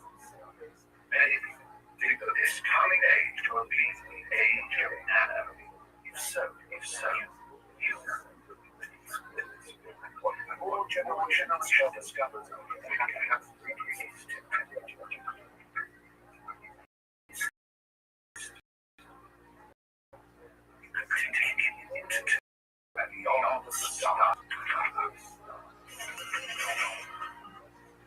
Well, that was short. It was interesting. Yeah, it's a short one. Yeah, it's interesting. I want to know what year this is from. I'm checking on your YouTube site. What'd you say, Big Dog? Yeah, it's 16 years old. It's all old documentary. It's Yeah. still interesting documentary. It's still interesting. Agreed.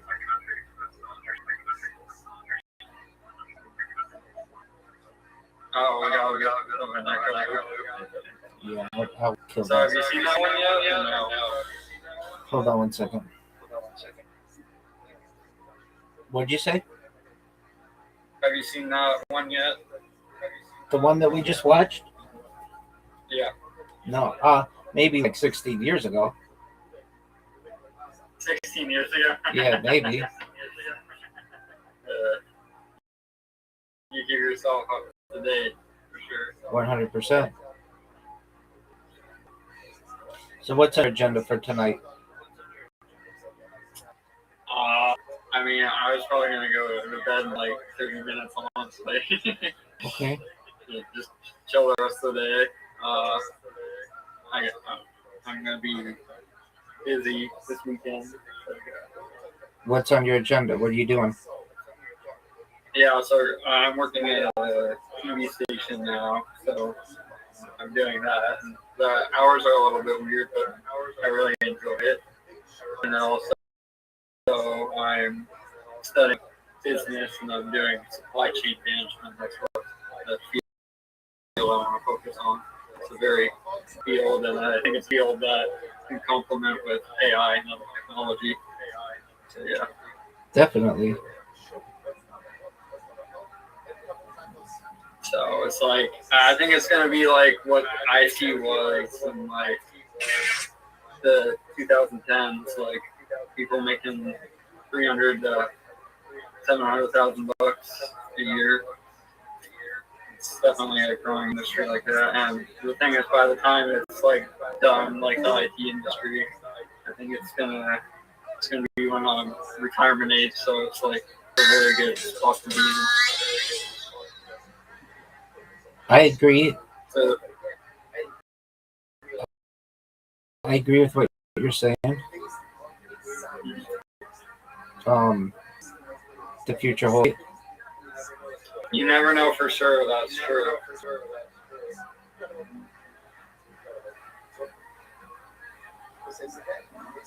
I'm always gonna have backup plans too. I think that's where I want to go.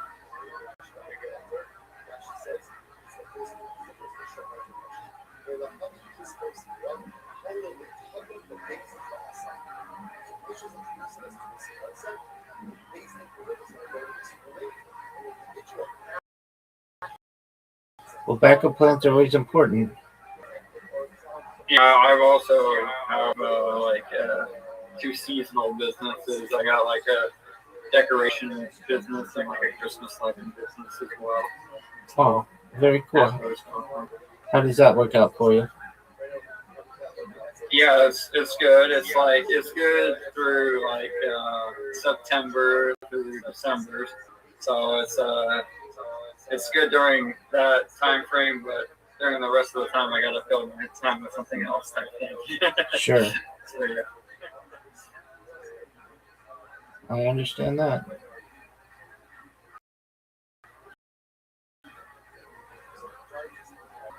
Yeah, it's interesting. Both people are to pay a lot to get all that Christmas lights done for them and set timers for them and all that sort of stuff. So, like, why not? And then with like decorations and stuff, like pumpkins and stuff like that for October, as well as like pumpkin patches and working with different pumpkin places to get more like customers. So, yeah.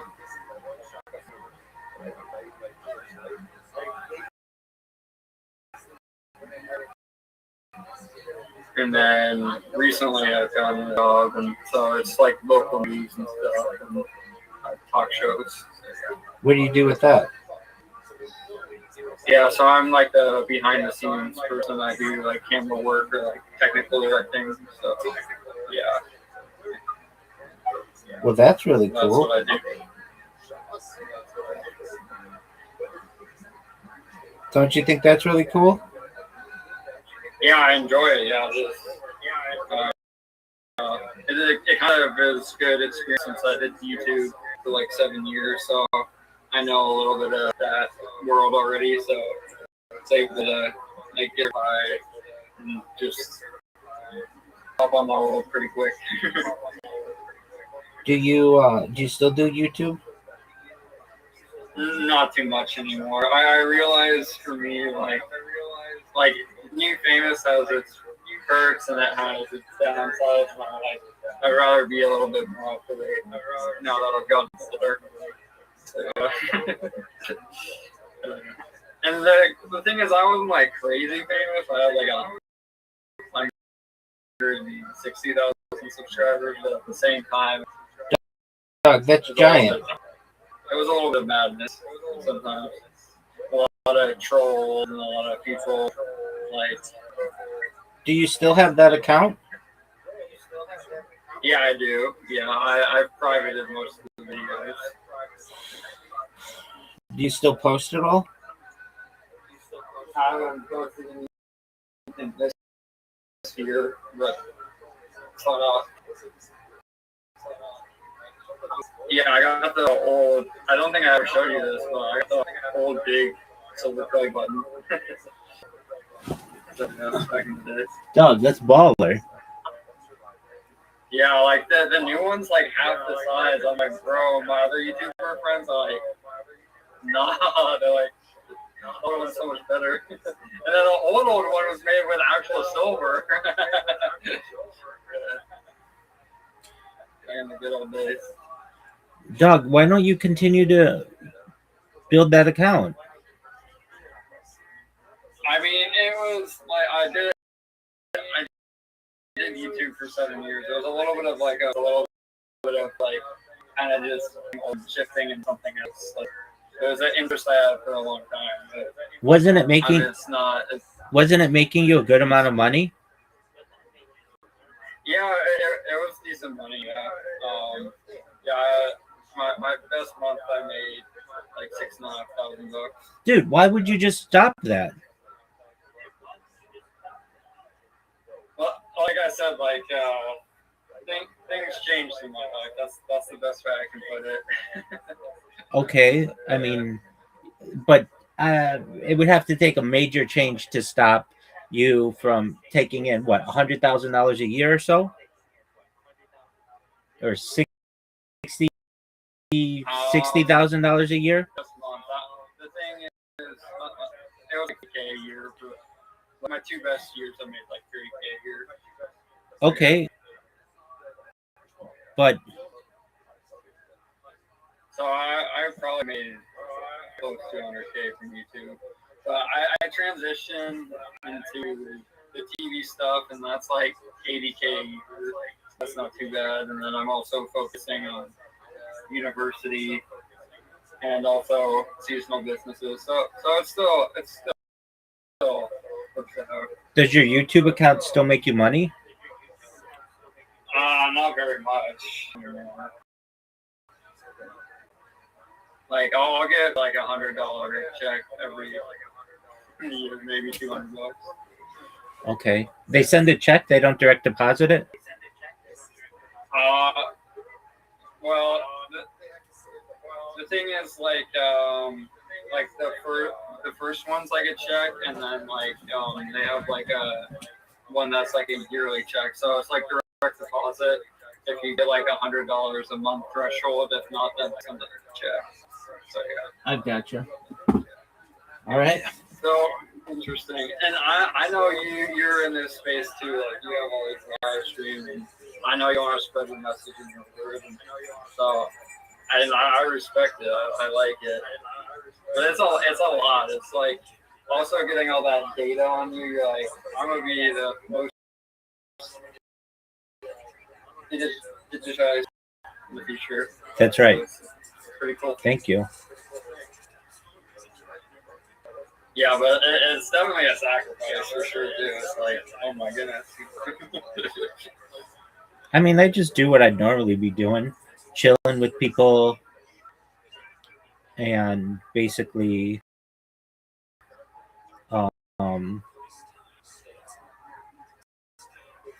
just living my life.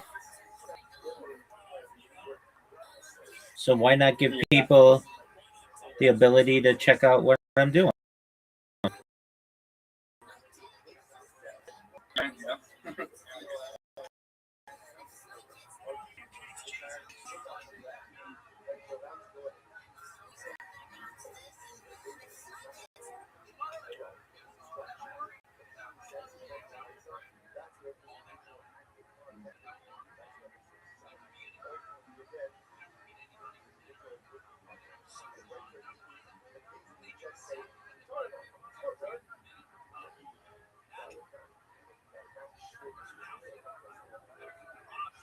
Yeah, I kind of transitioned from like a YouTuber to a business guy.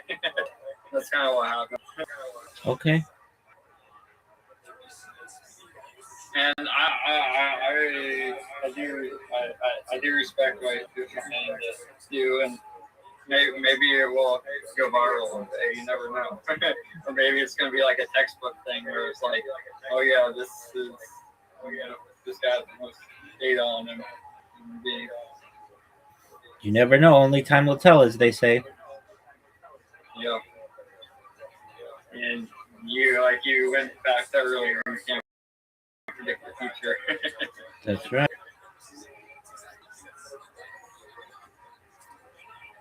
Oh yeah, another big thing was that like long form content wasn't as popular, like all these YouTube shorts and stuff. Like I was a classic YouTuber like 2017 when they didn't have all that short form, and I made some short form, but it just wasn't as like fulfilling, if you know what I mean. to do. I understand. Yeah. Well, I might go back to it. You never know. It's just been like a year break. Well, Learn the new algorithm. Go through some short form stuff. did you ever buy? On the new. Did you ever buy subscribers when you first started? I didn't buy subscribers, but I definitely did sub for stuff back in the day in 2017. I would like comment on like random videos and be like, subscribe and I'll subscribe to your channel. And honestly, that's why I got like my first subscriber. It's like a few family members I knew, and then people that subscribe to for them subscribing with me. But I mean, how do you get 100,000? What kind of content were you making? Yeah, it was gaming and live streaming like Roblox and Rocky and Fortnite, stuff like that. So, yeah. And the reason why I got popular is because I got sued by Epic Games, like Fortnite, because I was selling cheats on the internet. So that's where I got my like popularity from. Oh, okay. So, you have like. A news article. Oh, that's big time.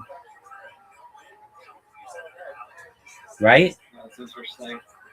I mean, what? That's big time. That like made your stream. Yeah, I made my channel pretty much. A teenager getting sued. A $1 billion company. What happened with the lawsuit? Yeah, so it ended up being a settlement. They were trying to sue me for copyright infringement for $50,000. I didn't steal any of the code to make my like cheat or hacked client, so they ended up losing. But the settlement was I just had to pay my legal fees, and then I from using any Epic Games products for the next 100 years. Yeah. Really? So I made like $7,200 selling cheats, and then I had to pay $5,000 in legal fees. So I came out with a profit. Wait a second, though. Yeah. You can't use their products for 100 years? Legally, like if I get, I'm like, bro, they have many products now. I can't. Dude, that's wild. That's the time that they. So if I ever live to 140 back on YouTube and be like, bro, I can use you guys again. You know, it's just technology gets so good that's like the average age.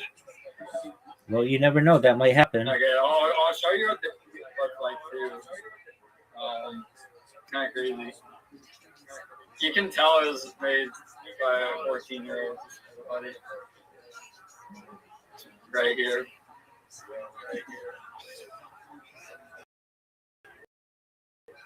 It's such a simple looking sheet. They don't want people to show how to use cheat codes for their product. Wait, repeat that. It's lagging. I don't know. It's my side. So they don't want the publishing of cheats for their product.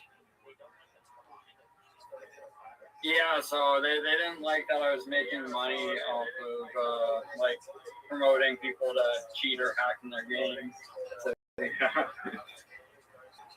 And so they wanted to set an example of like making me like pay $50,000 for it.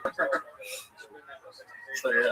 Did you end up having? I was 14 at the time. At the time, I would have been 14, just declared bankruptcy, and then when I'm 22, I would have been good to go.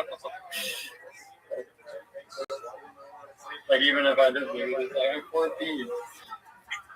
Right. So, but that didn't end up happening, and my parents were just like, "You got yourself in this situation. You're gonna figure this out yourself." That's wow. they believe that I could like figure it out, but they also. Well, you figured it out. Yep. Well, good for you, man. Yeah, my story is a little crazy. Yeah, it's wild. Hey, everybody has got some hidden door to them at the end of the day. Word, dog.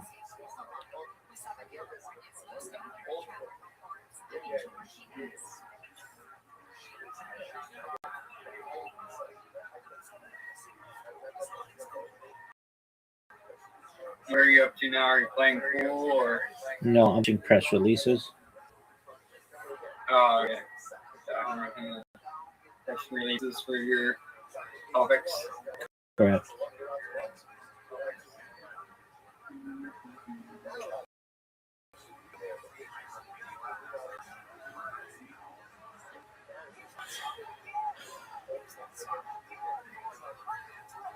Oh yeah, do you have an opinion on like psychological warfare? You know how there's like MK Ultra and there's like the now Army psychological warfare thing, and that was like created in 2024. All this craziness. Yeah, I mean, I'm against the manipulation of any person without their consent. Okay, good. Yeah, good. I'm like, I don't like this. I'm like, they already tried this with MK Ultra and failed, and now they're trying it again. I'm like, stop trying it again. Yeah.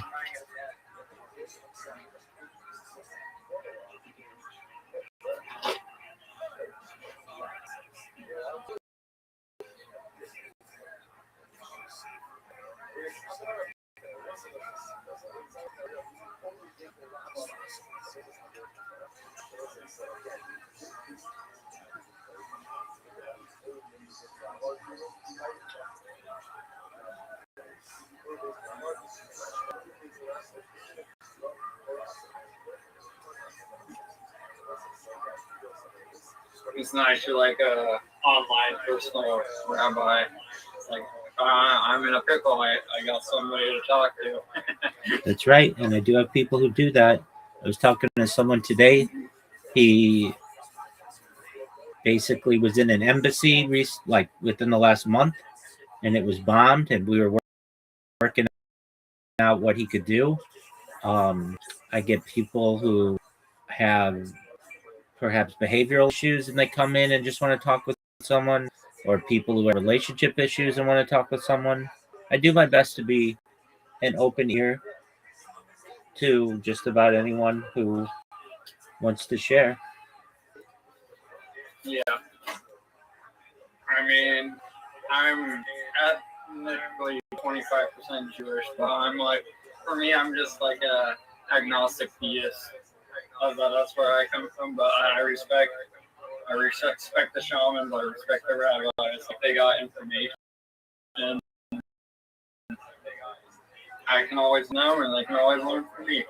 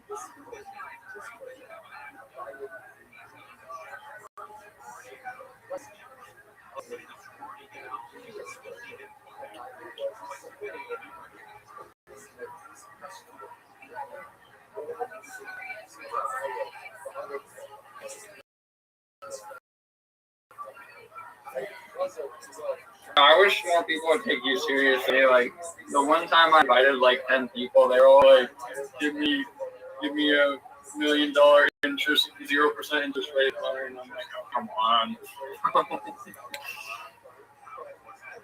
Yeah, I mean, you gotta be serious.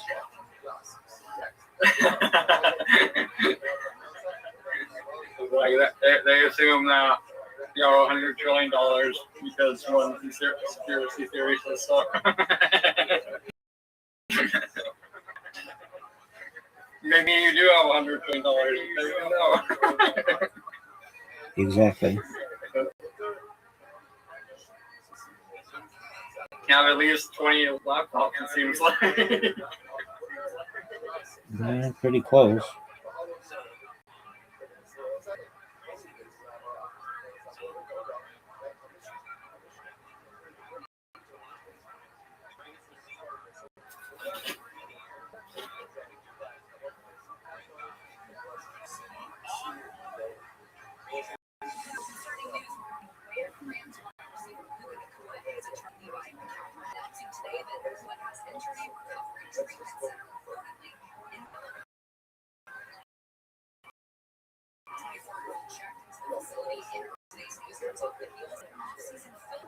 Yeah, I'm gonna probably invite you in here. I think it will be a good conversation. Hopefully. Feel free.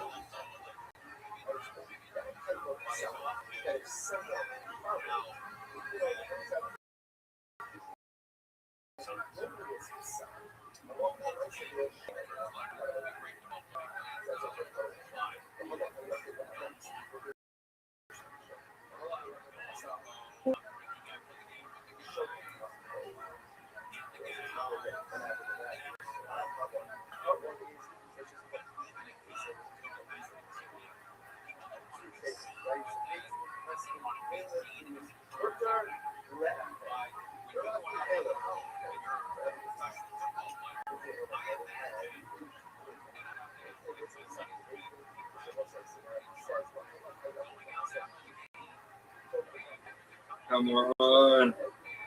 Wait, come on. Yeah, I was literally just in the call with him. Not really.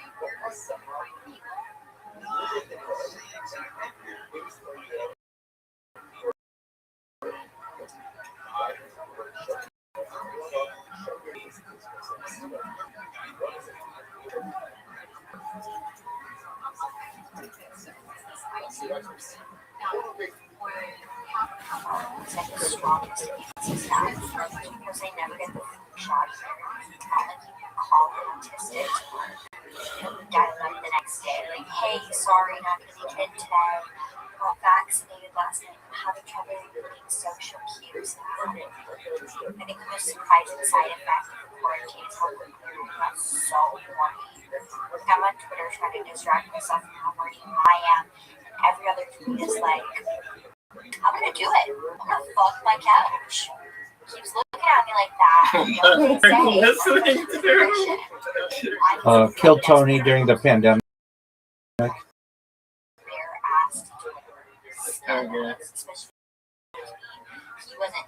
Alright, I'm gonna call him. I don't know why he's not joining. He's people. Just like the US government, I'm invested in this story. Boom!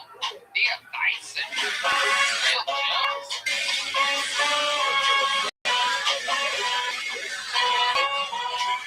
There you go. There was some music from the band, and here we are with Thea Dyson, everyone. Hi, Thea. Hi, guys. How's it going? Great. How are you? I'm really ViralRabbi. That was some fun stuff you talked about there. Where are you at now? I'm in Toronto, Canada. Ooh, Toronto. The birthplace of so many great comedians. So many horrible comedians, too, but also some great. Thea, have you ever done stand-up before? Yeah, about a year. Oh, okay, cool. That's awesome. What do you do for work? I work in fine art shipping. Heck yeah. A German guy, they famously stole upwards of $1 billion worth of fine art from the French at one point during World War II. I don't know if everybody knows about that, but a lot of them taking over France was about them stealing their art. Use a gas. Yeah. Well, I'm actually glad I can't really talk about my work too much on stage, unfortunately, because we're confidential. Of course, absolutely. That's a good way to keep it fine. For Banksy or what? We have some for Banksy, yeah. We installed one of his Toronto exhibitions. Anyone is true, I guess. Wow. Are you under the frame of a bed right now? What's the mosquito nets, eh? Didn't realize they had a malaria outbreak in Toronto. You're only from inside of a pillow. Really good beds. Those are just like rooms. You live by yourself? Yeah, I do. Oh, that's cool. That's fun. So, Welcome. You mentioned getting horny during the quarantine. What have you done to satisfy that hunger? A lot of alone time and masturbation. When you say alone time, what do you mean by that? Just alone time, or is that a special Mr. name Journey, or something? you there? Well, during into quarantine. Anyone there? Yeah, how are you? Yeah, we're gonna hear. Why I even asked that. I'm good. Esther, do you mind if I tell you about myself? You're right. Yes, please, go ahead. Thank you. Thank you for the opportunity. I'm Rabbi Rothschild. I stream my life 24 hours a day, 7 days a week, 365 days a year for world peace. I've been doing so for more than 4 years. My streams go back to the pandemic. We've seen the death of a queen, the birth of AI, the coronation of a king, and everything in between. Have you ever seen the movie The Truman Show or the television show Big Brother? A show called Big Brother. No, I have not. Okay. Look at it. You haven't watched the Truman Show, bro? Oh my goodness. Is it a show called Big Brother? No, it's a movie called The Truman Show starring Jim Carrey, and then there's a television show known as Big Brother. It's okay. It's basically the story of someone's life totally on camera, which essentially mine is. In the 1990s, the phrase "content is king" was coined, and I'm making it true today. I'm king of the internet. This is the biggest event in history, and here's why.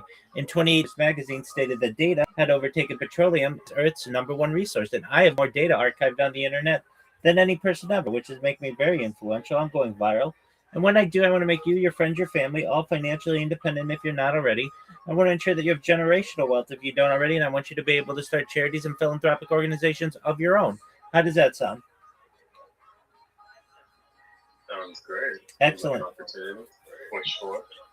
Excellent. If you look at the top of this Discord, there's a red circle that says 24/7 live YouTube streams. Do you see that? You said on the top. It's like a chip. It's on the top left. It's under. You should see the loam, welcome, and then there's a red circle. Okay, I see. Okay, go in there. There's a link. It's going to take you to YouTube, and it'll show you all my live streams. And it's unlike anything you've ever seen before. You've never seen an individual on YouTube, most likely on more than one live simultaneously. And count how many live I'm on. All right, I will definitely do that. Check it, the link right now. Check. YouTube, right? Correct. Your YouTube channel.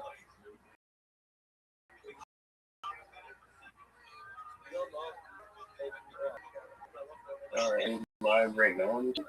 If you go to that link, you're gonna see.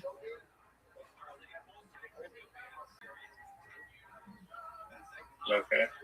How many live streams do you see? Close to 20.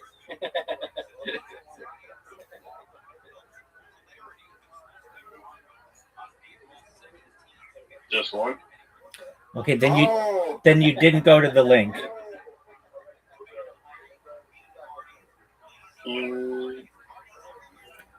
At the top of this Discord, there's a red circle. It says 24/7 YouTube streams. You can click a link checker to make sure that it's a clean link. You can do whatever you want, but go to that link and count how many live streams you see.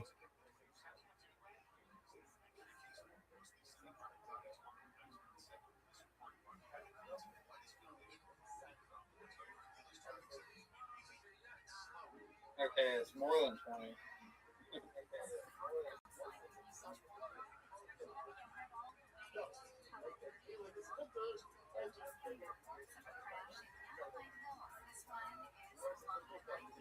Let's see.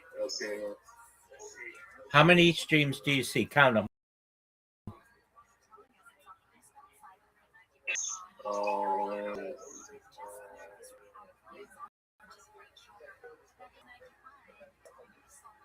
There's many different streams.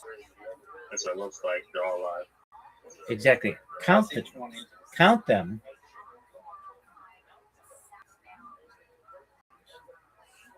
He's on his phone, so it might not like show up quite properly. With that link, it shows up. Okay. That's why I tell people to do that. 3, 4, 5, 6, 7, 8, 9, 10, 11, 12, 13, 14, 15, 16, 17, 18, 19, 20. Exactly.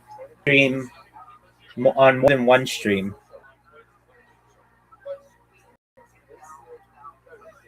Not as many. None. I don't know. And Mr. Beast doesn't do multiple streams on the same channel, but I do. PewDiePie doesn't do it, but I do.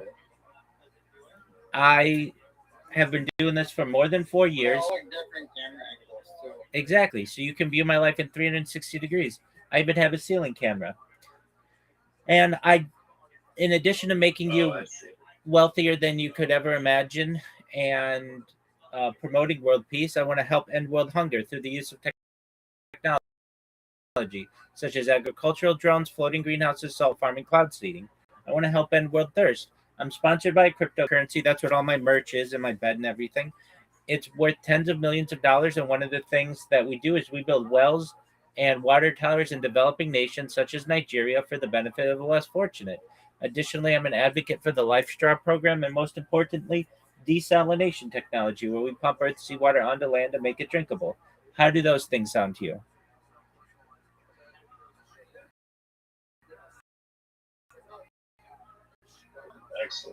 Excellent. Well, that's what I do.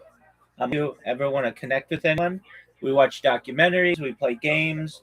We have quite a diverse group of people who spend time in here and chill, and you should know that you can make this your home if you'd like.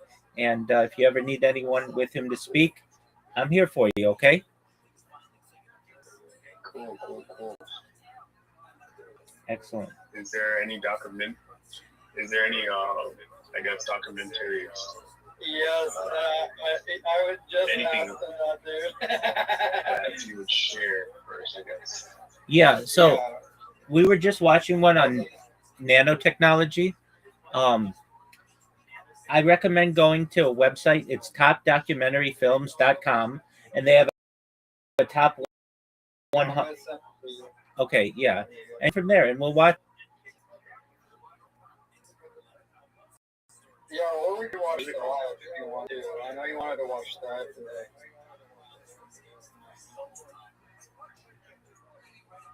What is Strive?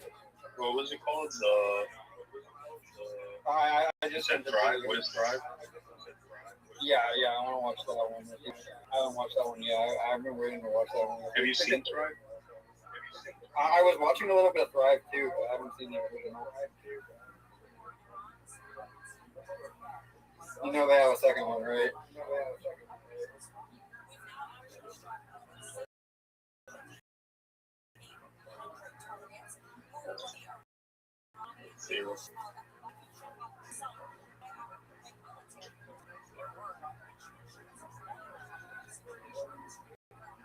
Do you want me to screen share or are you going to screen share it?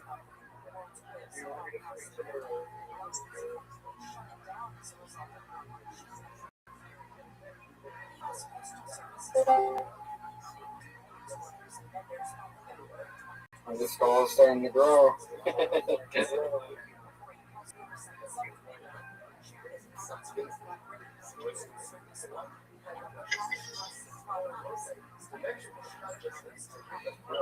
I'm on mute. I'm always on. So I'm like,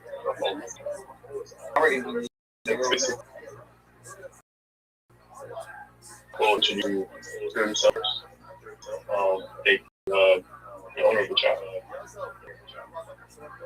Well, he didn't have to he made his hand up. But he came in.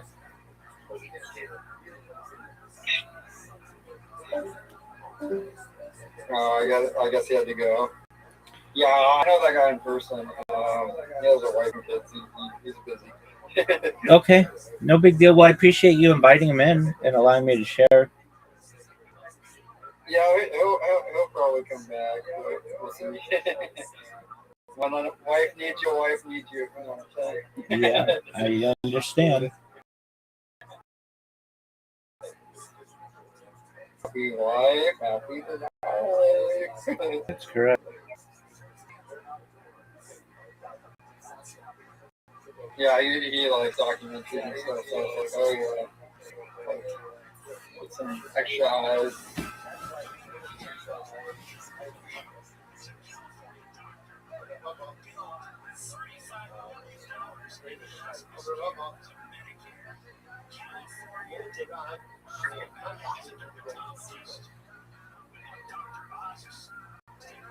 Yep.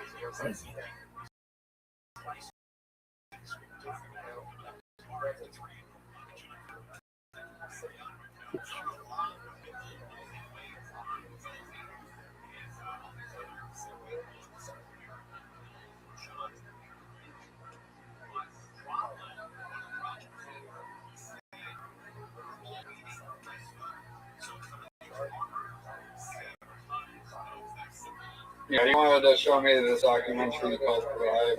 You would probably find it interesting too, especially since you're like a world peak.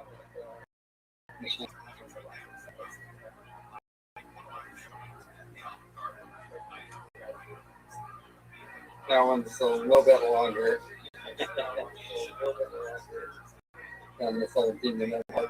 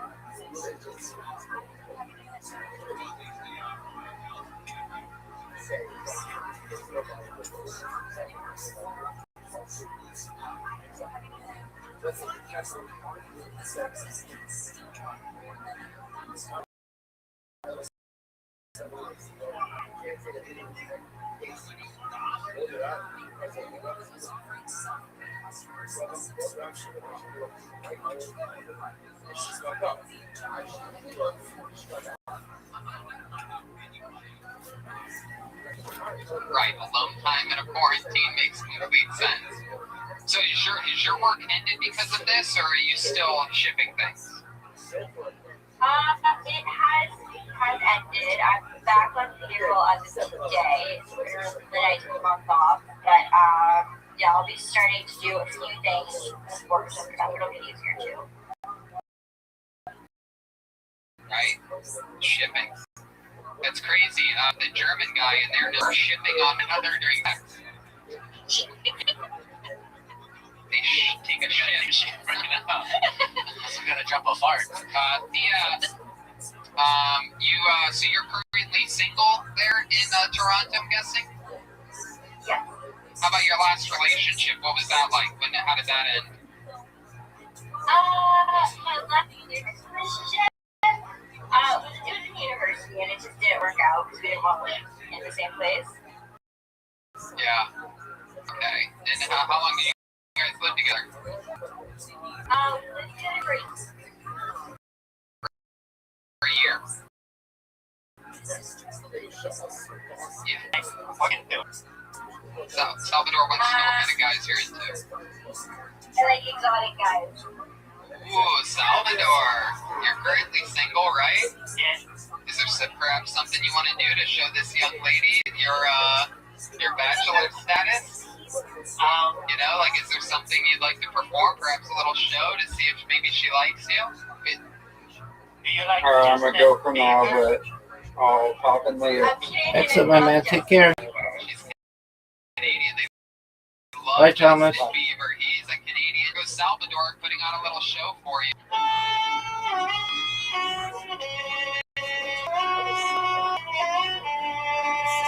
a second. Okay, wait.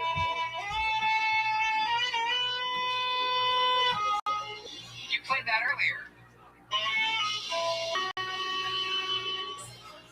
Thea, what do you think? Are you gonna fuck Salvador at some point? Yeah.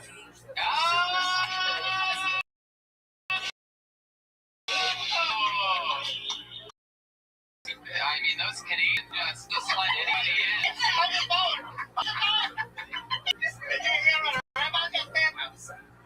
You should get steal some frames from the frame store that you work at. You're like 1 frame per second. Whoa! Wow! Oh my God! He's got framing jokes. Anyway, I was also framed at one point. I didn't do it, I swear to God. The judge says I did, but I didn't. A lot of people don't know this. It was actually Joel that framed Roger Rabbit.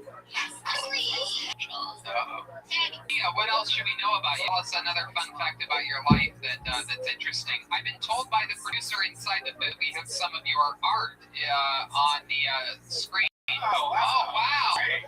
Look at that. There's Red Band, Tony, and then it gets all wild. Look at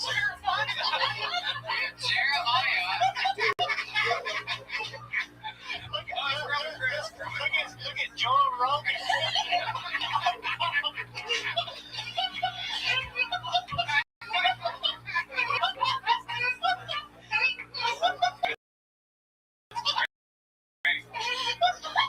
That was great. Laughing at her. Tony were pretty Yeah, good. Tony, she's been all the time with Tony and Brian, and it looks like I have shoestring. Oh, look at my beard. It's kind of good. Look at Chroma Crystal. I look like a scoop of ice cream or something. I know, it's Joe Pesci.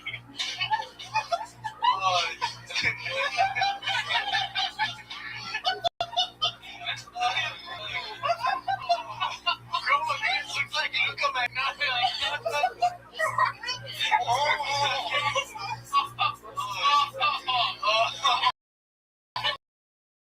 You really got Jeremiah's nose down on that, though. Like, I have straw there. you see my beard? My beard is like all hair. Can we go back to the back? Oh my God. Wow. Look at Jeremiah's nose. Go over to Jeremiah. Wow. Look at that. The nose is pretty tight. how that Look at that. That is a black diamond ski resort on Jeremiah's nose. Let's slowly go over all these. Like slow and wiggle. Via's laughing. She has a great sense of humor. Let's get back. Let's talk about Red Man's beer for a second here. He's got a 10 o'clock show. Look at that. It's like healthy Red Band. This is from a healthier time. It's a different breed. This is the end of a hydroxycaca commercial. And then let's go ahead. I drew Red Band and Tommy 2 years ago when you were in Toronto doing a Kill Tony Road show here. And I'll show you when I got pulled out of the bucket, but I did not. So I have those on the back burner for a long time, and then this week Then you only had 10 minutes. What was my fucking mashed potatoes? Joel looks like Lee Side more than anything. That's the word lizard meat brothers, me and Lee. And then Jesse's pretty good. Yeah, Jesse, what do you think about the drawing? I look awesome. Yeah. Chris looks like a reptilian shit. Yeah, Chris has the open mouth of a blow-up doll. Oh, he puts the lotion in the basket. Oh my god. Starts eating it. But then again, that really just basically is Chroma Chris. That's a great drawing of Chroma Chris. I love the Red Man turning into a healthy werewolf. You guys look like Bert and Ernie. I mean, I need that picture of Joel blown up. I just want to wait. I want that. I don't know.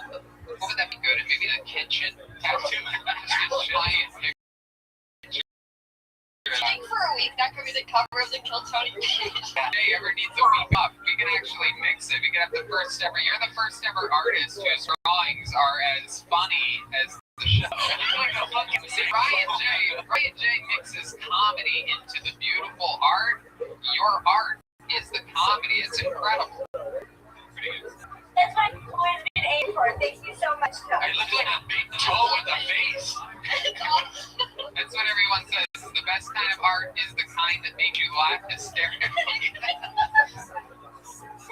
I felt something. Oh, always the shipper, never the artist, I guess, is, it's like in the life of Thea Mason. What fucking painting are we looking at that we like? No, Thea, I love it. That is so awesome. Anything else crazy we should know about you before letting you go? What else is crazy about me? I don't know, I'm a dual citizen, so I'm collecting both U.S. stimulus and all the Canadian payouts, which is great. Oh, look at that. Dual citizen. How'd you end up snagging that? I'm actually tri-national. I have a free passport. So I was born in the States. My dad was born in Canada, and my mom was born in the Netherlands. So I work anywhere. Jolina's a tri-national too. She tries to get a passport, but she... Not yet. I laugh, but can't get over how much I look like a fucking Snicker bar or something. I don't know. Snicker bar? Yeah, I look like I made it with the bucket of destiny. Let's look at it one more time. Let's just zoom in on Joel here. Joel Rogan. Oh my god. Oh. You have a little more on his eyebrow. What is that? I love it. I do actually have one. That's actually the best detail. And look, you got the lumpy. Look at the top of his head. Can you zoom into just the top of his head? That's what oh yeah, look at that. That's exactly what it's like. A lot of people don't know Joel was once used as the stick to hit a piñata with when he was a child. And why would he know? Yeah, you were the stick. You were so tiny. They already had a piñata. It looks like the band dressed up like we have down the road. It's incredible. It's almost like Hold on, go back to it one more time. It's like a Mr. Clean if he actually like cleaned your apartment for you. He was dirty. Yeah. Mr. Dirty. Drinking the bleach. You got Jolita drinking bleach. Alright, well, this was somehow, very rarely is I'm gonna be honest with you, even though it's gonna sound mean, Jesse, no offense to be given here. Normally, as the calls to the show are not my favorites, but so far, you're my favorite thing of this episode, though, that drawing, and your bubbly personality, and us going back to you, and you laughing at the jokes about your drawing the whole time, which let us laugh even more and harder about your drawing. It's a huge highlight for me. Yeah, man, thank you so much. I've been a fan since the Iron Patriot days. Cool Johnny, you really get into stand-up. So, thanks for giving other people the opportunity to come on the show. This is amazing. I love it. You got it. Use your dual citizenship when things get booming again. Come see an episode live. Sign up live, all right? There she goes. Thea Thyssen, everybody. Here's some music.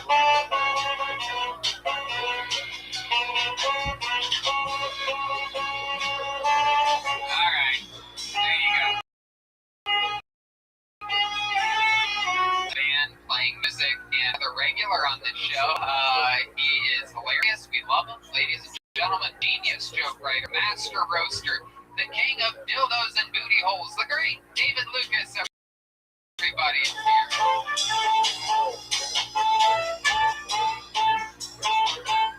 There you go. Hi, David.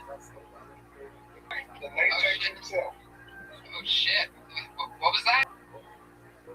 Mr. Latex himself. That's it. That's me. The king of latex. The man who's got it made. Rubbermaid. The latex guru. Tony Hinchcliffe. That's me. How are you? Tony Wilberton. That's me. That's it. T-O-N-Y Jelly. What's going on there, David? How are you, pal? I'm good. We're into the Poppy Reserve yesterday. I had a little rally that shit. Oh, wow. It's pronounced Popeye. I've been seeing that picture. That guy shook his head. Oh, shit. He thought that was you that said it. I look like a booty hole? A dildo? You look like a teenage version of Freddy Krueger. You look like an adult version of Buckwheat. Oh, shit. Oh, God. That was horrible, bro. Look, you can't get canceled during quarantine. So, David, as well as being a great roaster, you're also writers, comedy-wise on the show. Have you been writing stand-up, writing new stand-up perhaps of any kind, or quarantine? Yeah, let me hit you with a joke. Okay. So, am I guy who tries new sex moves on an ugly girl before I try them on my girlfriend? Love that. That's a new joke I wrote there, dog. Yeah, let's tag it. What do you guys think? So, how would that go? You try out new sex moves on an ugly girl before you actually take her to your relationship. Right. She doesn't get offended when you ask her to wear a mask right now in these times. Maybe you're gonna put a bag over your head. It's for the COVID. Yeah. I don't know why that was so much over. No, I don't need it. We needed that. It is funny. We're opening it up writers' room. Anthony Gage, you guys have any tags for his new test out sex moves on an ugly chick before bringing him back home to your mate? And then I got another one. I got another one I can't wait to work out on stage. Where I talk about being a black suburban kid and comparing my life to a tiger in captivity. Because I'm still dangerous, but I just can't survive in the jungle. But I'm still ferocious enough to kill a white person. And if I see you, they're gonna.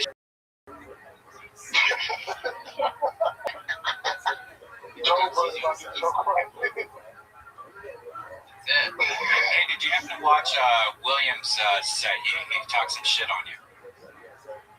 You think I give a fuck, bro? You see how he looks? Yeah. You're black suburban. He is a white Jeep Cherokee. There we go. And I'm doing 4 or 5 miles a day, and he's doing 4, 5, 6 back. That's true. I will ask you this because I saw a picture of you earlier. You are someone that I follow on the Instagram. I think it was on Instagram that I saw there. You looking much thinner. Or was that a filter? That's all me, but you're really doing it. So you really do have a little something up your sleeve. By that I mean a bunch of jiggly skin. Son of a bitch. That's right. Made my booty hole dildo cereal. Getting my brain ready. Tony, you look like the type of nigga that collect dingleberries. I actually do. I keep them in a box. In my dingleberry box. I do. Dingleberries. Dingleberries is the only flavor berry. I told you put condoms on hot sauce bottle with your mouth. Well, it's actually funny that you mention that because I actually do that. Condoms protect against all hot sauce related. All right. That's fun. So other than walking every day, have you been doing anything with your diet that's different? To be walking, jogging, cutting out sugar and shit.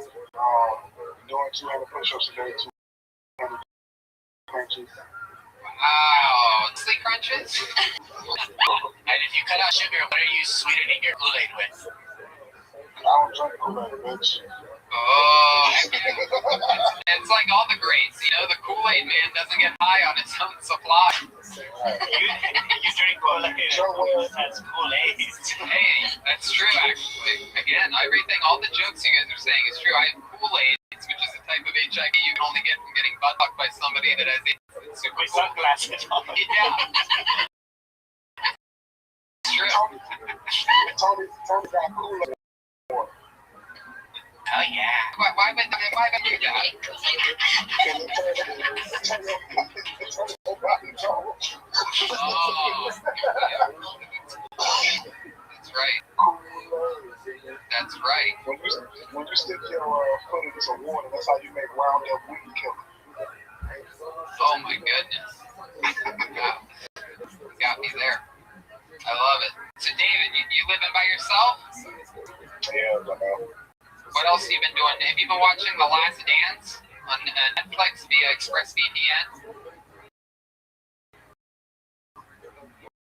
Whatever, but yeah, I'm more of a Magic Johnson fan. But I just started watching Game of Thrones today.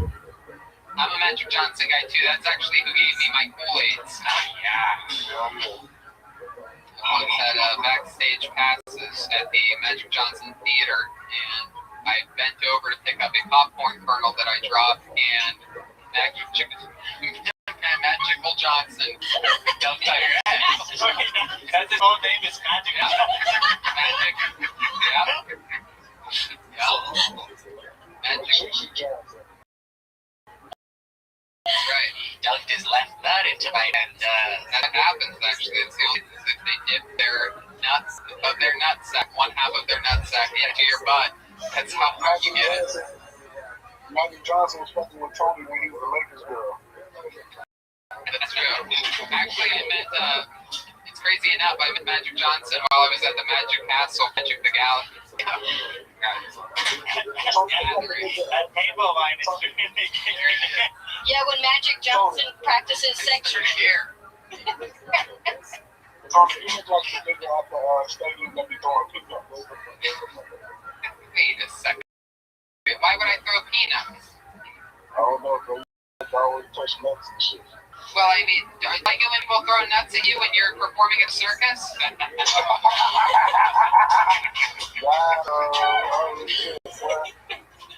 What if you don't get your type of training looking at everybody? What'd you just call me? You a type of trainer. You look like you make balloon animals. What the fuck? You look like you make balloon animals with booty hole condoms. That's the section I sit in on as the girls. Hey, wait till we get back on stage. Tony, you making balloon animals. I'll be hitting you so hard. I'll write a comeback for that in the meanwhile, because I think we have about a year and a half before we're going to be in front of a live audience again. No, fuck that. That's real. Look, can someone please isolate that moment of Joel completely breaking character and just really saying, oh, fuck that? Fixing cars like that and shit. I'll go full Mexican, just be a mechanic. No, I don't know what I'm doing. I don't got no fucking work experience.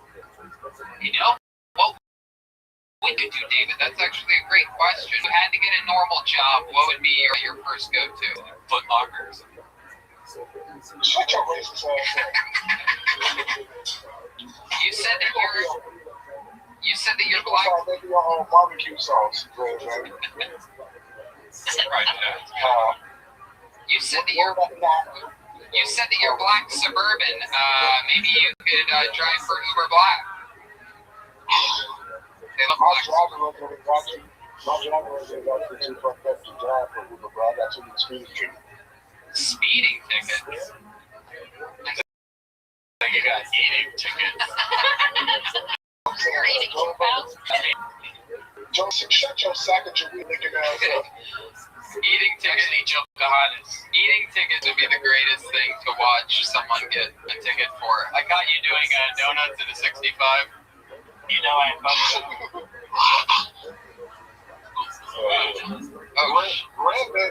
Red Band don't want to go back to performing.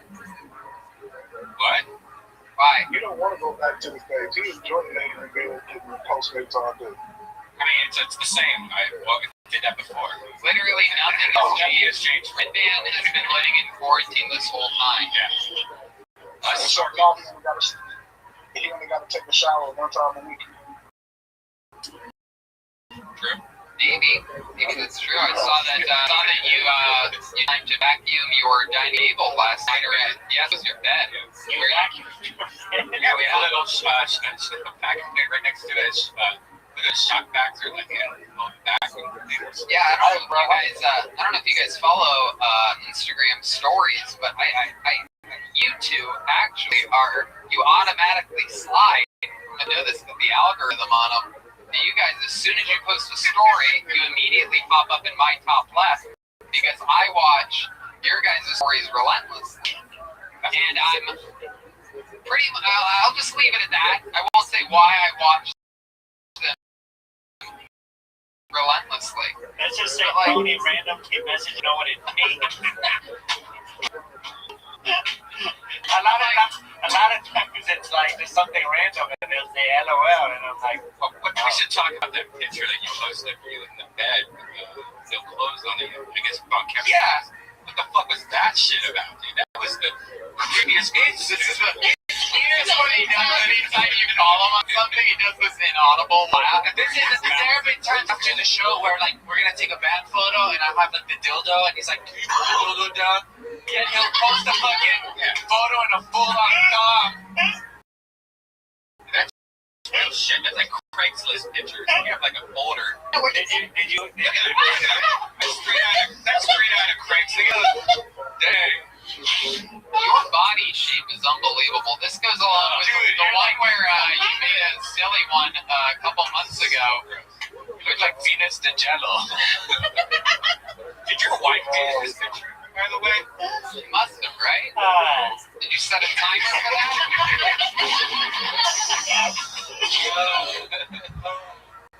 I mean, those are your wife. That has to be your wife's underwear, right? yeah, it's not mine. Wow, that is so gross. What was that, Jolie? No, go ahead. I want to know what you were almost saying. It's known that Jeremiah matches his underwear to his characters. That's how insane he is, like getting into character. We all know from the loosey-gooseys that he wore with the Monopoly Man in his underwear. He probably has dongs for all the women characters he plays, jock straps for the athletes. It's fucking true. It is a real thing. I will wear the underwear that pertains to a certain character. Wow. So, but do you understand the reason? Go ahead. Is Kevin Mack post sexy to himself and you want to be sexual?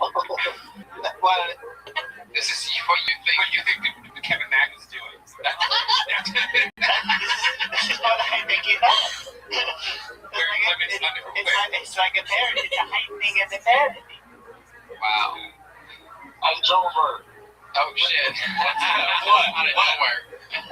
With that bandana and that wig on, I just want to say that you look like an Indian reserve prostitute.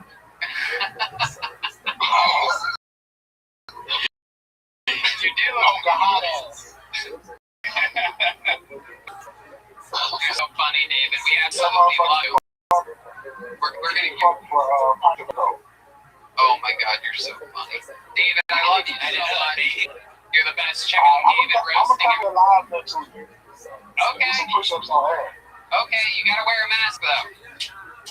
Y'all niggas ain't got no mask on. I know, but you're black, David. Come on. I love y'all, man. We love you, David Lucas. He's on Instagram at David Lucas Funny.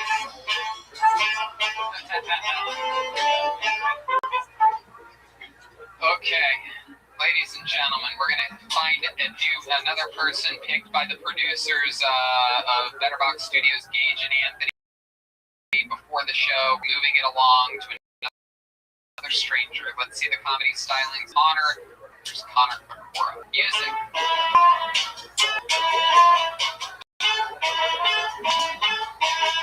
Here goes Connor Kakora. If you're gonna have diarrhea, it's probably best if you're the big spoon. I ran out of toilet paper in March.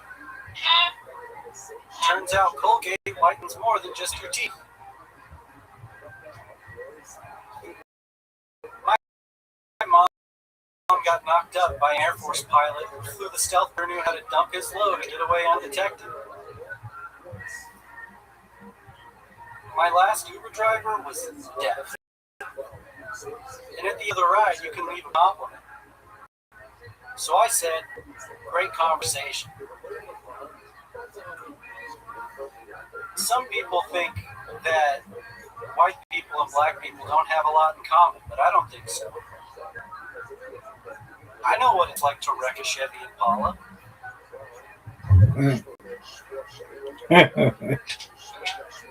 Fuck yeah. Connor Kakora. Hey, what's up, everybody? Hi, Connor. How are you, man? I'm doing great. How are you? I'm fantastic. I'm going to be on, dude. Not often. It's very hard to get any poop. But that diarrhea spoon, that got me. You got me good on that one. Simple, easy, edited down, perfect. Brian, you're shaking your head no at that. Why is that? I thought Brian would like that. Diarrhea. Is it? Oh, is this one that you've written before? Is this another episode of Brendan wrote it? I wish I wrote that. Right. Exactly. I thought you had a filter on your video. Like an eyebrow filter. No, your eyebrows are incredible. Your eyebrows look like Thea Tyson's drawing of the band.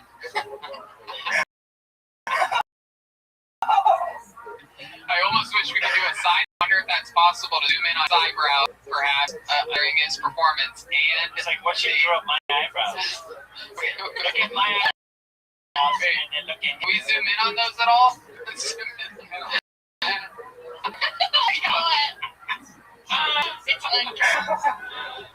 Oh my God. Can we zoom in on Connor's eyebrows? Is that possible? That's a tough one. Screenshot. Oh, there it is. Yeah, look at that. Wow. My goodness, that's what Thea Tyson was using. Scoot over to my face real fast.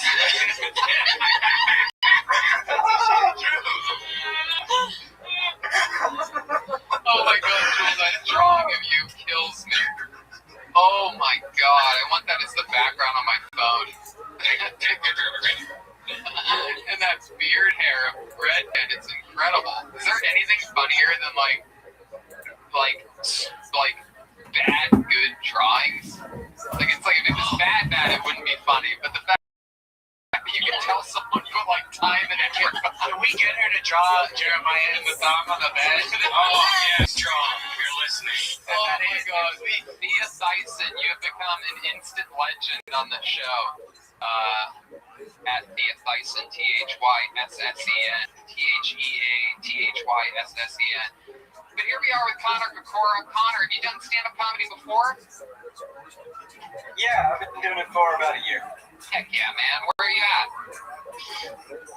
Denton, Texas, north of Dallas. North of Dallas. How far north is that? It's like 30 miles northwest. Okay. Out there with your family? I live with my girlfriend. Oh, okay. Are you originally Denton, or is she originally from Denton? No, neither of us are from Denton. I'm from a town in New Mexico, and she's from El Paso. Oh, wow. How long have you two been together? It will be 6 years in 2 weeks. Wow, my goodness. Any special plans for the anniversary? I might make her some salsa or something, Wow. Oh, she really is. It's too bad you're not single. What kind of salsa? What should put in your salsa? Probably a El Paso salsa, right? Salsa, oh my god, look at that. Tomatillos, jalapenos, serrano, you know what it is. Jesus Christ. I was thinking if you get into the barbecue business, I think I should make salsa. Me gusta habanero. Yeah. Los cilantro, los cebolla. So Connor, you've been on the show before, is that right? Yeah, last time you guys were at Hyenas in Fort Worth. Oh, okay, awesome. How did that go? It went all right. Heck yeah. For you, Probably the only time I had bombs. Oh, cool. Oh, you sang a song. Yeah, from my band. Tony's song. Wow. So Connor, what's the band? It's called Genius Christ. Genius Christ. Heck yeah, it's sort of coming back to me. You guys are a rock and roll band? Yeah, more or less. What instrument do you play? I play guitar and do most of the vocals. Heck yeah. Awesome, man. You guys, are you guys performing a lot live? Twice a month. We've been wrapping up our first full-length album. And honestly, we haven't even seen each other. Great. Gotta be weird time to be in a band with people. But I guess, we do it. Anyway, music. 6 feet. Connor, what else about you that we didn't find out the first time that you were on do you think would be interesting for us to talk about? What does your girlfriend do for work? She is an elementary music teacher. Wow, look at that. Yeah. It used to be so bad. I do a little bit of painting on the side. Oh. Looking like a fucking. I would love it if that became just a whole new thing for artists out there to do, just bad Joel drawing. And do you have a Joel drawing this week? Man. No, you know Ryan J's the man. Ryan J does good drawings. Ryan J couldn't draw. Ryan J couldn't draw that picture that lady drew of you, and he tried. Michael Laird couldn't draw that picture. He tried. Oh my god. I love it, Connor. So you do some paintings. What else? What else about you? I feel like there's some deep, dark stories here. Dark stories? I'm not so sure. I got feet on it. Oh yeah, he was earlier. Julian Leiber, Germany. How did you get peed on it? Yeah. Camp. We were working on our wilderness survival merit badge. We had to go to the shelter. This kid needed to pee. He didn't want to get out of the shelter. He like ended up stepping over my face and just kind of like gave me a little spritz. Little spritz, a little bit of that Texas shower time. Oh yeah. The next day I actually got it. Like they initiated me into the Order of the Golden Arrow or something. So I wonder if that had anything to do with it. Right. I hear they let you Girl Scout cookies after you get peed on from another man. Yeah. So Connor, interesting stuff, man. You ever been questioned by the police about anything? Yeah, I have actually. Like what? What are you doing sleeping in your car with your car on? Sir, are you intoxicated? Please step out of the vehicle. What up, pimp? You were sleeping in your car with the car on. Were you in your garage? You know this. Dennis and Mass is created on the same day. Okay. What was your joke? Did you know that? Of course, everybody knows that.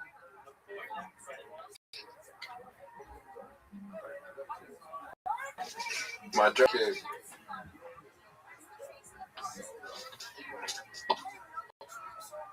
my friends tell me that I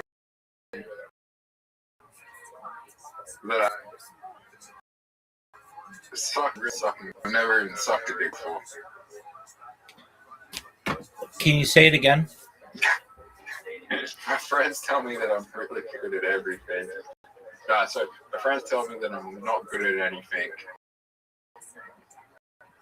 My friends tell me that I'm not, and that I'm really good at sucking dick. So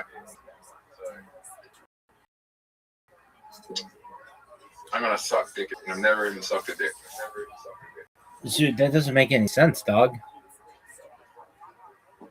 How does it make any sense? Say it again.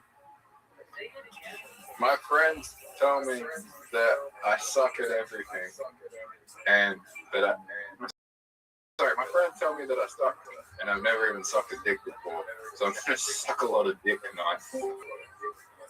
Doug, that doesn't make any sense. I'm gonna enjoy it. What doesn't make any sense? I mean, it just doesn't. What up, I Nolan? am- Just one moment, dude. What up, Nolan? How you living, pimp?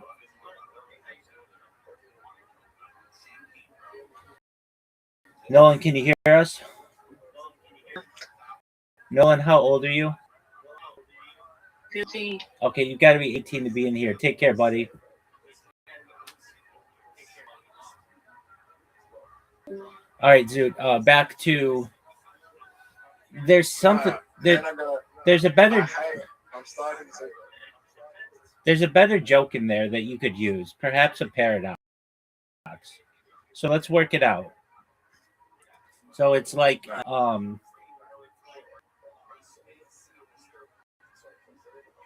my friends tell me that I don't do anything well. So I say to them, why do you keep telling me I suck dick? Okay, so my friends tell me I don't do anything. But I counter that by saying they're always telling me that I suck dick. So which is it? Do I not do anything or do I suck dick? That's an okay joke. No. I'm starting to hate gay people. Stop, Zoo. Stop. Zoo. No. None of that. You didn't let me finish. Yeah, I know, but you got to understand, you're using like trigger words that Instagram doesn't like, and I can't let you talk about that kind of stuff.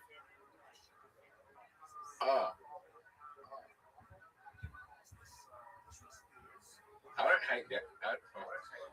So you can just avoid the word, avoid race and gender and sexual proclivity.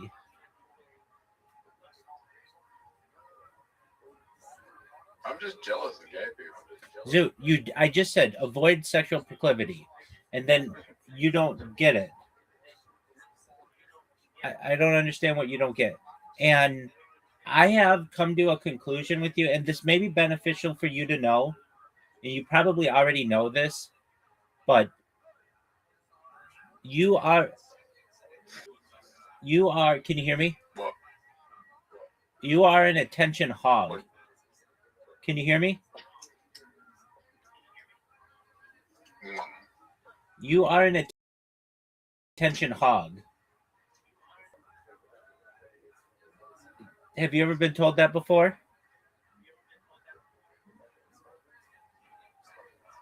Zoot. No. Well, now you have. You have to be the center of attention, or you get upset and you begin to start getting triggered, or you have tics, and then you leave. It's like I've seen this countless times. If you're not involved in something, your tics increase severely. Have you noticed that about yourself? Yeah. Okay. Well, that's honest. Are you ready to play? Yeah, why not?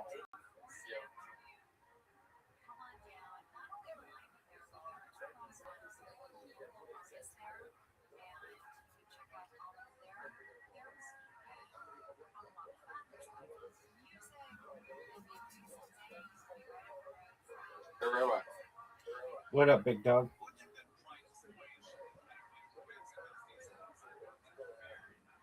I think the sucking dick thing is gonna be funny. I just need to word it. You'd be like, how did that?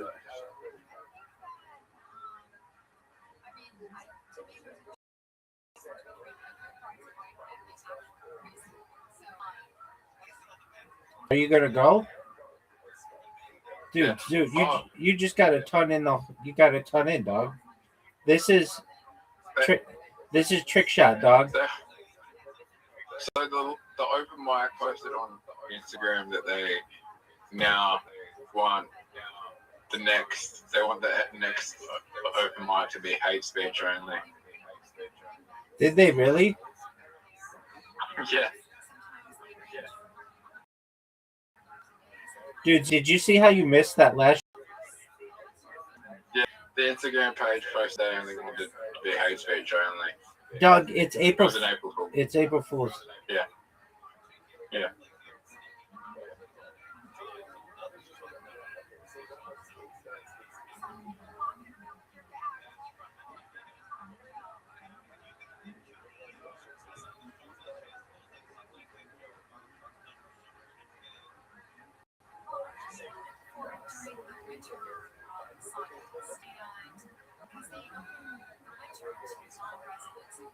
I think they're down that he kind of wants hate speech only.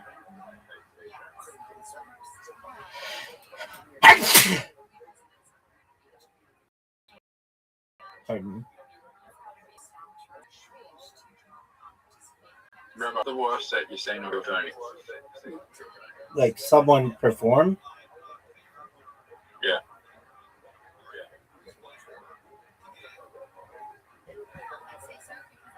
What's universally known as the worst set on Kill Tony? I don't know. Some lady said the N-word.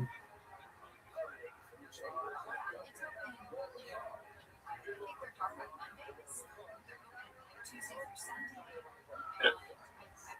Is that the worst thing? I mean, it's like you said in your interview, comedy movie.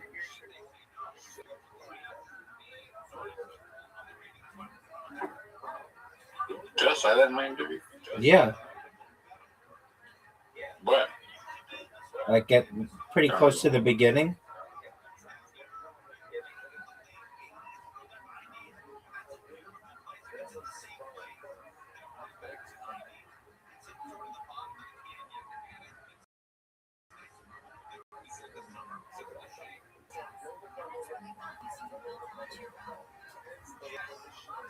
Dude, that was a great combo shot. Did you know that? Oh, fuck. Why did Ella Cool J decide to make hats with kangaroos on them? He didn't. That's a different company. He just wore them. I shouldn't say it's a different company. He didn't invent Kangol. He just wore them. And it's probably because he was balding and didn't want people to know he was balding.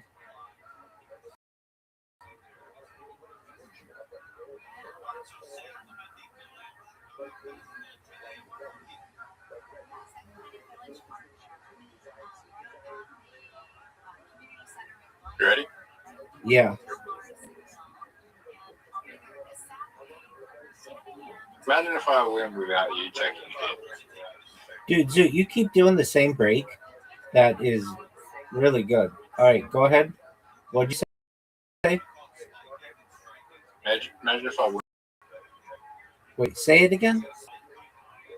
Imagine if I win without you taking it.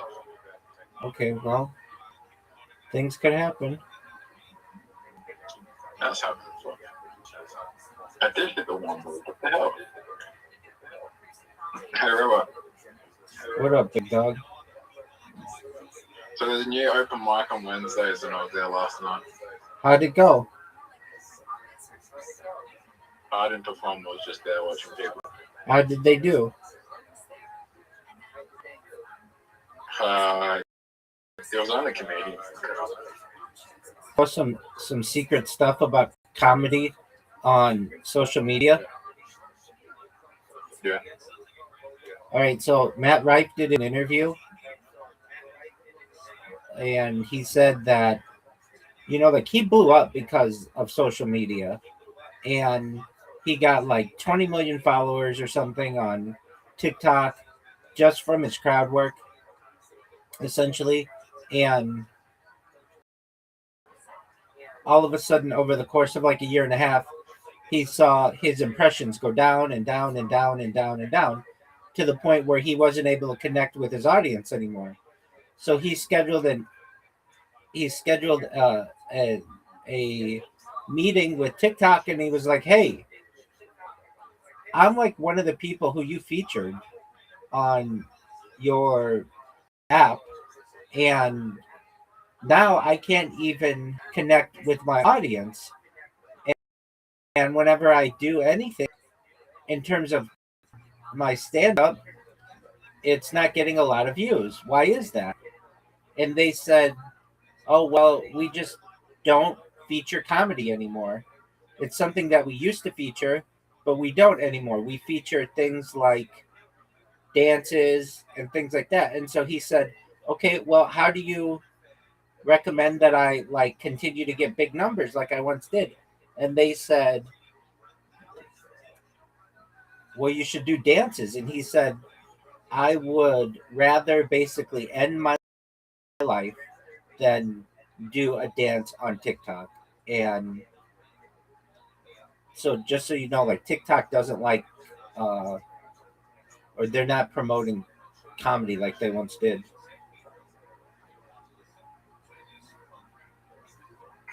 I don't think they'll be promoting people ending their lives.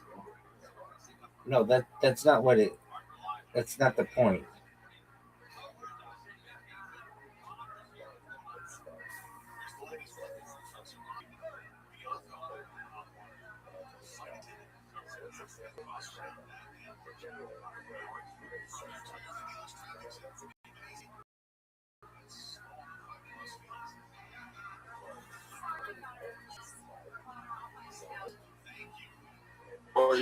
What you're saying to me is I gotta get up on stage, do a backflip, and start dancing.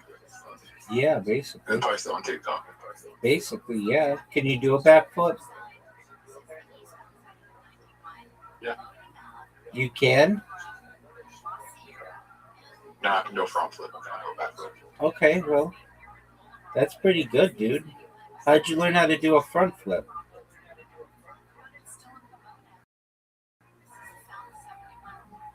I was doing a handstand and I fell over forwards and realized I could do a front flip. That's tight.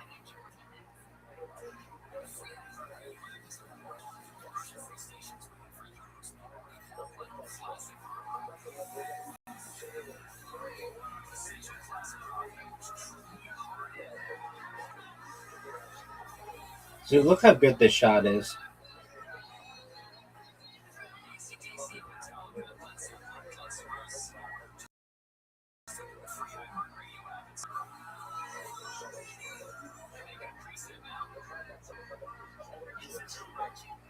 Can you do a backflip?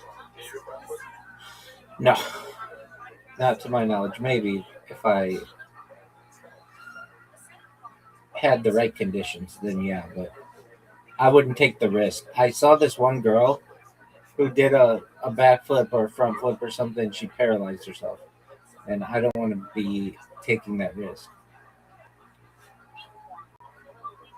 That's How long does it take to learn how to do a backflip? like I saw a class on how they teach people how to do it, and you can get it down within like an afternoon or so under conditions. They have like all kinds of padding, and you like learn in like a gymnastics setting.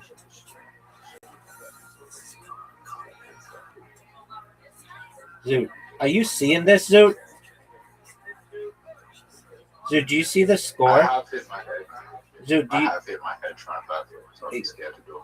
I understand it's risky. Zoot, are you seeing? Do you see the score?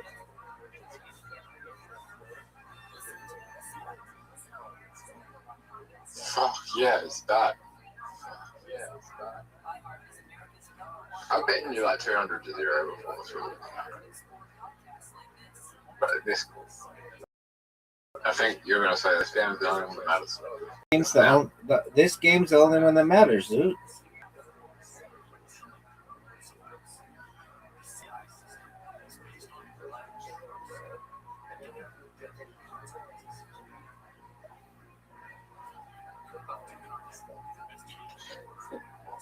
What's more important?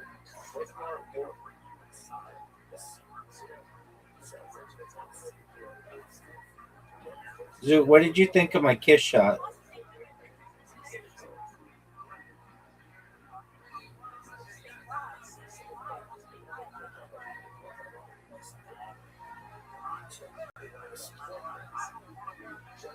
You think stand-up's dying?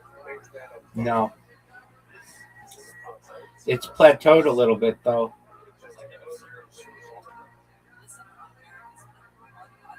Cost of living. What does cost of living have to do with comedy? Usually, no one's going. No one's going out. Oh, okay. That's an interesting take.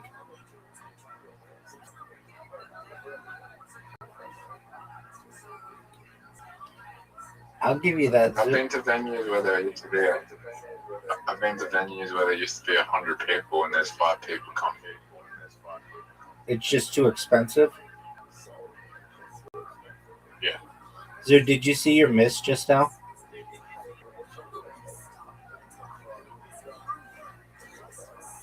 Zoot, did you see your ball lip out?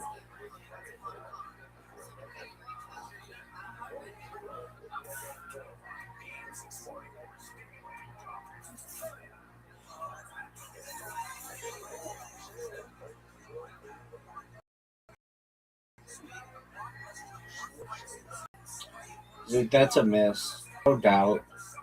You're going to hit the shot? The time's really ticking down, dog. Oh. What's the time where you are? 8:22.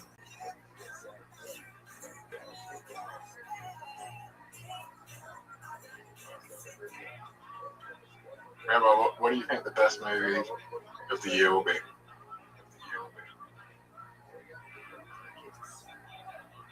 Didn't they already decide that? No, that's the last year. Oh, maybe Michael.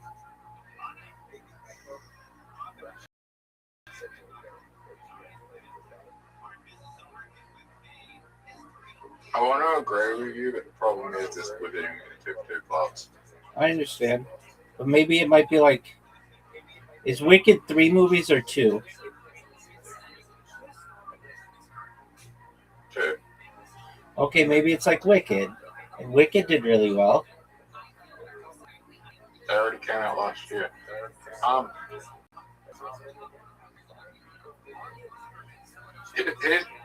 The issue of Michael is that I feel like everyone wants to see the second half of Michael Jackson movie. I don't. I'm going to see them both, but I the first part. Yeah, but I think the second half's more like interesting.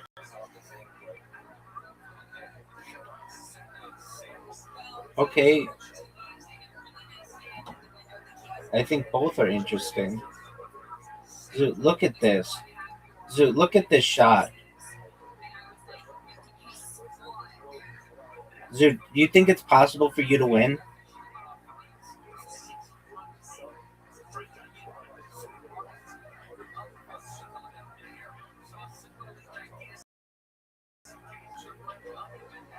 The roller coaster.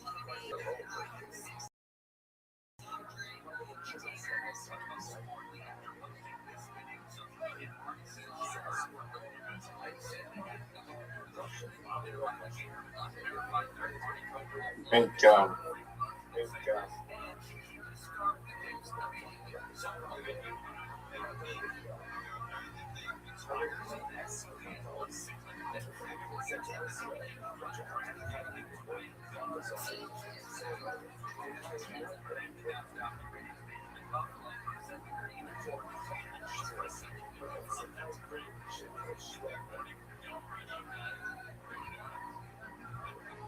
Zoot, did you like that bank shot, son?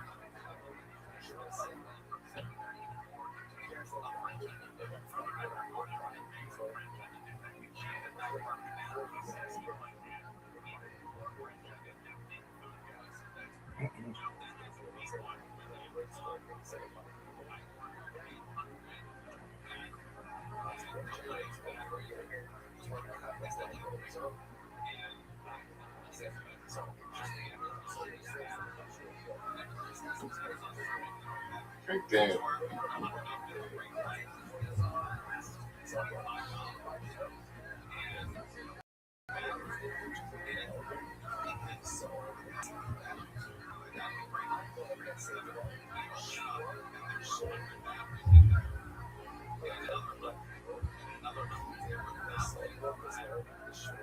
Rabbi. What up, baby?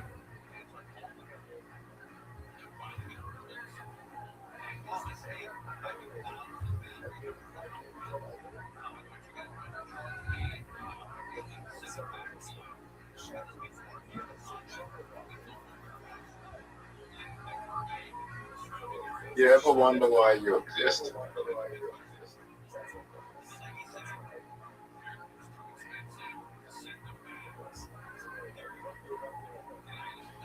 Maybe. Do you ever wonder why everything exists? Maybe. Maybe.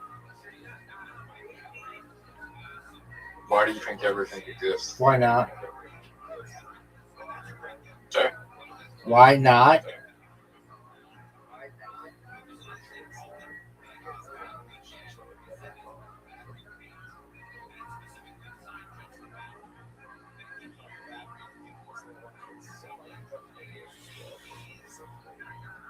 Zoot, what are your thoughts on this shot? Oh, dog, that was terrible.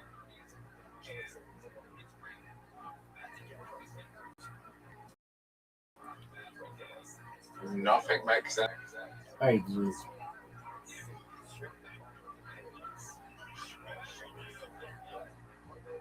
I don't know.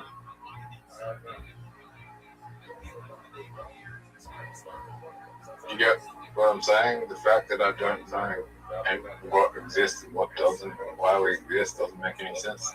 Okay, well, did anyone tell you at the beginning of life that everything would make sense?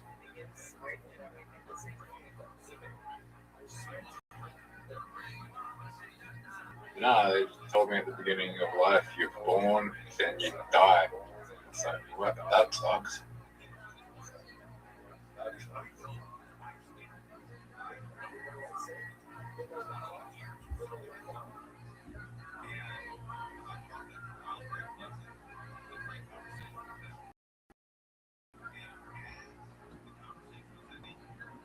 What's your biggest fear, Rob? You not finishing this game?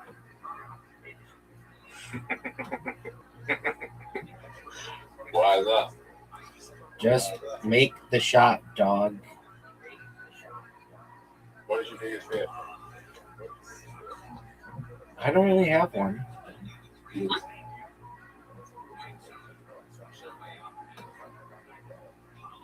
So you're not afraid of death? Nope.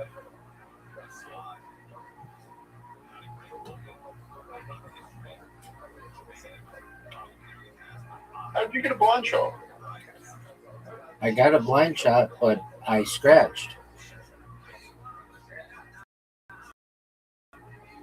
You got a blind shot, but you scratch. I don't think you should get points for that, but okay, if you do me, I'll take them. So you could potentially make like a huge comeback on somebody by just keep on scratching.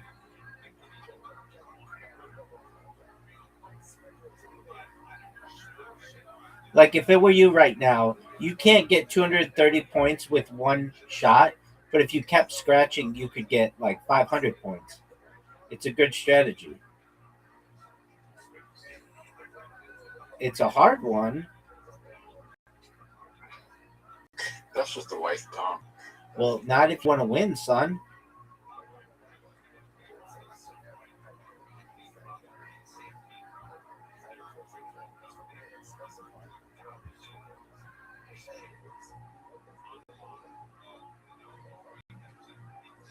Maybe go try it, yeah.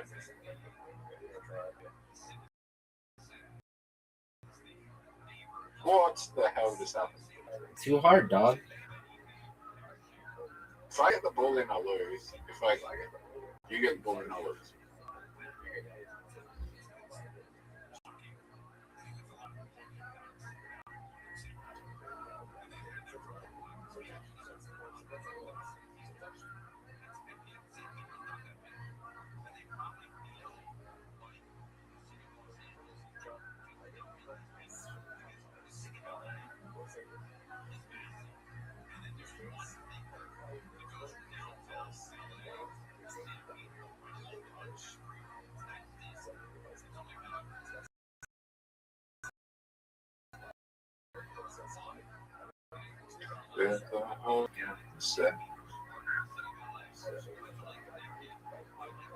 Zoot, you know, in your podcast, you talked about music and being an actor.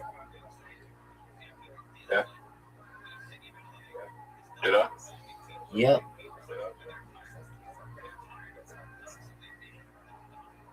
Why is that relevant?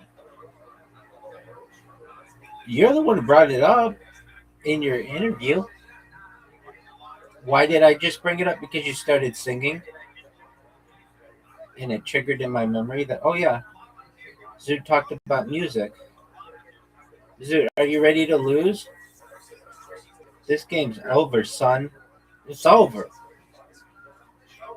Do you know what song I was singing? No. Good News, Magnolia.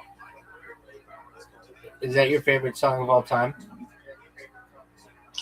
Yeah, sure, why not? It's not a bad song. It's from the which is a post Malone. It's from a Post Malone album? No, Post Morphus. After he died, he put out Circles. Which sucks, because he doesn't know. He didn't know. Like, man, imagine you be dying before your album comes out and you don't even know what people think of the songs you put out. Yeah, I mean, shit happens.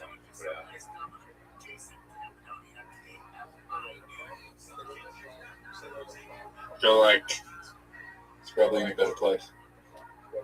So,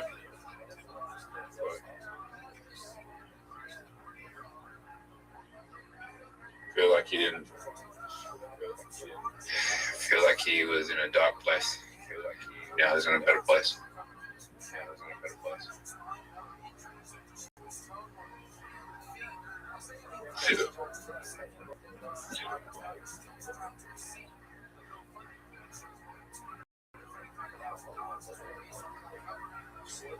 Is that how you feel?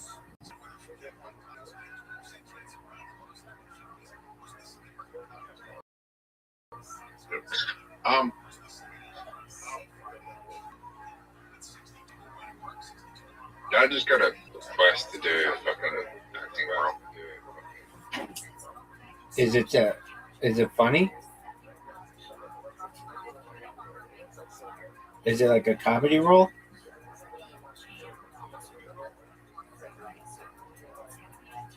What did they say?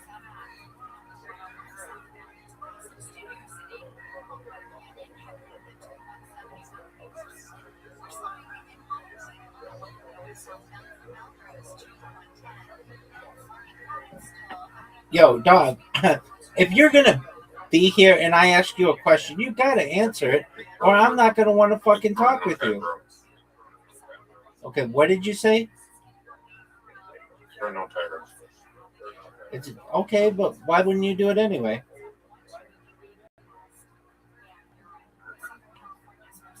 Why?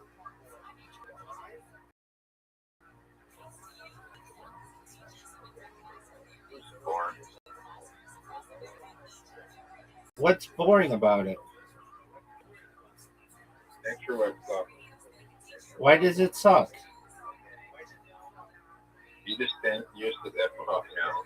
I'll tell you, you just sit there for like all day, and if you're not getting paid, you're not getting paid. Have you ever done any paid work? Yep. And how is that?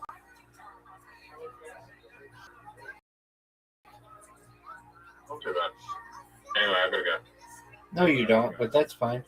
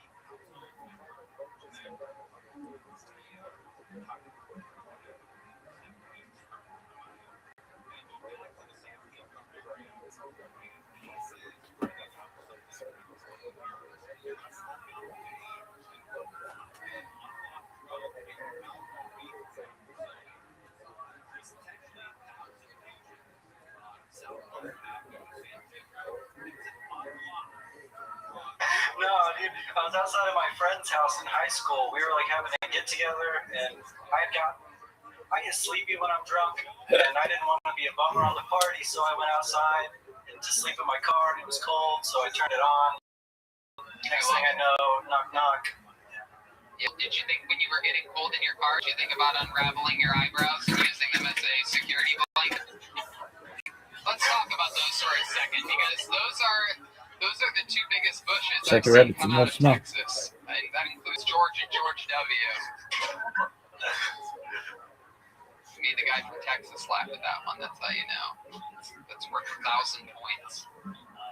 So let's talk about those eyebrows. Do you do any upkeep on those, or is that just fucking raw dog up there? What's going on?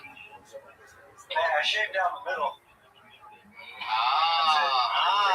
Can you come a little bit closer to the camera? Can we get close up to those things? Because those are really. Can you raise them for us? Oh yeah, look at that. They turn into butterflies. Yeah,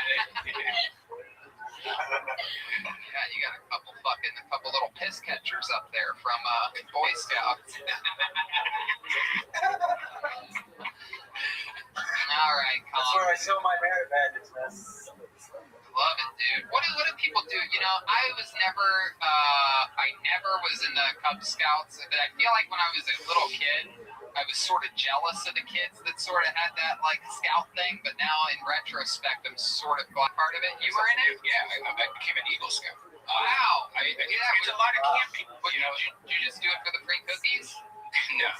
Yeah, because it was a lot of camping. It was a lot of fun, like canoeing and shit like that. It's a lot of outdoor camping stuff. Are you into any of that stuff now? Like, what would it take to get you in a canoe nowadays? Oh, I love canoeing. If there was canoeing around here, I'll definitely do it. But there's not really canoeing much around here. It's more like kayaking. There are two things that we are doing with this rollerblading and canoeing. You know what they are. In Ohio, it was rollerblading and canoeing. In Ohio, Navy boats aren't canoeing.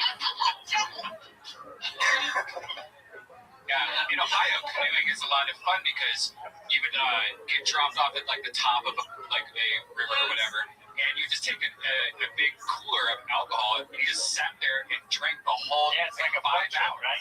Is that like a float trip? Yeah, it's a float trip, and then they would pick you up at the end.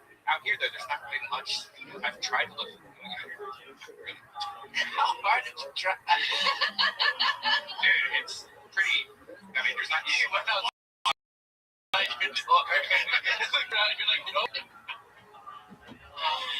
Oh no, that's fun. Yeah, no, it's true. It's weird. California, strangely, even though there are rivers, it's a weird place for things like that. I've been on this show. I once said it's weird. There's not a lot of great fishing around California, and I got destroyed on the internet for saying that, because obviously everyone in America is like, darn, the Pacific Ocean, but I wasn't really counting that. I'm talking about like rivers and lakes. Like, they have lakes here that have just dried up. Like, what's that one? The Salton Sea? Crazy. They just pretend like that's a sea. And then you drive by it, and it's the desert. Yeah. Anyway. There's whitewater rafting somewhere. Just a couple hours away. Oh, I love it. I've done, oh, look at that. if you look, it's kayaking in the ocean. If you look, I said it was there's kayaking. The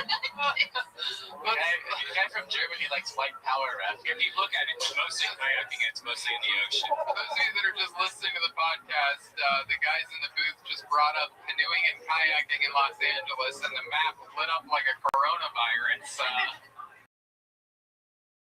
Yeah, they're like the kind of canoe that like we do. No, it's true. So in Ohio, especially if you take a trip down to southern Ohio or around West Virginia, which is extremely close. Yep. Done the Cheat River in West Virginia. Incredible times. Right now. It is wild. It is wild times. Well, Connor Kokora, it was fun to meet you. Thanks for coming on. Everybody good? Anything else? There goes Connor Kokora. Thank you, Connor. Great to have you back on again. We'll see you in Texas. Connor_Kokora. K-O-K-O-R-A.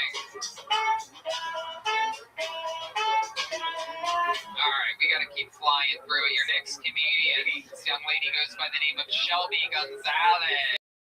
Here's a little bit of music. Sing it.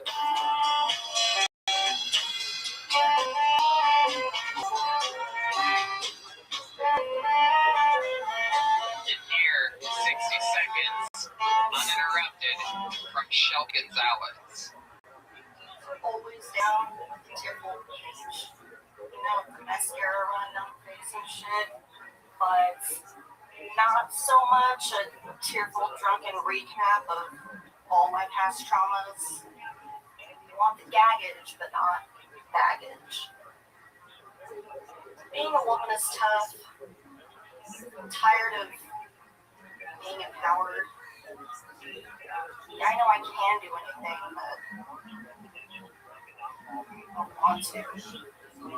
Oh, and rape. Everyone's getting raped now, except me. Always bridesmaid. You know. I definitely have a type, though, when it comes to dating. In fact, I've had more nerdy white dudes in me than the convention center does during Comic-Con. So many mentally unstable white dudes have dumped rounds into me. You call me in elementary school. These are good jokes. There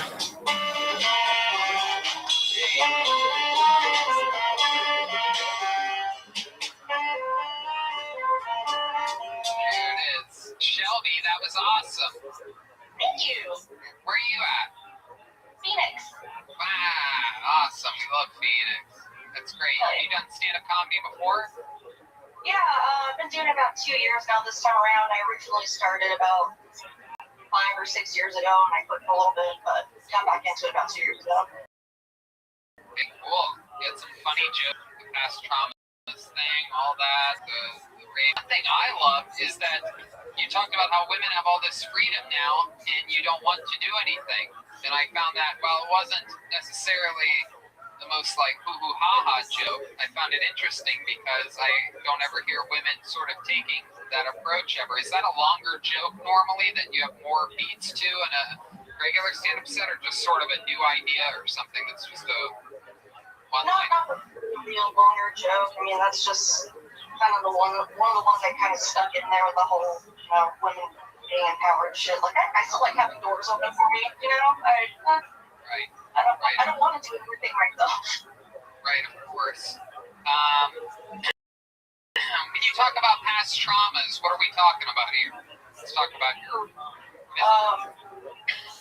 rough family shit, you know? Growing up with an emotionally abusive mother that didn't care about me. That comes up a lot. Well, that makes 11 of us. I actually had a real physically abusive mother. She used to pull guns on me and knives, and Well, now what do you do? I do the same to my kids, man. Pass it on. Pass it on. That is an issue breakthrough. Wait, was that my mother? Telling Joel to just play the drums? No, Joel, it's okay. Sit back down. Sit back. Oh, there oh no, he's leaving. Oh, this is strange. This is going to be a very rare occurrence when Joel walks off. I wonder if he's perhaps doing a character change or something. No, needs to use the manual. Oh, that's true. So Shelby, other than an emotionally abusive mother, what else? Anything else interesting? I make websites in my spare time. I've been kind of like a side gig for a couple years now. Was laid off from my job about a month ago because of all this corona shit. What was that job? I'm a POS systems analyst. Essentially, I help employees and franchisees of restaurant chains set up, install, and upgrade their point-of-sale software and equipment. Yeah. You have a boyfriend there in Phoenix? No. No. Living the single quarantine life. What have you been doing to pass the time there all alone? I've been watching a lot of 90 Day Fiancé. Oh, yeah. Yeah. I heard this. Yeah, it is good. I actually have caught up on quite a bit of that. You start with the first season. I was really surprised to learn how many other people like are ashamed that they watch it, but are like and not, the typical like housewife person that watches that. And I'm really surprised I get to like talk to other cool people about that show. How many other people actually watch it? It is incredible. It's just a gif of a train wreck over and over and over again. These people that are just being used and they have no idea. It is absolutely awesome. I mean, you'll just see, you'll be flipping through the channels and you'll see just this voluptuous, big-breasted, ridiculous woman with her ass cheeks and tits hanging out. And then it'll cut to some guy who's with her that looks like the drawing of Joel from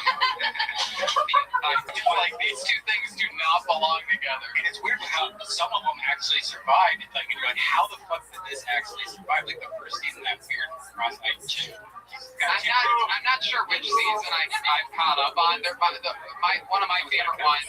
Oh yeah, that guy's out of control. Sure, but one of my favorite ones, there's actually two of them. One of them, the guy is with a beautiful Latina girl, and he's just a fucking whiny dork. I mean, just this, I just don't know if I can. Yeah, I don't know if I'm ever gonna get her to love me how I like her, and you don't realize, like, you just want to slap him and go, dude, you're a fucking bitch.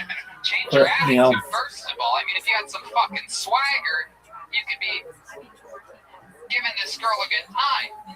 Anyway, and then the other one, really my true favorite, is this, there's this one with she's a young, sort of, not really that young, I guess. She's actually, I would guess, probably early 30s, and she bags this, like, 21-year-old Jamaican dude that literally is like, look, if you don't have sex with me 2-3 times a day, I'm gonna cheat. Like, he says that, like, at the top, and sure enough, it takes no time. I think he cheated on her, like, during their wedding or something like that. Oh, the show's just unbelievable. Yeah, it's I love it. One that I hate is Love is Blind. Have you guys caught any of that? Oh, it's just dog shit. Oh, I hate it. I love it. I watched a couple episodes of it, and there's that one woman, I think she's the one that's like universally hated on that show. I couldn't get past it. I wanted to keep watching, but I could not. Yeah, Love is Blind is so fucked up that the women on that show look like the drawing of Joel. Anyway, I just want this to turn. I just want more table wine to start flowing and be like, have you guys seen the newest episode of Real Housewives? Oh, you have to, all of this stuff is on background and a lot of the current quarantining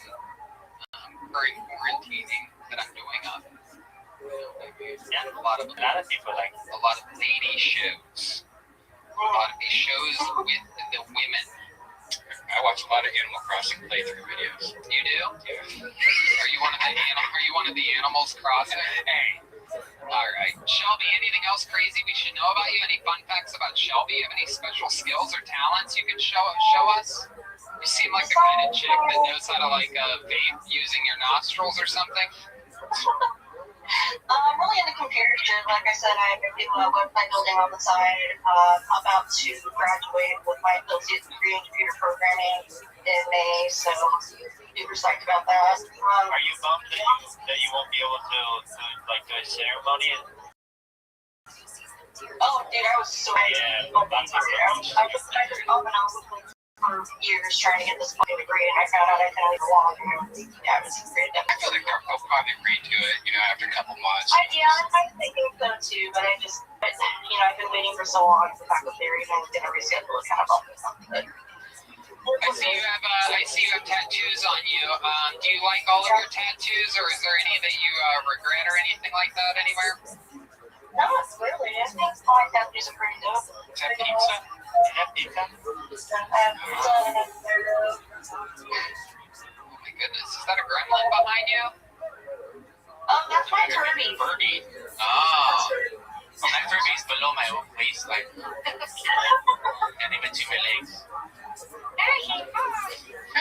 Well, Shelby, thank you so much for coming on the show. Awesome jokes, awesome style. Keep writing. Keep doing it. Extend out that don't want freedom women thing. You could have your own voice, sort of, as I feel like as a female comedian, if you use that not only as a joke, but sort of like as an outline of yourself. To sort of take a different approach than so many women. Also watch Ellie Wong's special. Their opening joke is all of that. Oh really? Make sure you don't do the same thing. Proof Tony Hinchcliffe's never watched an Ali Wong special once and for all. Wrong right here live, I know. Two Wongs don't make a right. Okay, there goes Shelby Gonzalez. She's on Instagram at Shelb Serena, SHELBSPERINA.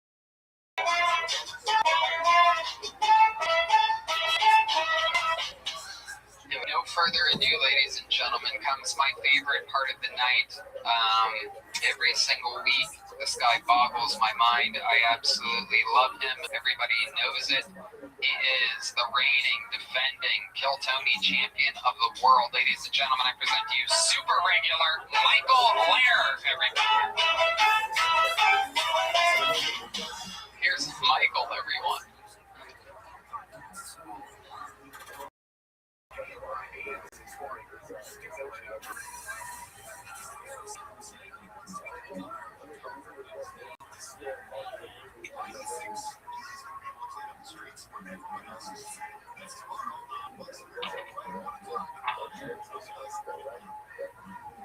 Hey. Hey, roses are red, violets are blue. If I turn blue, call 911. Oh, Blue Cross Blue Shield. Yeah, they fucked me.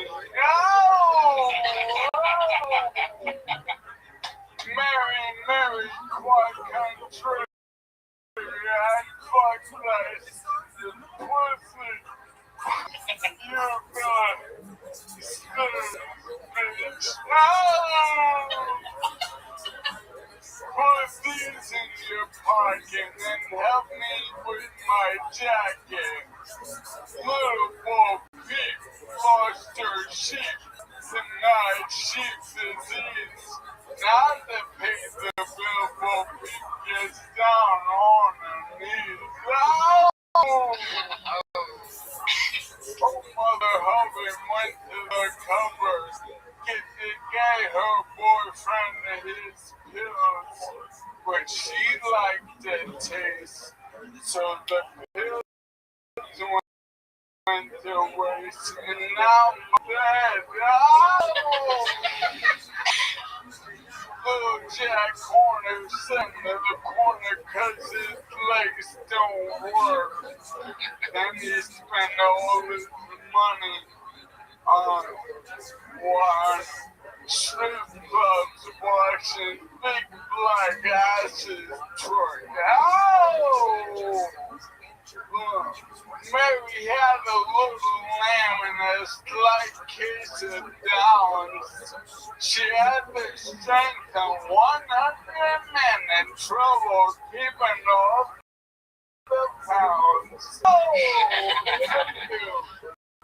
Heck yeah, beautiful.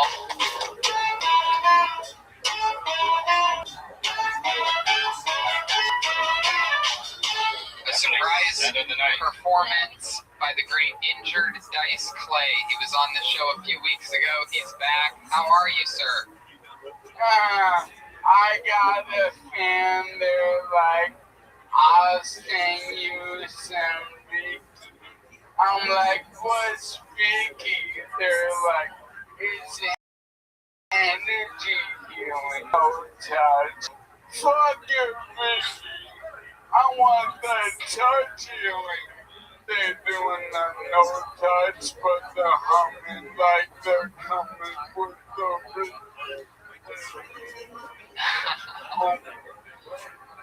fuck you and your fucking freaky. Hell yeah, absolutely. Did you try it at all? Because it might work. Yeah, have you tried Ricky, Tony? No, I haven't. I tried a guy named Ricky once. I gave him Mac Kool-Aids. Yeah, I and Ricky Martin, but my crazy life. You are living La Vida Loca over there. Wow. So, what's that? La Vida Locomotor. Living La Vida Locomotor. Wait, what? Hey, thanks again for the text you gave me yesterday. When things get back to normal, you can try my chair. Yeah. I know it's been wanting to. It looks like Mario Kart for real. It seems fun, actually. Riding in his chair? Yeah. Motorized chair. Oh, yeah. Dude, I was a comedian before I was sick. Of course I got the funnest chair, you dummy. Absolutely. That's why he's wearing a shirt that says Dice on it, because both of those things get rolled regularly. Yeah, but look at all the money he has on the wall. Oh, look at that. You do have a little cool spread of Kill Tony pics back there. Is that your normal setup? Oh, yeah. If you haven't noticed, I'm disabled. I don't have a job. Every moment oh, wait. I work on your fucking show. Oh, my God. I love that so much. I love that so much. Yeah, but let me give these are my LA and Buffalo show postings that Colette, my nurse/girlfriend, printed out at the Target, and they mail them. It's real cool that that Squad one's up there. And he paintings of me. Fuck yeah. Yeah, baby. I'll raise your kids. I love that, man. I love it. That's a great backdrop. So what else has been going on? What else has been going on this week at the quarantine for you, Michael? I did almost get into a fight last night. Maybe a stabbing, maybe a shooting. Oh, tell us more. I gotta know about this. Yeah. Well, you know how I posted about my troubles with smoking weed on my balcony? Yes. Yeah, I know all about that. Yeah, so I'm in a plague, and you know, I'm not compromised, but obviously I've had better days. So now I have to go outside and smoke weed, right? And I'm posting up out front of my apartment. And if you don't know this about me, I'm ready to die on my sword. No one can front of me. I'm not chill. I'm not a bitch. No one can play me. You're goddamn right. Anyway, yeah. So I'm sitting out in my wheelchair, nighttime, mask, gloves, and this guy comes up and he goes, "Hey man, can you let me inside?" And I'm like, "Bro, you know I can't do that. I have a responsibility to the other tenants." And then he got real mad. he was meeting a friend, and then under his breath, he started calling me a bitch. And I was in the mood, and I like to talk shit.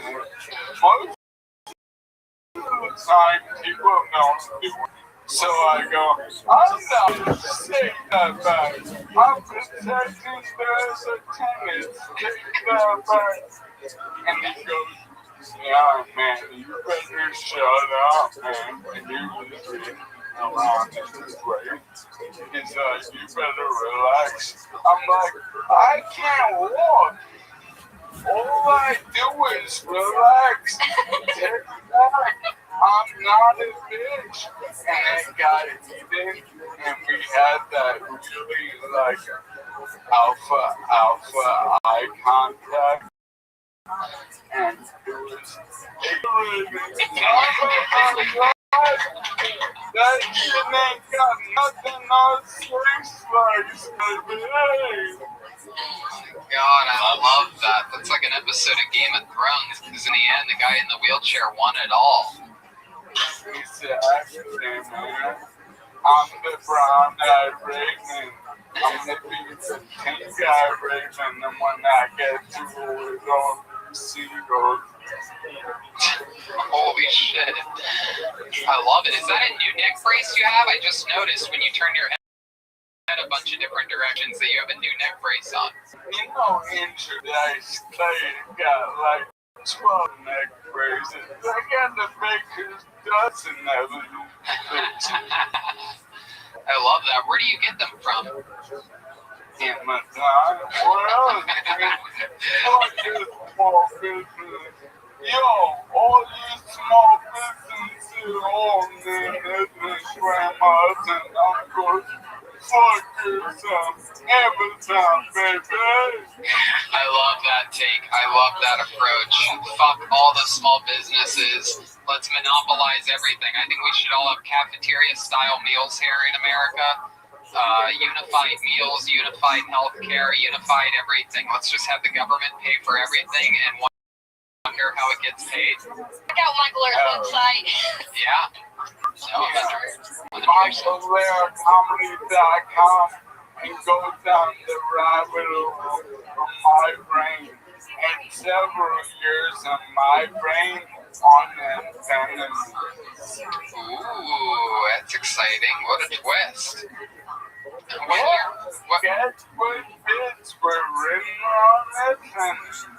I love that. My goodness gracious. That's an exciting game. I'd like to play that. Yeah, game night at your house. But guess what drugs I use to fix? Sure. Well, anything else crazy we should talk about, Michael? Well, I feel like we're coming to the end of the plague, and I feel like sooner than later we're gonna be back, and it's gonna be like this shit never happened. My son's gonna be back in LA, and we're gonna be at the comedy store, and it's gonna feel new again. And I've been engineering a way for me to perform downstage where every comic performs. I no longer will be on the bandstand. I will be a real comic, a normal boy, and not one. Downstage on the main room, I think, of the comedy store. Absolutely. And that's an interesting thing I don't think a lot of people know about is that there's stairs that surround the main room stage, even though technically the main room is on the first level, street level of Sunset Boulevard. There's a lot of single stairs and double stairs and triple stairs to get up to the back of the stage and on the stage and then even lower on the stage. And there's two offset, unbalanced stairs to get down from where you normally perform down on the red part of the main stage And well, before you told me that you liked performing up there, if you want to come down to the Red Level, of course, we would love to have you. Suicide dive? I'll keep it a surprise.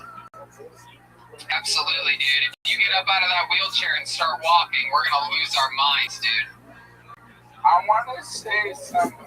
No, that's not going to happen. What I'm going to say is in reference to stupid fucking comments like that I get all the time. Yeah. People like, why don't they carry him up? What pussies, Hollywood, we all pussies, like, let them. Here's the thing, you don't know shit about my disease whatsoever, so shut the fuck up.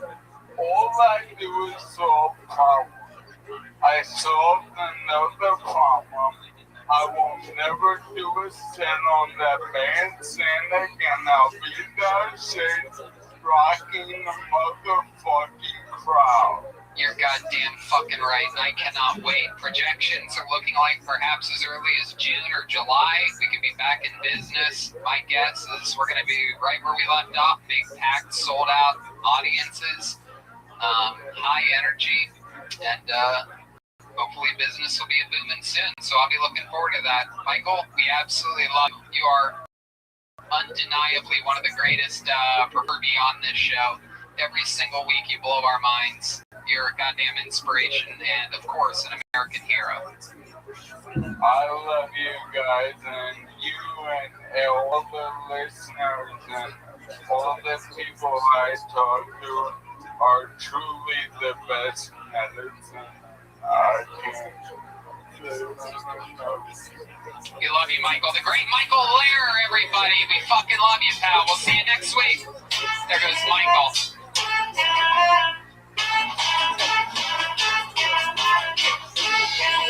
MichaelLairComedy.com is his website, at Steve Martian, 6 is Twitter, and at Michael Lair Comedy on Instagram is his Instagram handle.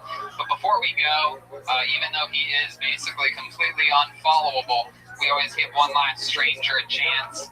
Pre-selected by the Better Box team here, Anthony Gage. Let's see our final comedian of the night. Looks like his name is Joshua Bergman.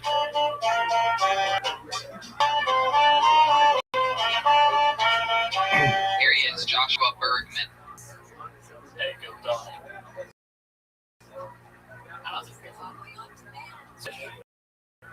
My Tinder bio. My name is Winsel, and I like to go for long wings on the bench. So it turns out those people protesting 5G were right after all. 5G does transmit cancer because it transmits Twitter. So I lived in Japan for 10 years, married to a Japanese lady. We got 3 kids. Can I say Japanese like it wrong? How come we never got bidets over here? They got the fancy bidets in Japan. We need to bring that over here. I think it's the marketing. Bidet sounds so French. So soft. And the pooper blaster. It's all crazy. There you go, a minute from Joshua Bergman. What up, Quick Scope? Hi, Joshua. Hello, How are you, man? How are you? Doing okay. I just had Passover dinner. How about yourself? Same. How was your meeting on Monday? It went all right. It was with Intro to Judaism, so it was with them, actually. But I did get more information on what I would be dealing with going further. And I did find out that I'll be able to talk to that Orthodox rabbi like right after Passover's over, after Shabbat. I'll be able to speak to him about that. Excellent. Do you have a meeting set up? No, not yet. Okay. Well, yeah, after Sunday, essentially, I mean, next week is what we call Kol Hamoed, which he may not. Usually with rabbis, you want to keep it after um, Pesach. Basically, from we have a period called the Omer that starts tomorrow, and it's like 49 days until our next holiday, Shavuot. So basically, from like next, you want to keep basically the next week. He's probably not going to want to meet with you, but then there's a pretty good time of like 40 days essentially where his schedule will probably be more open.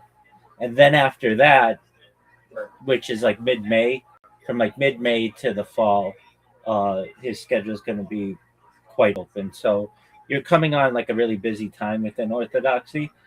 But after next week or so, you should be able to see some clarity. Okay, well that's good. Definitely. I'm looking forward to it. So I would, if I just look to contact him maybe early next week, he'll probably say wait till after Passover's over, which will be the following week, and then probably be able to get some kind of meeting with him then. What did the rabbi on Monday say? Well, I actually didn't meet with a rabbi this Monday. It was just somebody with the like. Are you familiar with the Intro to Judaism class? Not within the Reform community, not at all. Yes. Yeah. Yeah. So I just met with some like lady who kind of representing. And she basically all it was she was able to just give me the rundown on how the Intro to Judaism class goes, on the tuition, on like the next meeting date, like which that's going to be in May. Yeah. But I'm really thinking I'm probably not going to end up going with the ITJ with the Intro to Judaism as much as I'll be following up with this Orthodox rabbi. So yeah, that's my plan. It's already red flags when they want to charge tuition. It's a money making system. Usually within the Orthodox community, you'll have to pay money, but it's to the shul. It's not for a class. Which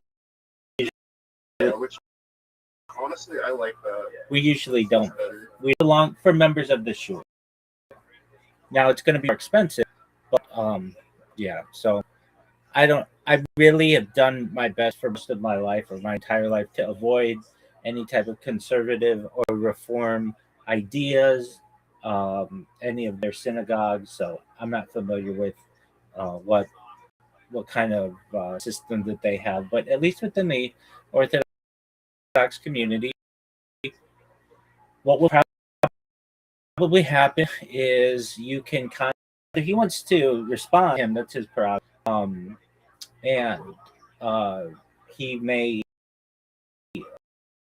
I mean, a lot of rabbis, we are Judaism. We're like 2% of the United States population, and of that 2%, Orthodoxy is 0.2% of that. And we get inundated every single day with people who, hey, I Judaism speaks to me. Hey, I've got a girlfriend who is Jewish and I want to be Jewish. Hey, I've got a boyfriend who's Jewish, wants to be Jewish. Hey, I'm not happy with my life in the world. All kinds of things like that. So if he's running a small community, they may not even have conversions. And so if I were you, and what I advise people is don't get frustrated. If a rabbi basically doesn't respond, that doesn't mean anything personal. Chances are you won't get a response. We do not proselytize, and we don't. We're quite I would say, at least for the most part, some shuls are different, but focused on ourselves and not focused right on the outside world. If you are someone who wants to join the Orthodox community, then recognize that moving is probably what you may be advised to do if your community does not have a basically a local based in that does conversions, a local house of judgment. And even still, there's a caveat on this. You want to check the other congregations as well and the reputation of the based in, because what can happen, and this does happen, is you may find a rabbi, and it happens, a rabbi themselves, we cannot convert an individual, but we can get 3 Shomer Shabbat individuals to sit for a based in for a price tag and have a conversion. Will that conversion be recognized? It depends on the rabbi, depends on the community. So what I'm saying is do your due diligence. If you feel comfortable with the rabbi and the community, and you recognize that it's a based in that is seen in high regard, then that's one thing. But usually that's only going to be in a big city. Your big based in are, well, at least Los Angeles. It's the Rabbinical Council of California. It's located in the Mid-Wilshire area of downtown Los Angeles. And that's the gold standard. There are other based ins, but they're not recognized, meaning you might not be able to move to Israel even if you're converted under a certain based in. Then you've got certainly Brooklyn, the New York area, New Jersey area. And then from there, you've got Chicago, which is pretty well known. Miami. Yeah, I've actually been thinking a lot about Chicago. Okay. I've got family in Illinois. Okay, how far is it approximately? Oh, it's a little closer to like the St. Louis, like Missouri border, but I mean, I could make it to Chicago.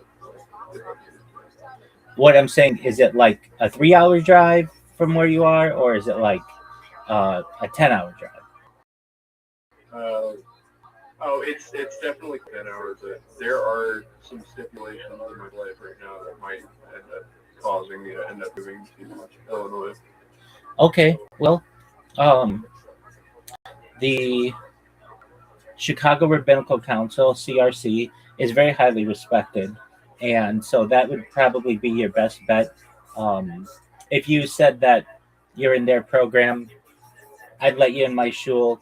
Not just, but I mean, if you converted through them, and my colleagues would as well.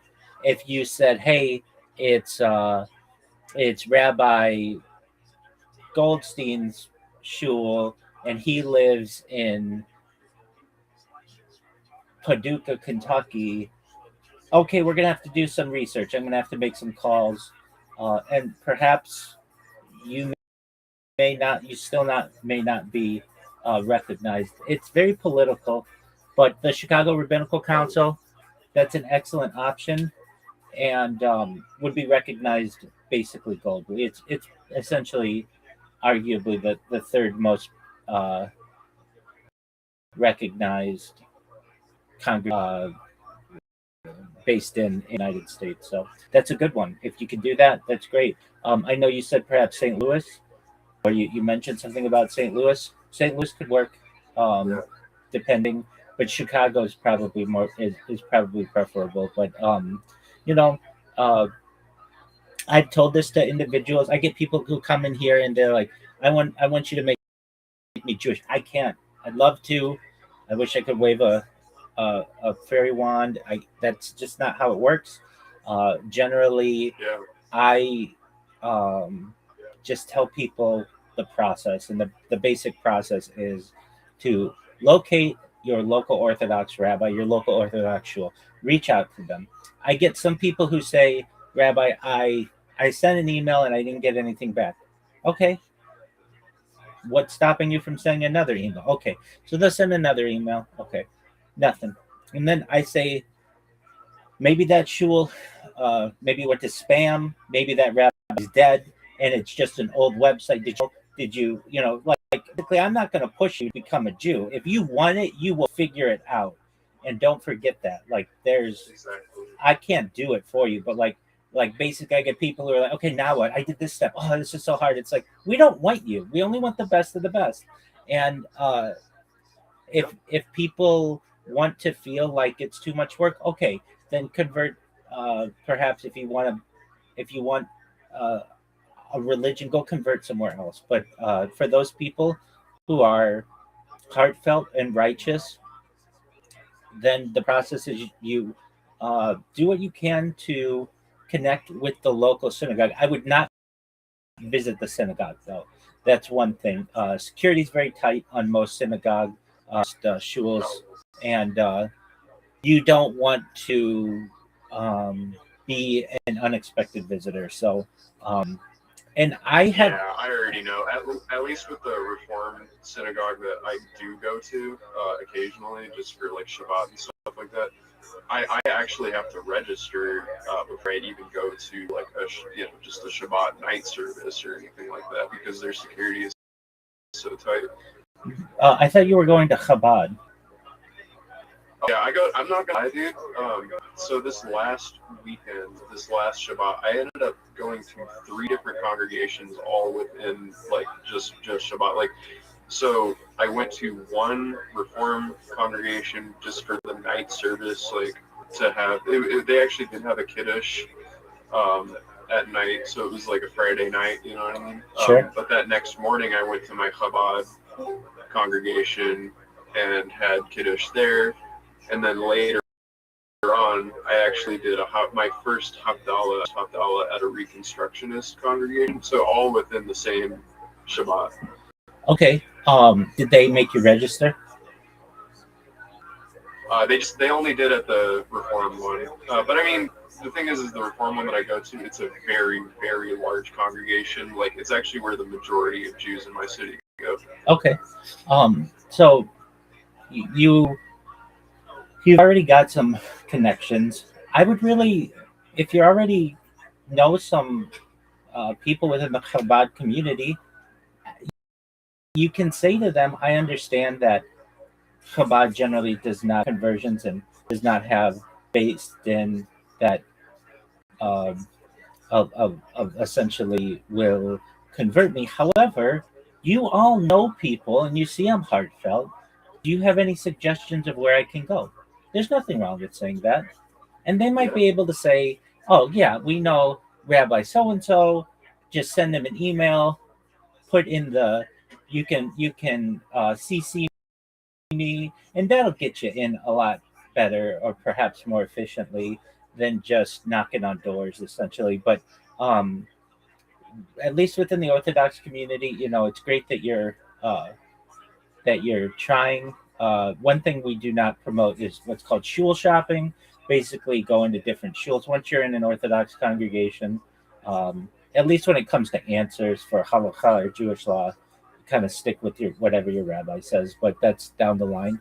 But yeah, just do ask the people at the Chabad, and they'll give you specific answers, and they'll know the local rabbis who do perhaps perform conversions. And if they get asked this question every single day, I know how much I get asked it, and I know that they get asked it, and I know how much my shuls get asked it.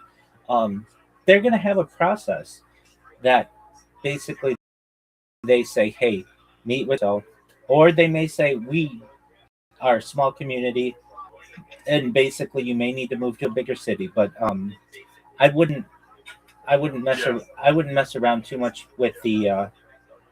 I mean, I'm an Orthodox individual, so I am certainly biased, but the idea of the Reform community, just especially if they're asking you for money, it's a little off-putting. It did feel off-putting to me, and in comparison to that, the experience that I've had with Chabad, it's been that they allow anybody to come to Shabbat service, obviously, but they have kind of, it feels like they're testing me in a good way. Like, it feels like they're kind of trying to see how how real I am, you know, and in that way, I've just been trying to be as patient, as dedicated, and like as ready for whatever comes my way as possible, you know. And with that being said, I've actually recently had a rabbi at the Chabad congregation I've gone to. He actually offered me a job not too long ago doing landscaping. So it's like that relationship is at least seeming pretty good. And then on top of that, I've even communicated to his wife that, you know, my mother's not Jewish, and she was very accepting about that. Actually, I was very surprised because I've had other Chabad rabbis pretty much shut me down as soon as I mentioned that fact. So it seems like I've found a good spot there. But yeah, I hear what you're saying when it comes to the based in and things like that. And I wanted to ask you, what is your opinion on the based in of Denver, Colorado? It's a medium-sized community, but I think that it's pretty well recognized. So if you're talking about the if you're talking about the three rabbis who currently sit on their based in, I don't know them personally, but I know overall the Denver community is a respected community, and if you could get into that community for a conversion, I think that it would be seen in definitely a much more fair light because it is recognized globally.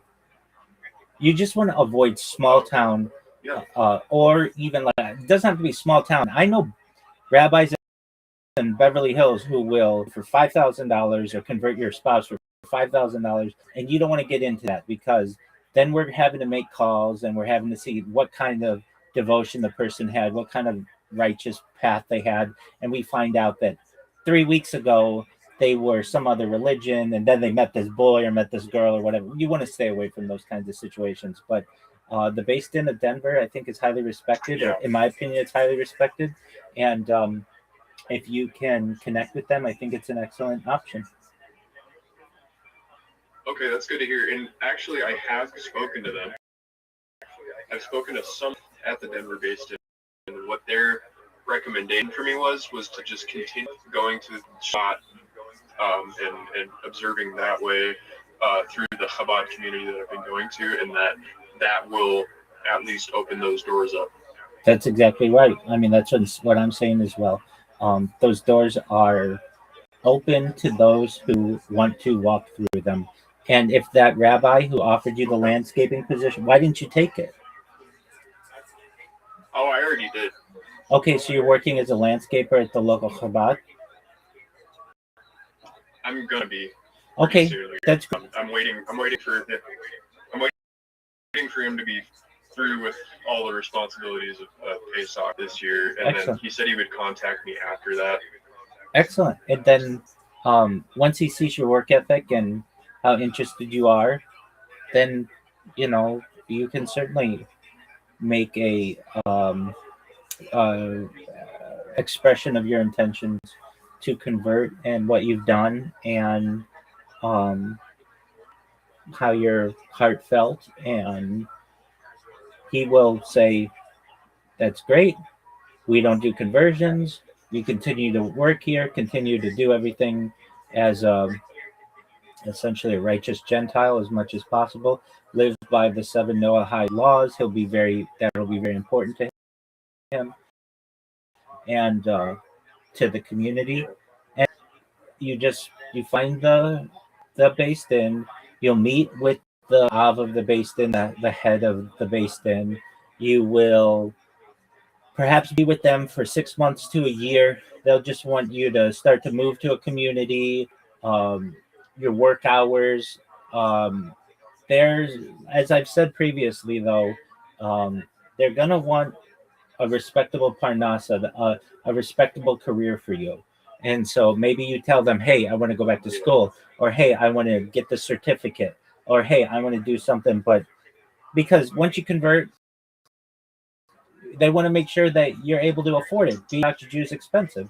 You need to buy kosher. You've got shul dues. You're going to have perhaps yeshiva tuition and day school or whatever it may be. Oh, yeah. And so just keep in mind, they may say, we want you to be in a position where you can afford this. And then after that, usually you will get a syllabus, and then it's another 6 months to a year or so. And then there'll be some testing, nothing too intense. They may have you work what's called chavrusa, which is like paired learning with someone. You may be given a guide to the way of it, and then basically once you have passed their requirements for whatever their community is, they'll set you up with a Brit Mila date, basically a bris date, and since you're already circumcised, it'll just be a prick of blood from the tip of your penis, basically your foreskin, what remains. And then from there, you'll have a mikveh date, and then you'll be seen as a Jew in the eyes of the community and be free to make your own decisions the way that you want. They're going to want you to stay in the community. That's pretty important usually. You don't leave. Oh, yeah. But they will have invited you into their homes. You're going to have learned with them. You're going to attend classes with them. Chumash class, meaning like Tanakh class, and Gemara class, meaning Talmud class. You may you may start to take Hebrew classes. So at least in the communities where I've seen converts eventually take the journey, it's like shul every day, usually, depending. Some places are stricter than others, but that means you're gonna have to be at shul 15 every day. And depending, I could do that. I'm not gonna lie. If it was up to me, like right now, I would already be attending shul like every day at 6:15. You know what I mean? yeah, I know, but give it 6 months and it wears on you. And Right. then go do your job or whatever. And then depending on where you are in the world and your community, it's either going to mean coming back to shul for lunch, or perhaps Mincha and Marav will be at night in your community. So you're going to have to be, that's just shul. Then you've got classes on top of that, which are usually led by the rabbi or some other lecturer within the community, and that's going to be another maybe 3 days a week. There's and I will say in the classes that I already do attend, just at Shabbat, which are obviously not as intensive as the classes you're speaking of, I do make sure to be very attentive, to be very participative. You know what I mean? Okay. I mean, that's good. I'm not saying that it's not good. That's great.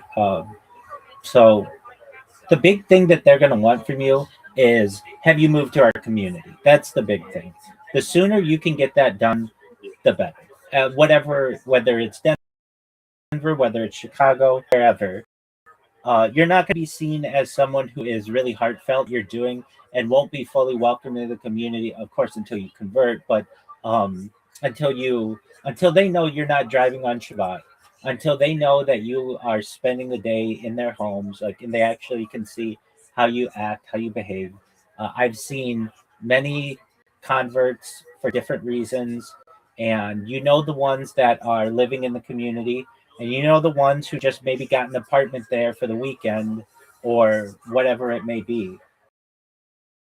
And is everywhere. The Orthodox is everywhere. I've known of situations where you may have had an individual is converting, and perhaps there was an element of their righteousness that was questioned, and their tutor, their called the base in on them and basically said, "Hey, this person is not living the way that I would expect a Ger Zadok, a righteous Gentile, to be living, a potential convert, and their process was extended. Or they could just kick you out of the program as well. So just know, like, when you're going to do it, you want to do it all the way. And if you need anything, I'm here for you. Okay. Dude, that means a lot to me. And you know what I really appreciate about all this, about this different road compared to the reform road, is that I feel like there's something fake about the way that reform conversion even works. The reason I say that is because conform Jews, or conform, I'm sorry, reform Jews, they already see me as Jewish because of my patrilineal lineage, right? The thing is that just feels fake in a way. I mean, it is a good thing on what I would want, but when I think about the fact that they would still want me to pay tuition for a course to, you know, do all this stuff when I have asked someone who's very high up within the reform world, I've asked, you know, very specifically with the lineage that I do have, and very specifically described it to her. You know, she said, yeah, they'll already consider you as Jewish, but, you know, I don't have a Jewish mother. So these are things that I'm starting to see now and form opinions on. And yeah, I think there's something more genuine about putting your all in and actually being concerned about living the right way for Hashem. You know, I see that as more important than just having status among reform communities and things like that.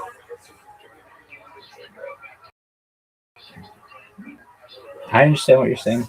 No qualms with what you're saying. I don't consider what they practice to be Judaism. It's something different. It was a breakaway movement, essentially 210 years ago. Yeah.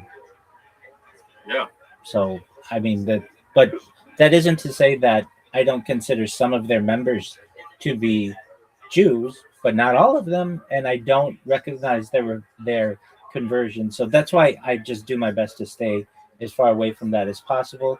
In your case, what the based in of Denver said is excellent advice. Build the relationship with the Chabad rabbi as best you can. Take that job, work every day like it's your last. Do a really good job. They'll see your work ethic. But the big question for me, just as an individual, but also as a rabbinic leader, where are you going to be 10 years down the road, 20 years down the road? It's very expensive. So in the back of your mind, you have to be saying, I don't want to be continuing to be a landscaper for my whole life. I either want to have my own landscaping business, or I want to get a degree in technology, or I want to be a professor, whatever it is. And you may say, I don't know what I want, or whatever. That's fine. But when you're looking at what the Beis Din is going to be looking at, they're going to say, well, is this person going to be able to pay day school tuition? Now, that tuition you will have to pay. And what if you have five kids? Or they want to make sure that you have the ability to support a family. And also, I mean, imagine their perspective. They have some daughter who's looking for a man. She likes you, but you're a pauper, basically. Like, you're not what they feel is going to give her a good life. You don't want that.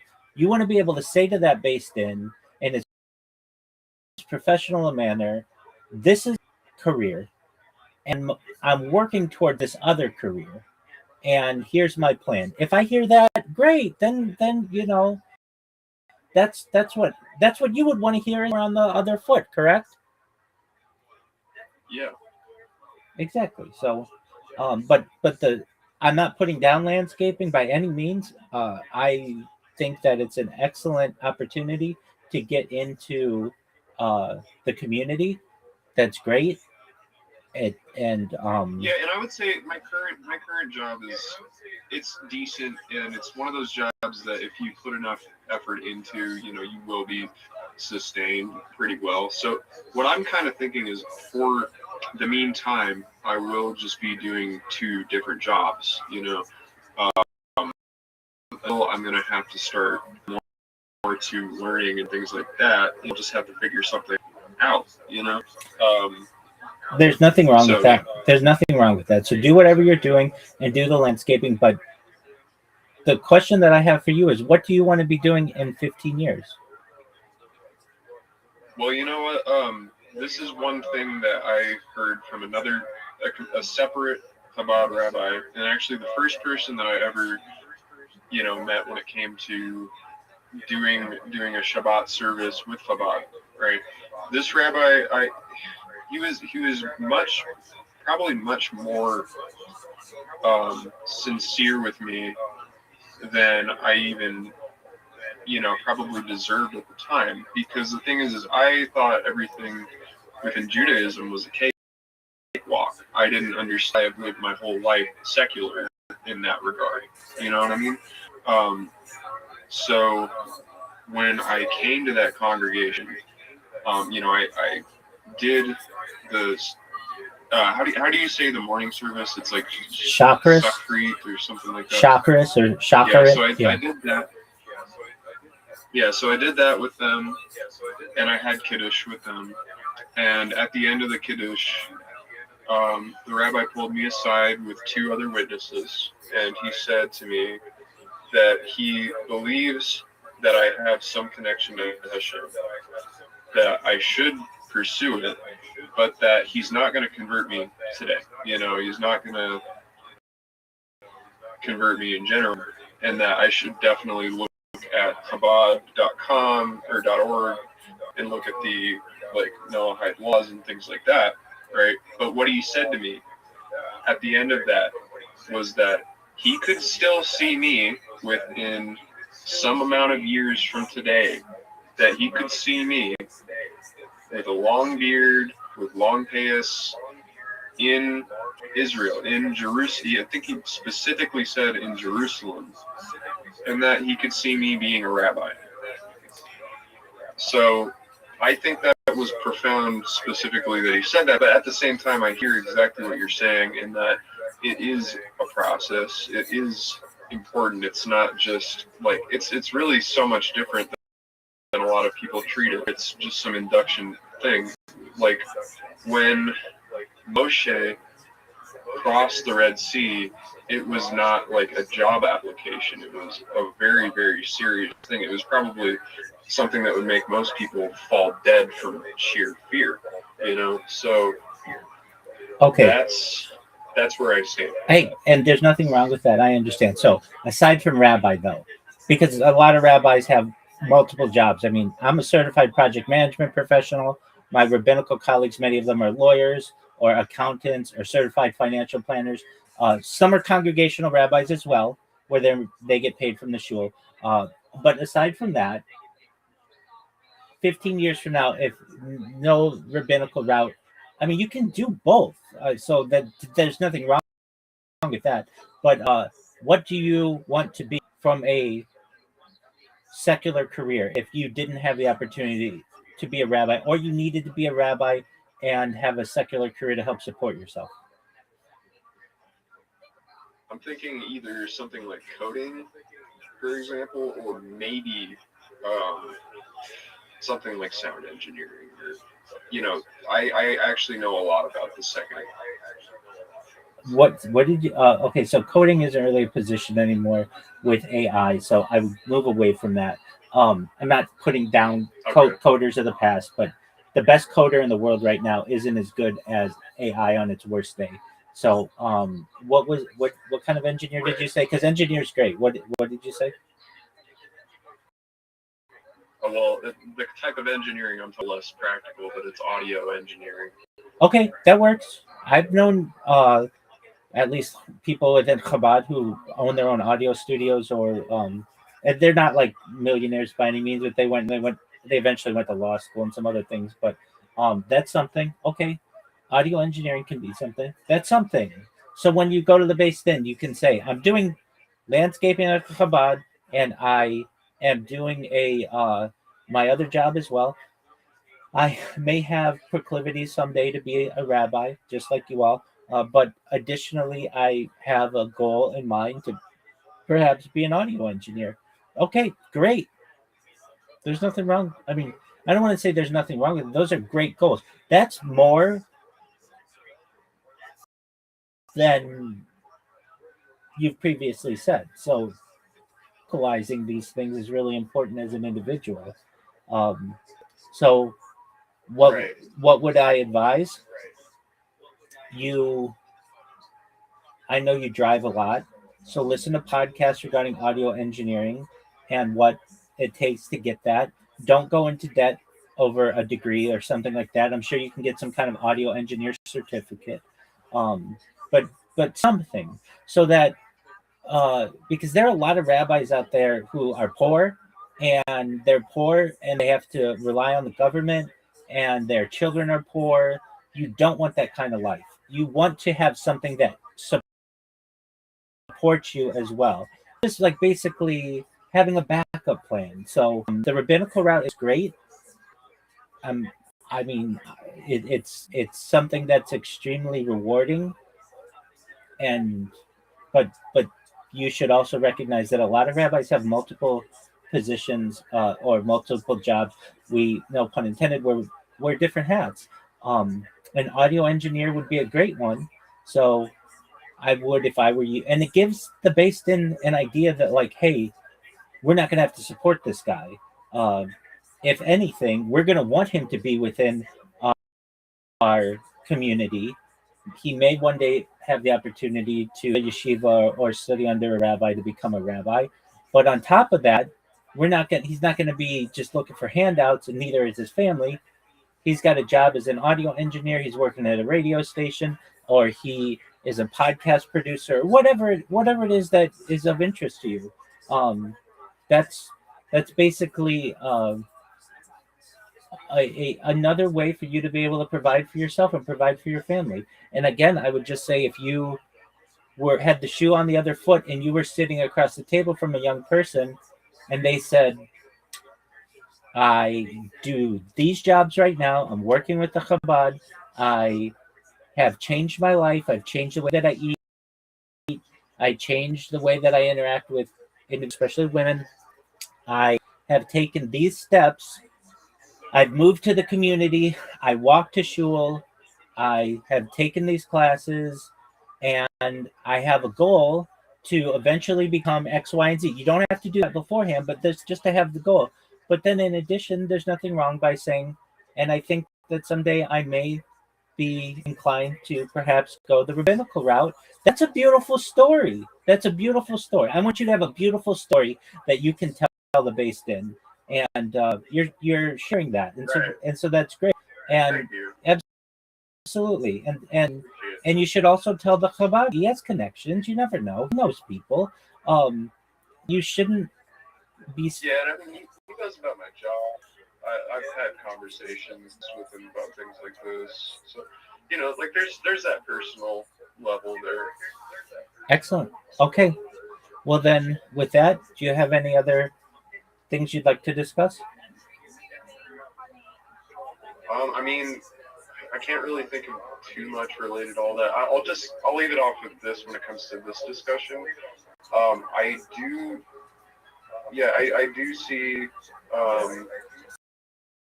this process isn't a lot of other religions do, and I think that's for a good reason, right? Because if not, what is important is the fact that some of these things are kodesh, that they're set apart, right? And within that, I think putting in that effort is going to be worth it in the long term,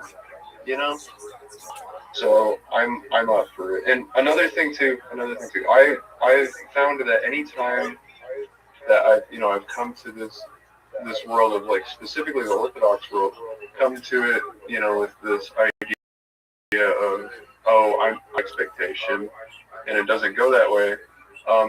Sure, I feel the initial frustration with it. Sure, it's not ideal for me, right? But what I do get from that every single time is more determination to keep working harder. There you go. Know? There you go. So that's kind of all I've got there. But I did actually just have a question that's completely unrelated, just out of curiosity, like specifically like what you do. Sure. Just because I find it kind of fascinating, I'm not gonna lie. What do I do? Well, not that. That's not the question. What I'm curious about is, so how many other, like, is it even very common, even, for other Chabad rabbis to do things like use a platform like this or like live stream or things like that? Because that's really interesting to me. Absolutely, personally. certainly. So Chabad's a little different. I mean, I'm certainly a member of a Chabad congregation, but I generally consider myself very modern Orthodox as well, and I'm a member of modern Orthodox shuls as well. So there are three that are near and dear to my heart. There's Chabad of Sherman Oaks, and then there are two modern Orthodox synagogues, shuls within Irvine that I care about a lot. In terms of the live stream, I was never a live streamer, didn't do social media, nothing like that. My life was I was an accountant for some years. I would go to shul early in the day, 6:15 or whatever for minyan. Get off about be done about 7:30 or so. Get on the 405 freeway to work. Worked as an accountant, but also had a tech background as well, and then eventually got a certification as a project management professional. I launched apps on the App Store and Google Play that were very successful, that have allowed me some financial independence. Signed spokespeople to basically endorse the apps. I then worked contracting for major Fortune 500 or Fortune 100 companies, and basically as a project manager, also a Scrum Master, basically.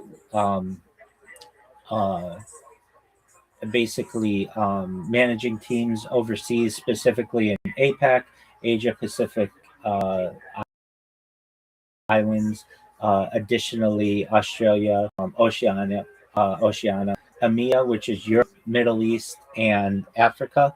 So I launched some projects in Israel for Fortune 100 companies, also Latin America, North America, specifically with some Canadian associates, and did well at that. And then my position went remote with the pandemic, and here I was going to shul 3 days. I was going to shul 3 times a day, depending on the time of year. Sometimes it's 2 times a day, just depending on when the sun. Without going into that, like sometimes it's in the morning, but Mincha Marv, sometimes they're split. One's at lunch, and we have to get a minyan together. And sometimes, just depending on when sunset is, they'll be at the end of the day. And then I would take classes. So Chumash class, which is Tanakh, and Gemara class, which is Talmud.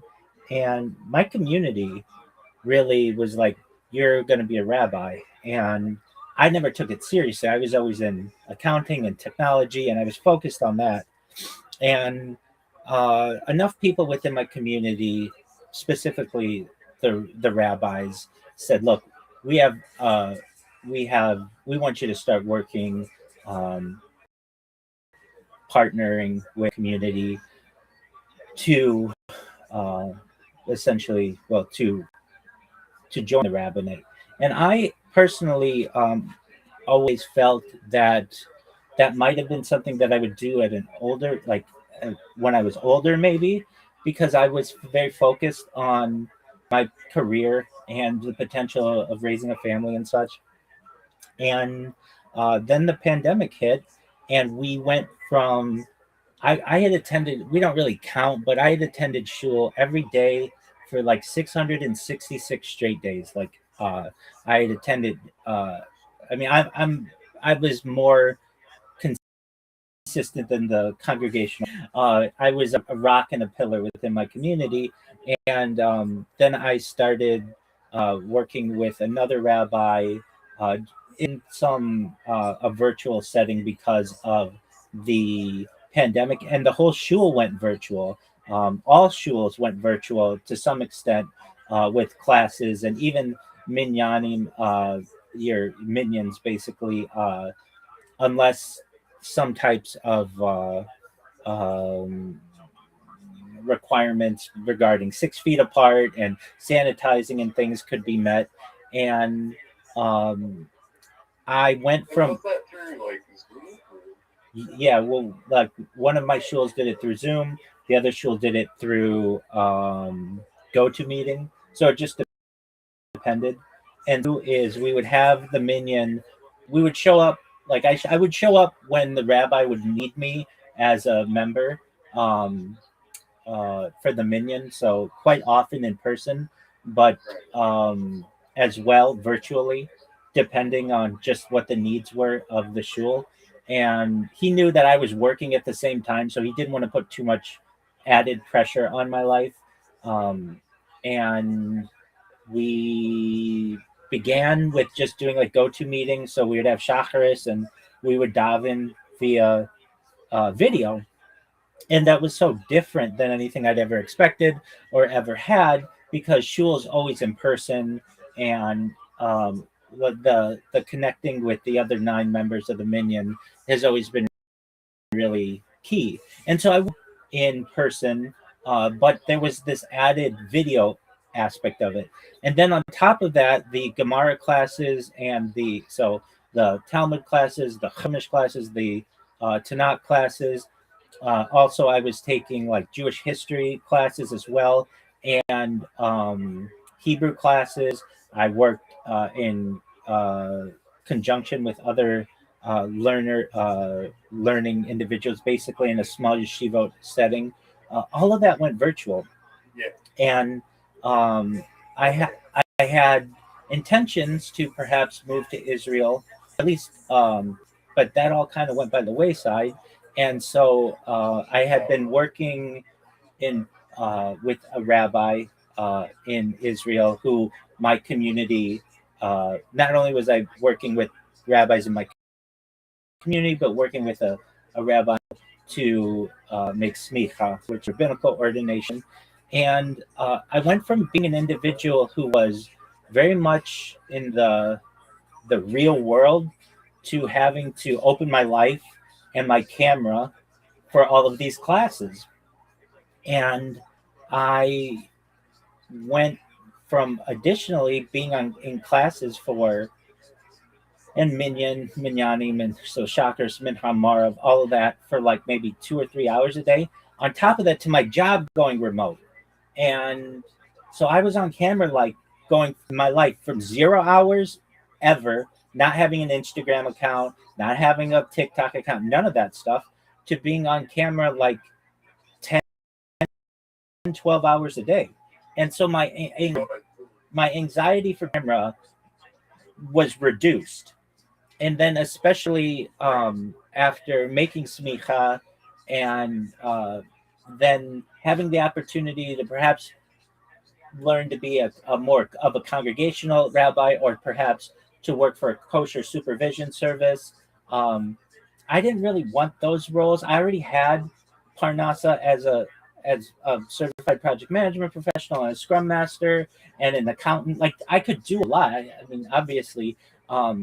And I had learned that more within the Sephardic community, not so much the Ashkenazic community, but the Sephardic community, they were meeting for Shabbat via Zoom, and they were actually keeping their Zoom calls on Shabbat for 24 hours. That's the long Zoom call. Because they weren't able to meet in person many times because of super spreader events and things, I recognized, in just my knowledge of Jewish history, that this was a catalyst for change. That if we had basically 50% of all of Jews and the predominant tradition within Israel, that's a secular country anyway, but basically they had made the exception to be able to live stream on Shabbat and Hagim, specifically like that first Pesach of 2020. That was the big catalyst that I felt that maybe that there might be some opportunity here, but I did not start by streaming on Shabbat by any means. So I was continuing to live my life streaming 6 days a week, and then when Shabbat would come, I would shut down all the streams and everything. But I really thought the Sephardic communities are this, and it doesn't make any sense to me, and nor has it ever. I'm a very rational individual, and we treat Shabbat with as much holiness and as much we hold it in such a high regard. But I know in my heart that there's only a 14% chance that Friday, Saturday night is Shabbat. Let me explain. There are 7 days in the week, right? Yeah. Okay. Well, actually, well, yeah, no, you're right. You're right. Actually, no. When I was in class with my rabbi, like I did, I think there was something that equivalated to yes, it is 7 days. Right. Okay. So like, it's not some kind of thing where it's 6 days and then a non-day. No, exactly. It's 7 days. Okay. God rested on the seventh day. Are we in agreement on that? Yeah, 100%. Excellent. What day was that? Shabbat. Okay, but what day was that? What I'm saying, the seventh day. But you have to understand, the Jewish calendar hasn't remained consistent for 5,786 years. We don't know the right day. It's a 1 in 7 chance that we're taking, and in reality, that's only 14%. There's an 86% chance that we're actually celebrating Shabbat on the wrong day. Does that make sense? It does, and I've thought about this so many times in my past too.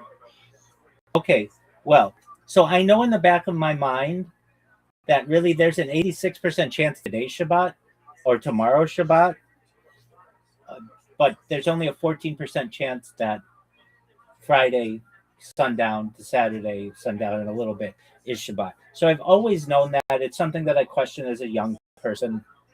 On top of that, yeah, that's when I started questioning that too. Okay. When I was about 16 years old. And guess what? The Chabad rabbis question it. It's just and I understand that. It's our Mazorah. It's our tradition. It's our minhag. It's just the way we do things. But I get that. Now, on top of that, the use of electronics is an interesting aspect. Now, I don't drive on Shabbat. I don't work on Shabbat.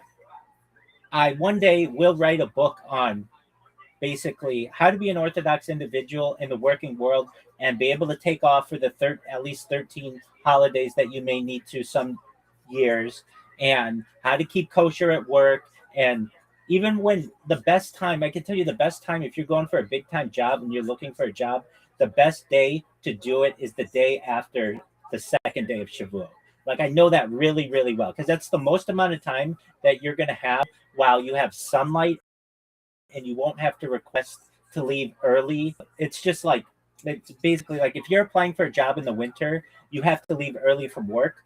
And a lot of companies, they, when they're making their determination on whether they're going to hire you or not, you don't want to have that conversation with them right away.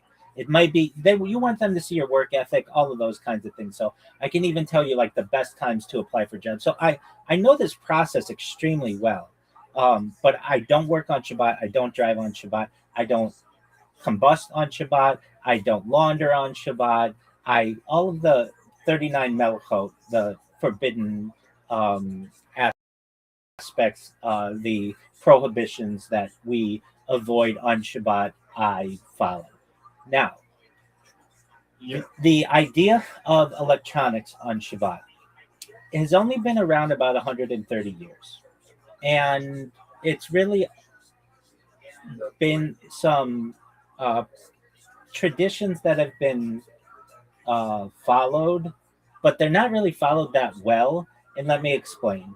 You may have people who say, I don't use electronics on Shabbat. They use timers. And so there is an aspect of the Talmud, without getting into it, that timers are allowed. Okay, well, here's the thing. I don't turn on my computers. My computers are already running.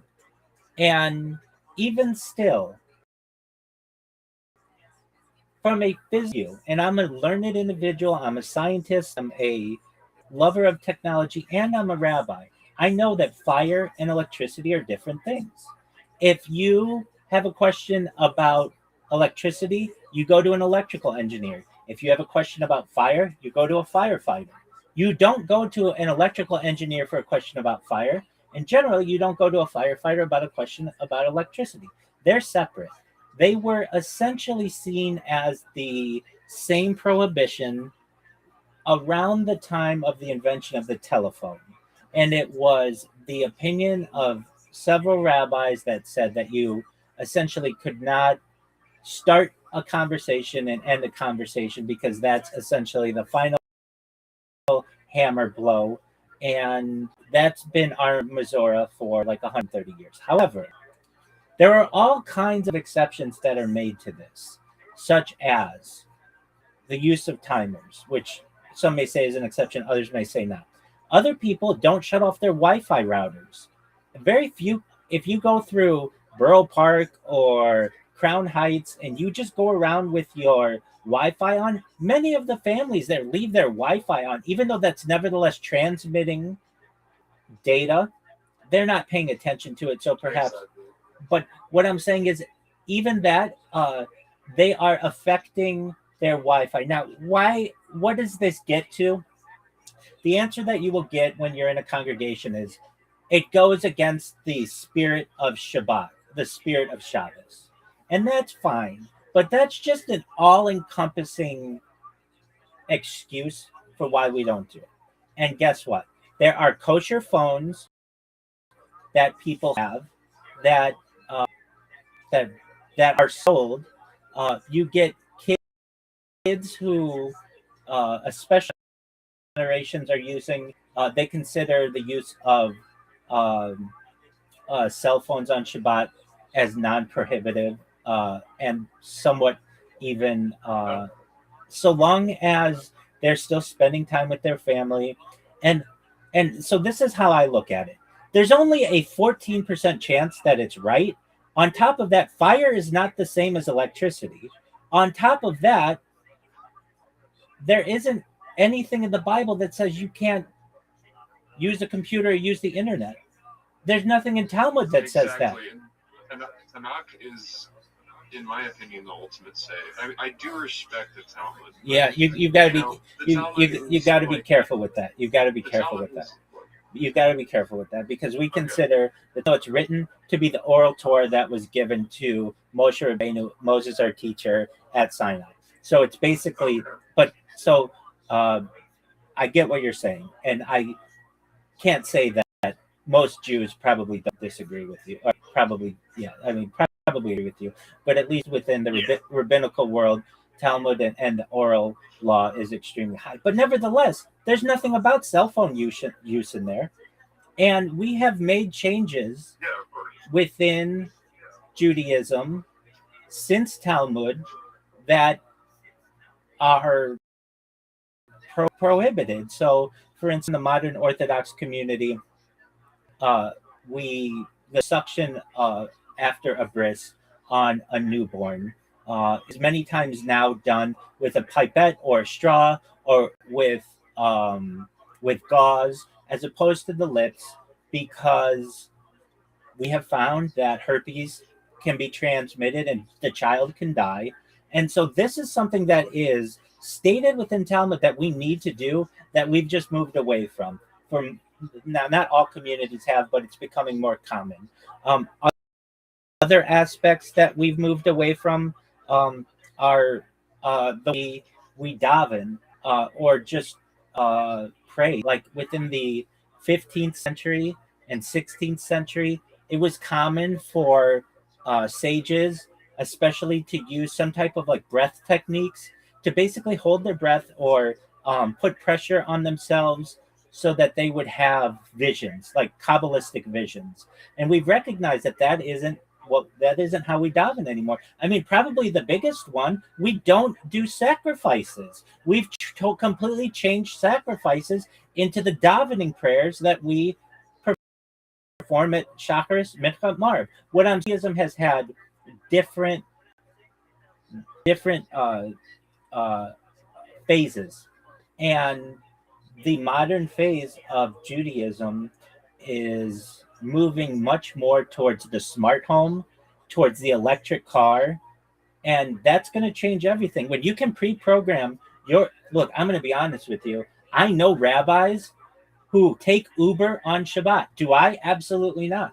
But I know rabbis who do, and it's looked down upon. That's crazy to think about, because that's making a purchase on Shabbat. Well, no. So here's what is done. It's prepaid, and there's a mode within Uber where you can set up you can set up the route. Basically, you can plan the route, is what I'm trying to say. Purchase is made before sundown, and I know that it's done. I don't do it, but I know it's done. I've never done it. It's not something that I generally, unless there was, just, you wouldn't do it. It's just not that to me is much more of a prohibitive act, because that's public as well. People may say, well, you're live on YouTube, that's public. Yeah, but it's not like the community's looking at me directly on the street. There's a big difference. If you want to look at me, you have to go and find me. So there's an element of privacy to this as well. And but what I'm trying to say, or what I want you to know, is that there are even things that I know rabbis do that I don't agree with, that I feel are more prohibitions than what I currently do. And I know, especially within the rabbinical world, we're waiting on Mashiach to make the eventual determinations on what is kosher and what is not, and what's a prohibition and what is not.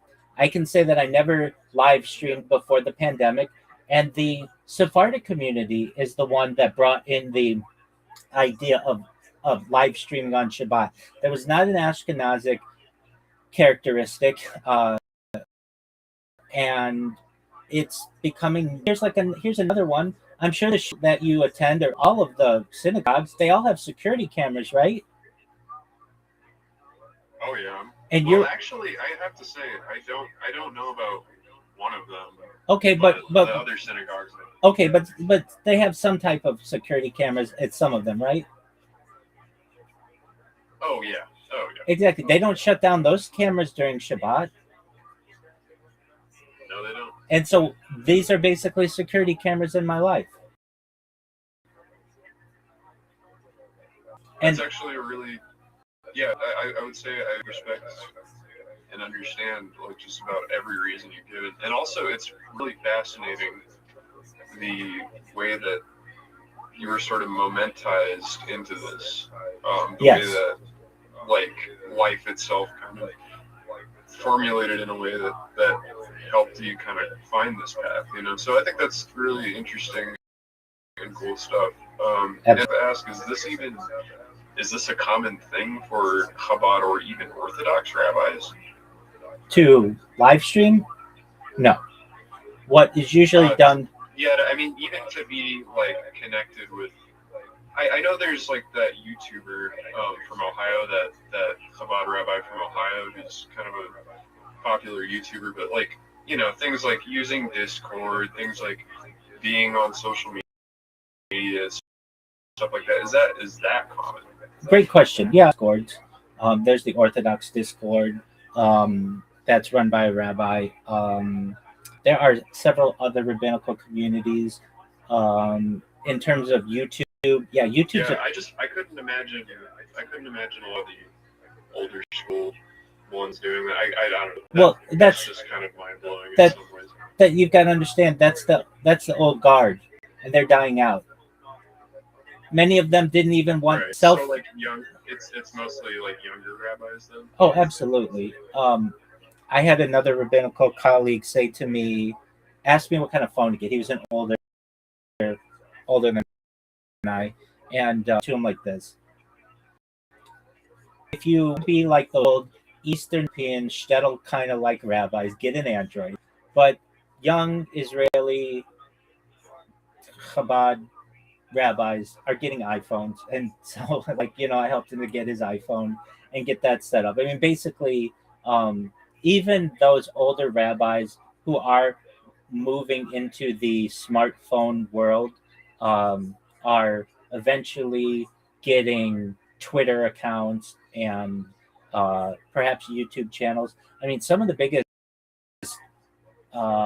names in modern Judaism today are YouTube rabbis. Rabbi Friedman, Rabbi Yosef Mizrahi.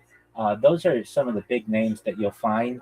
Additionally, perhaps not rabbis, but certainly Jewish history, Jewish historians are using social media to be able to get the message out about the religion because it's an excellent tool. And in terms of do other rabbis live stream their life? No, but no one does. I've met one other person in 4 years, almost 5, who live streams their life just like I do, and they don't do it from 20 different angles. They do it from one angle, and they've only been doing it for like 315 days. I've been doing it for 1,666 days. So I've been doing it a lot longer. It's not a normal thing. I recognize that it is a gift that I can give to the world, not just to hear amazing conversations just like this, but for the world to see that we're not all that different, that keeping kosher isn't as difficult as some people may think it to be, that Jews laugh, cry, sleep, eat, drink. We do all of the things that we do, and it gives me the a way to teach. I teach a Kabbalah class every day. Today was day 96 in a row of it, and I would like to do that the rest of my life. I would love to be able to have this huge compendium of rabbinical discussions on Kabbalah, almost like the Talmud. The Talmud's 2,711 folios. I would love to do this for 2,711 days and have people be able to sit in future generations. That's exciting to me, and see the ways that I change, see the ways that the interpretations can change. So that's all really important. Now, in terms of Israel and getting married, I had intentions to travel to Israel and perhaps make Aliyah in. And really, probably 2020 was the plan. But I was in a friend's wedding. It was a very Orthodox ceremony, and I remember being excited to get married myself. And I got a shadchan, which is a matchmaker, looking for a match. I got on dating websites and had people who I was really interested in meeting, and the world shut down, and everybody, especially in my world, went to this virtual world. I mean, I did do like virtual dating, but that was a little bit different. And then when I started the live streaming, it was something that motivated me to be able to change the world.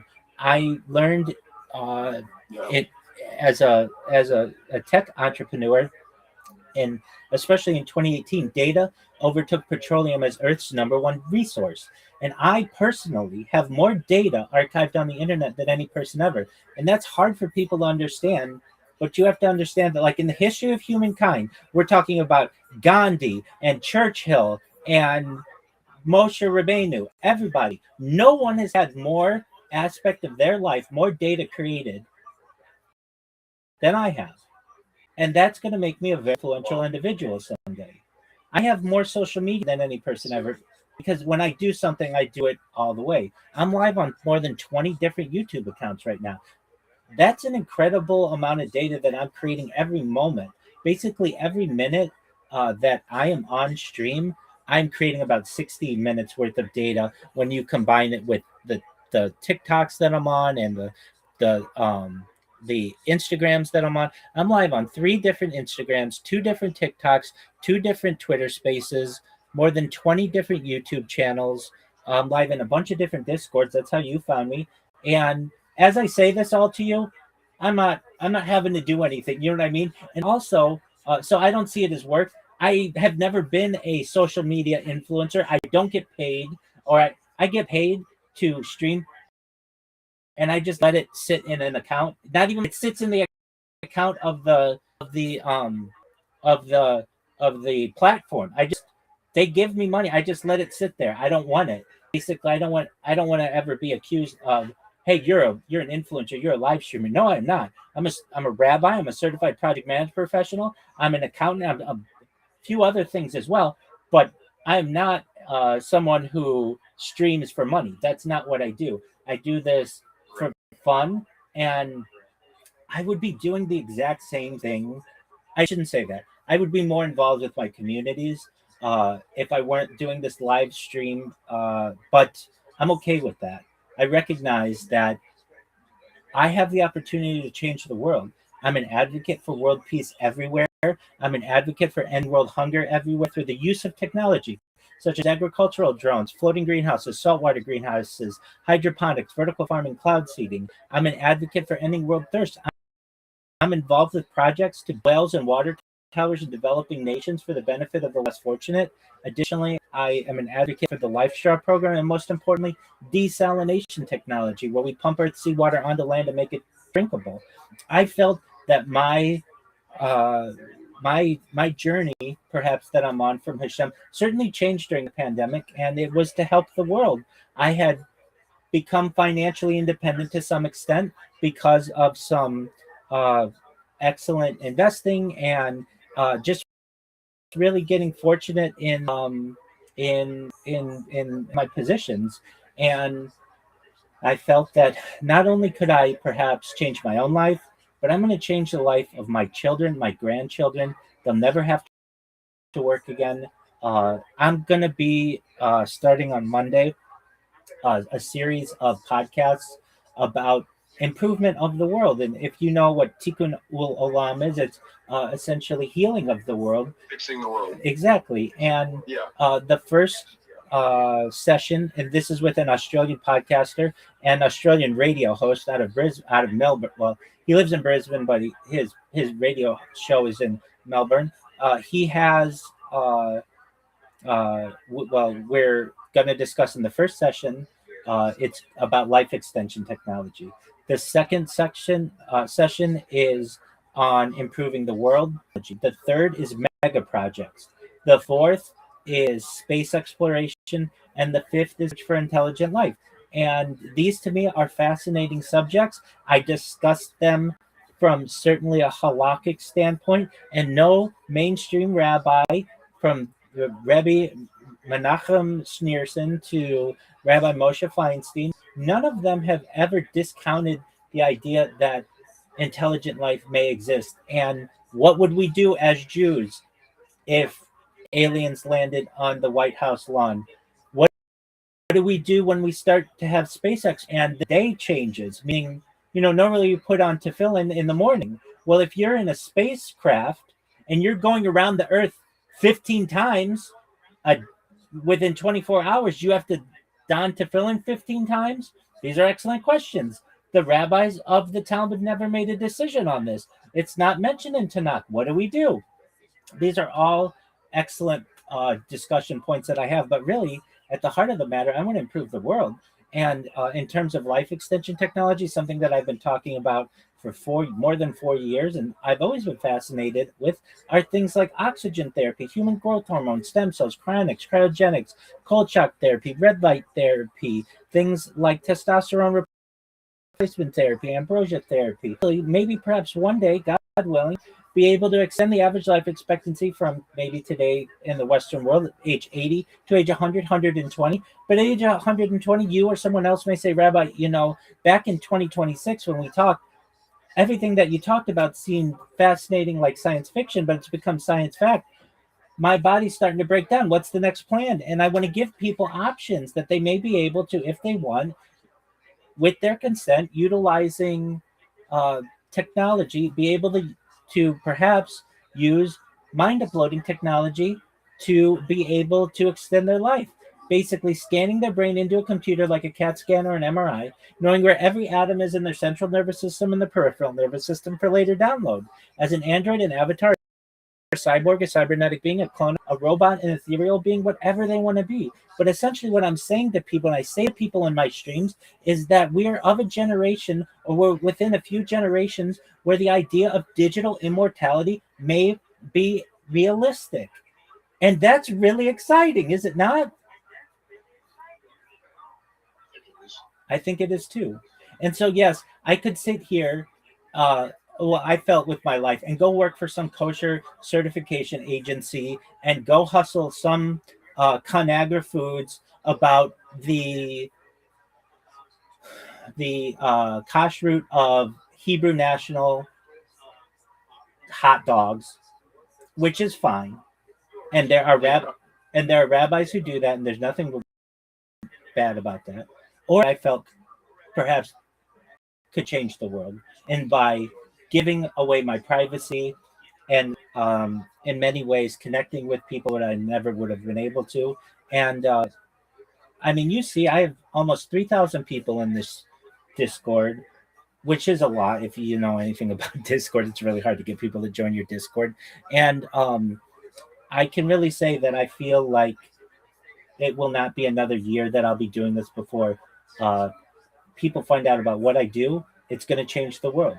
And then it's going to give me a platform for not just within Judaism, but the whole world, to be able to unite people. I mean, one thing that Mashiach is supposed to do, and I want Mashiach to come more than anybody. I pray for Mashiach to come every single day.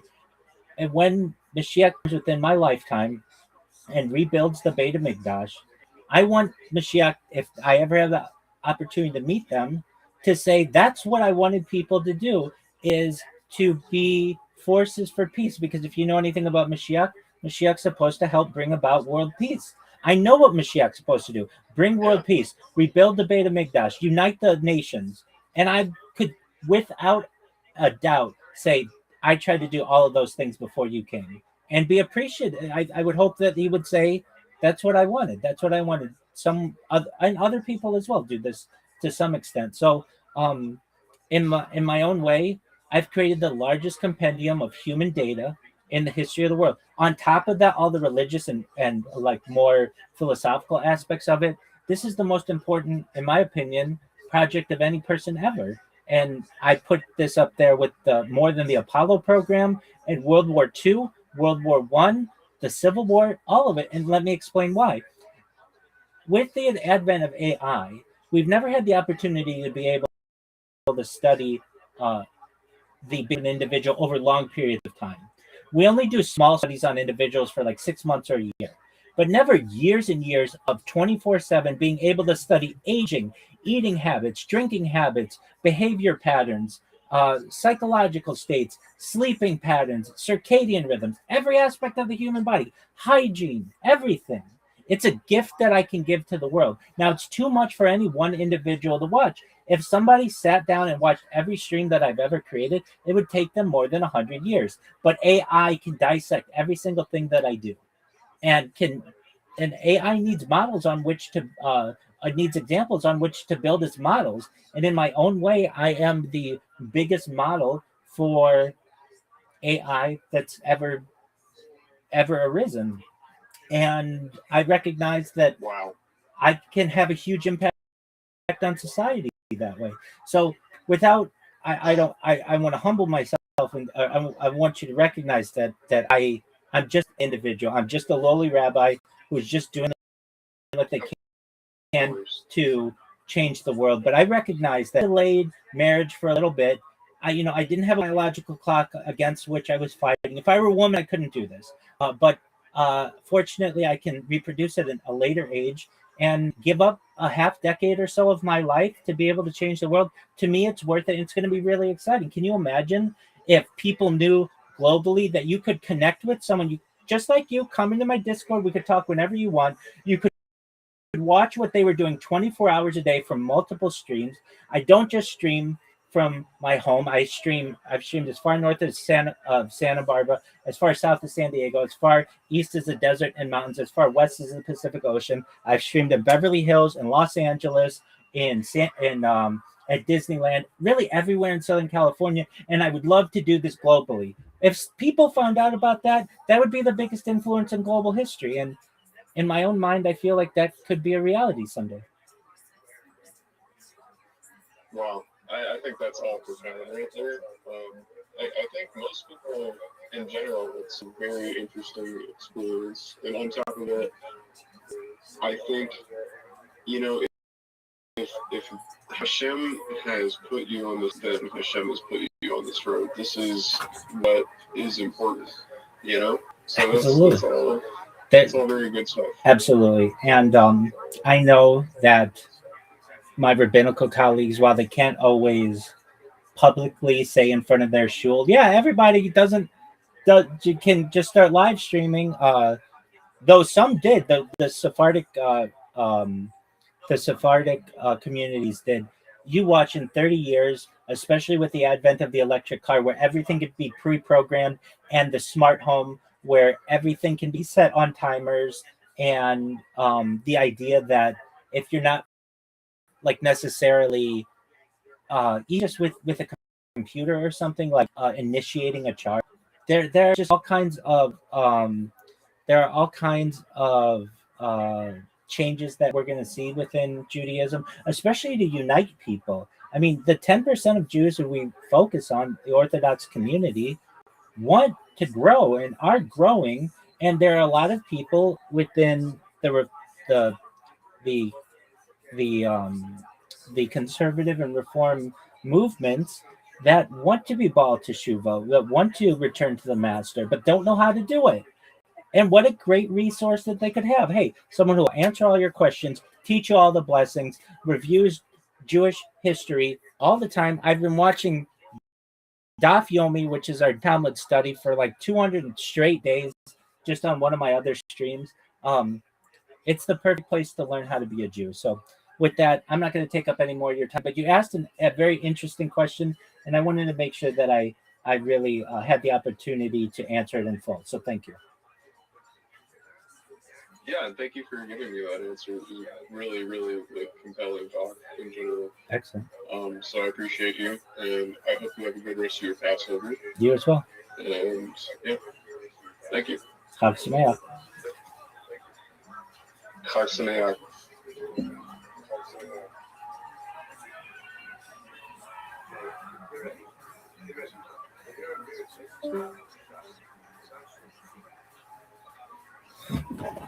Look at this athleticism.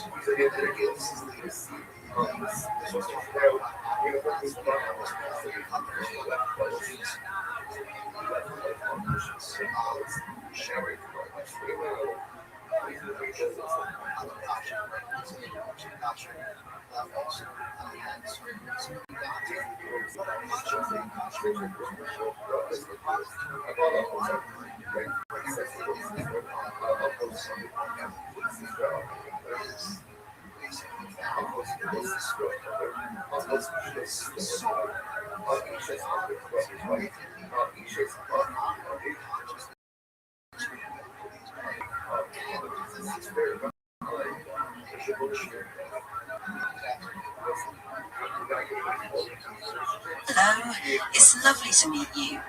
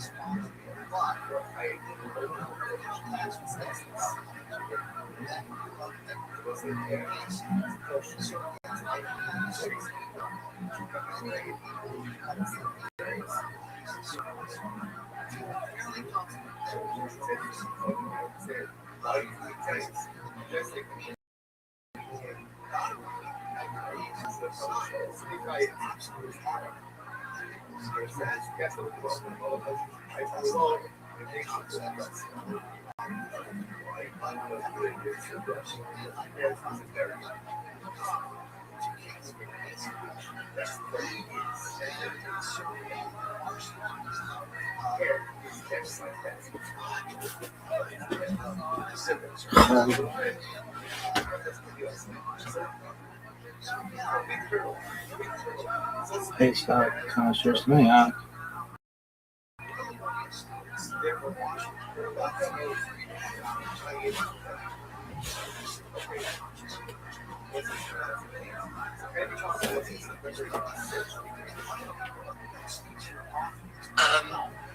The paradox of the ad hominem. By calling out name-calling can strengthen your position. Anyone who participates in debates about science, technology, politics, or controversial ideas eventually encounters a familiar tactic. Instead of responding to the substance of an argument, critics dismiss the person presenting it with a label. These labels frequently appear in online forums, comment sections, and media discussions. Rather than examining the evidence or reasoning, critics often rely on dismissive terms such as pseudoscience, quack, quackery, debunked, crank, charlatan, internet guru, armchair scientist, fake expert, amateur researcher, self-proclaimed expert, internet crack propagandist, fraud grifter, hoax promoter, disinformation spreader, misinformation source, pseudo-intellectual, cult figure, attention seeker, clickbait personality, internet personality, fake dog whistle, coded messaging, bad faith, agenda-driven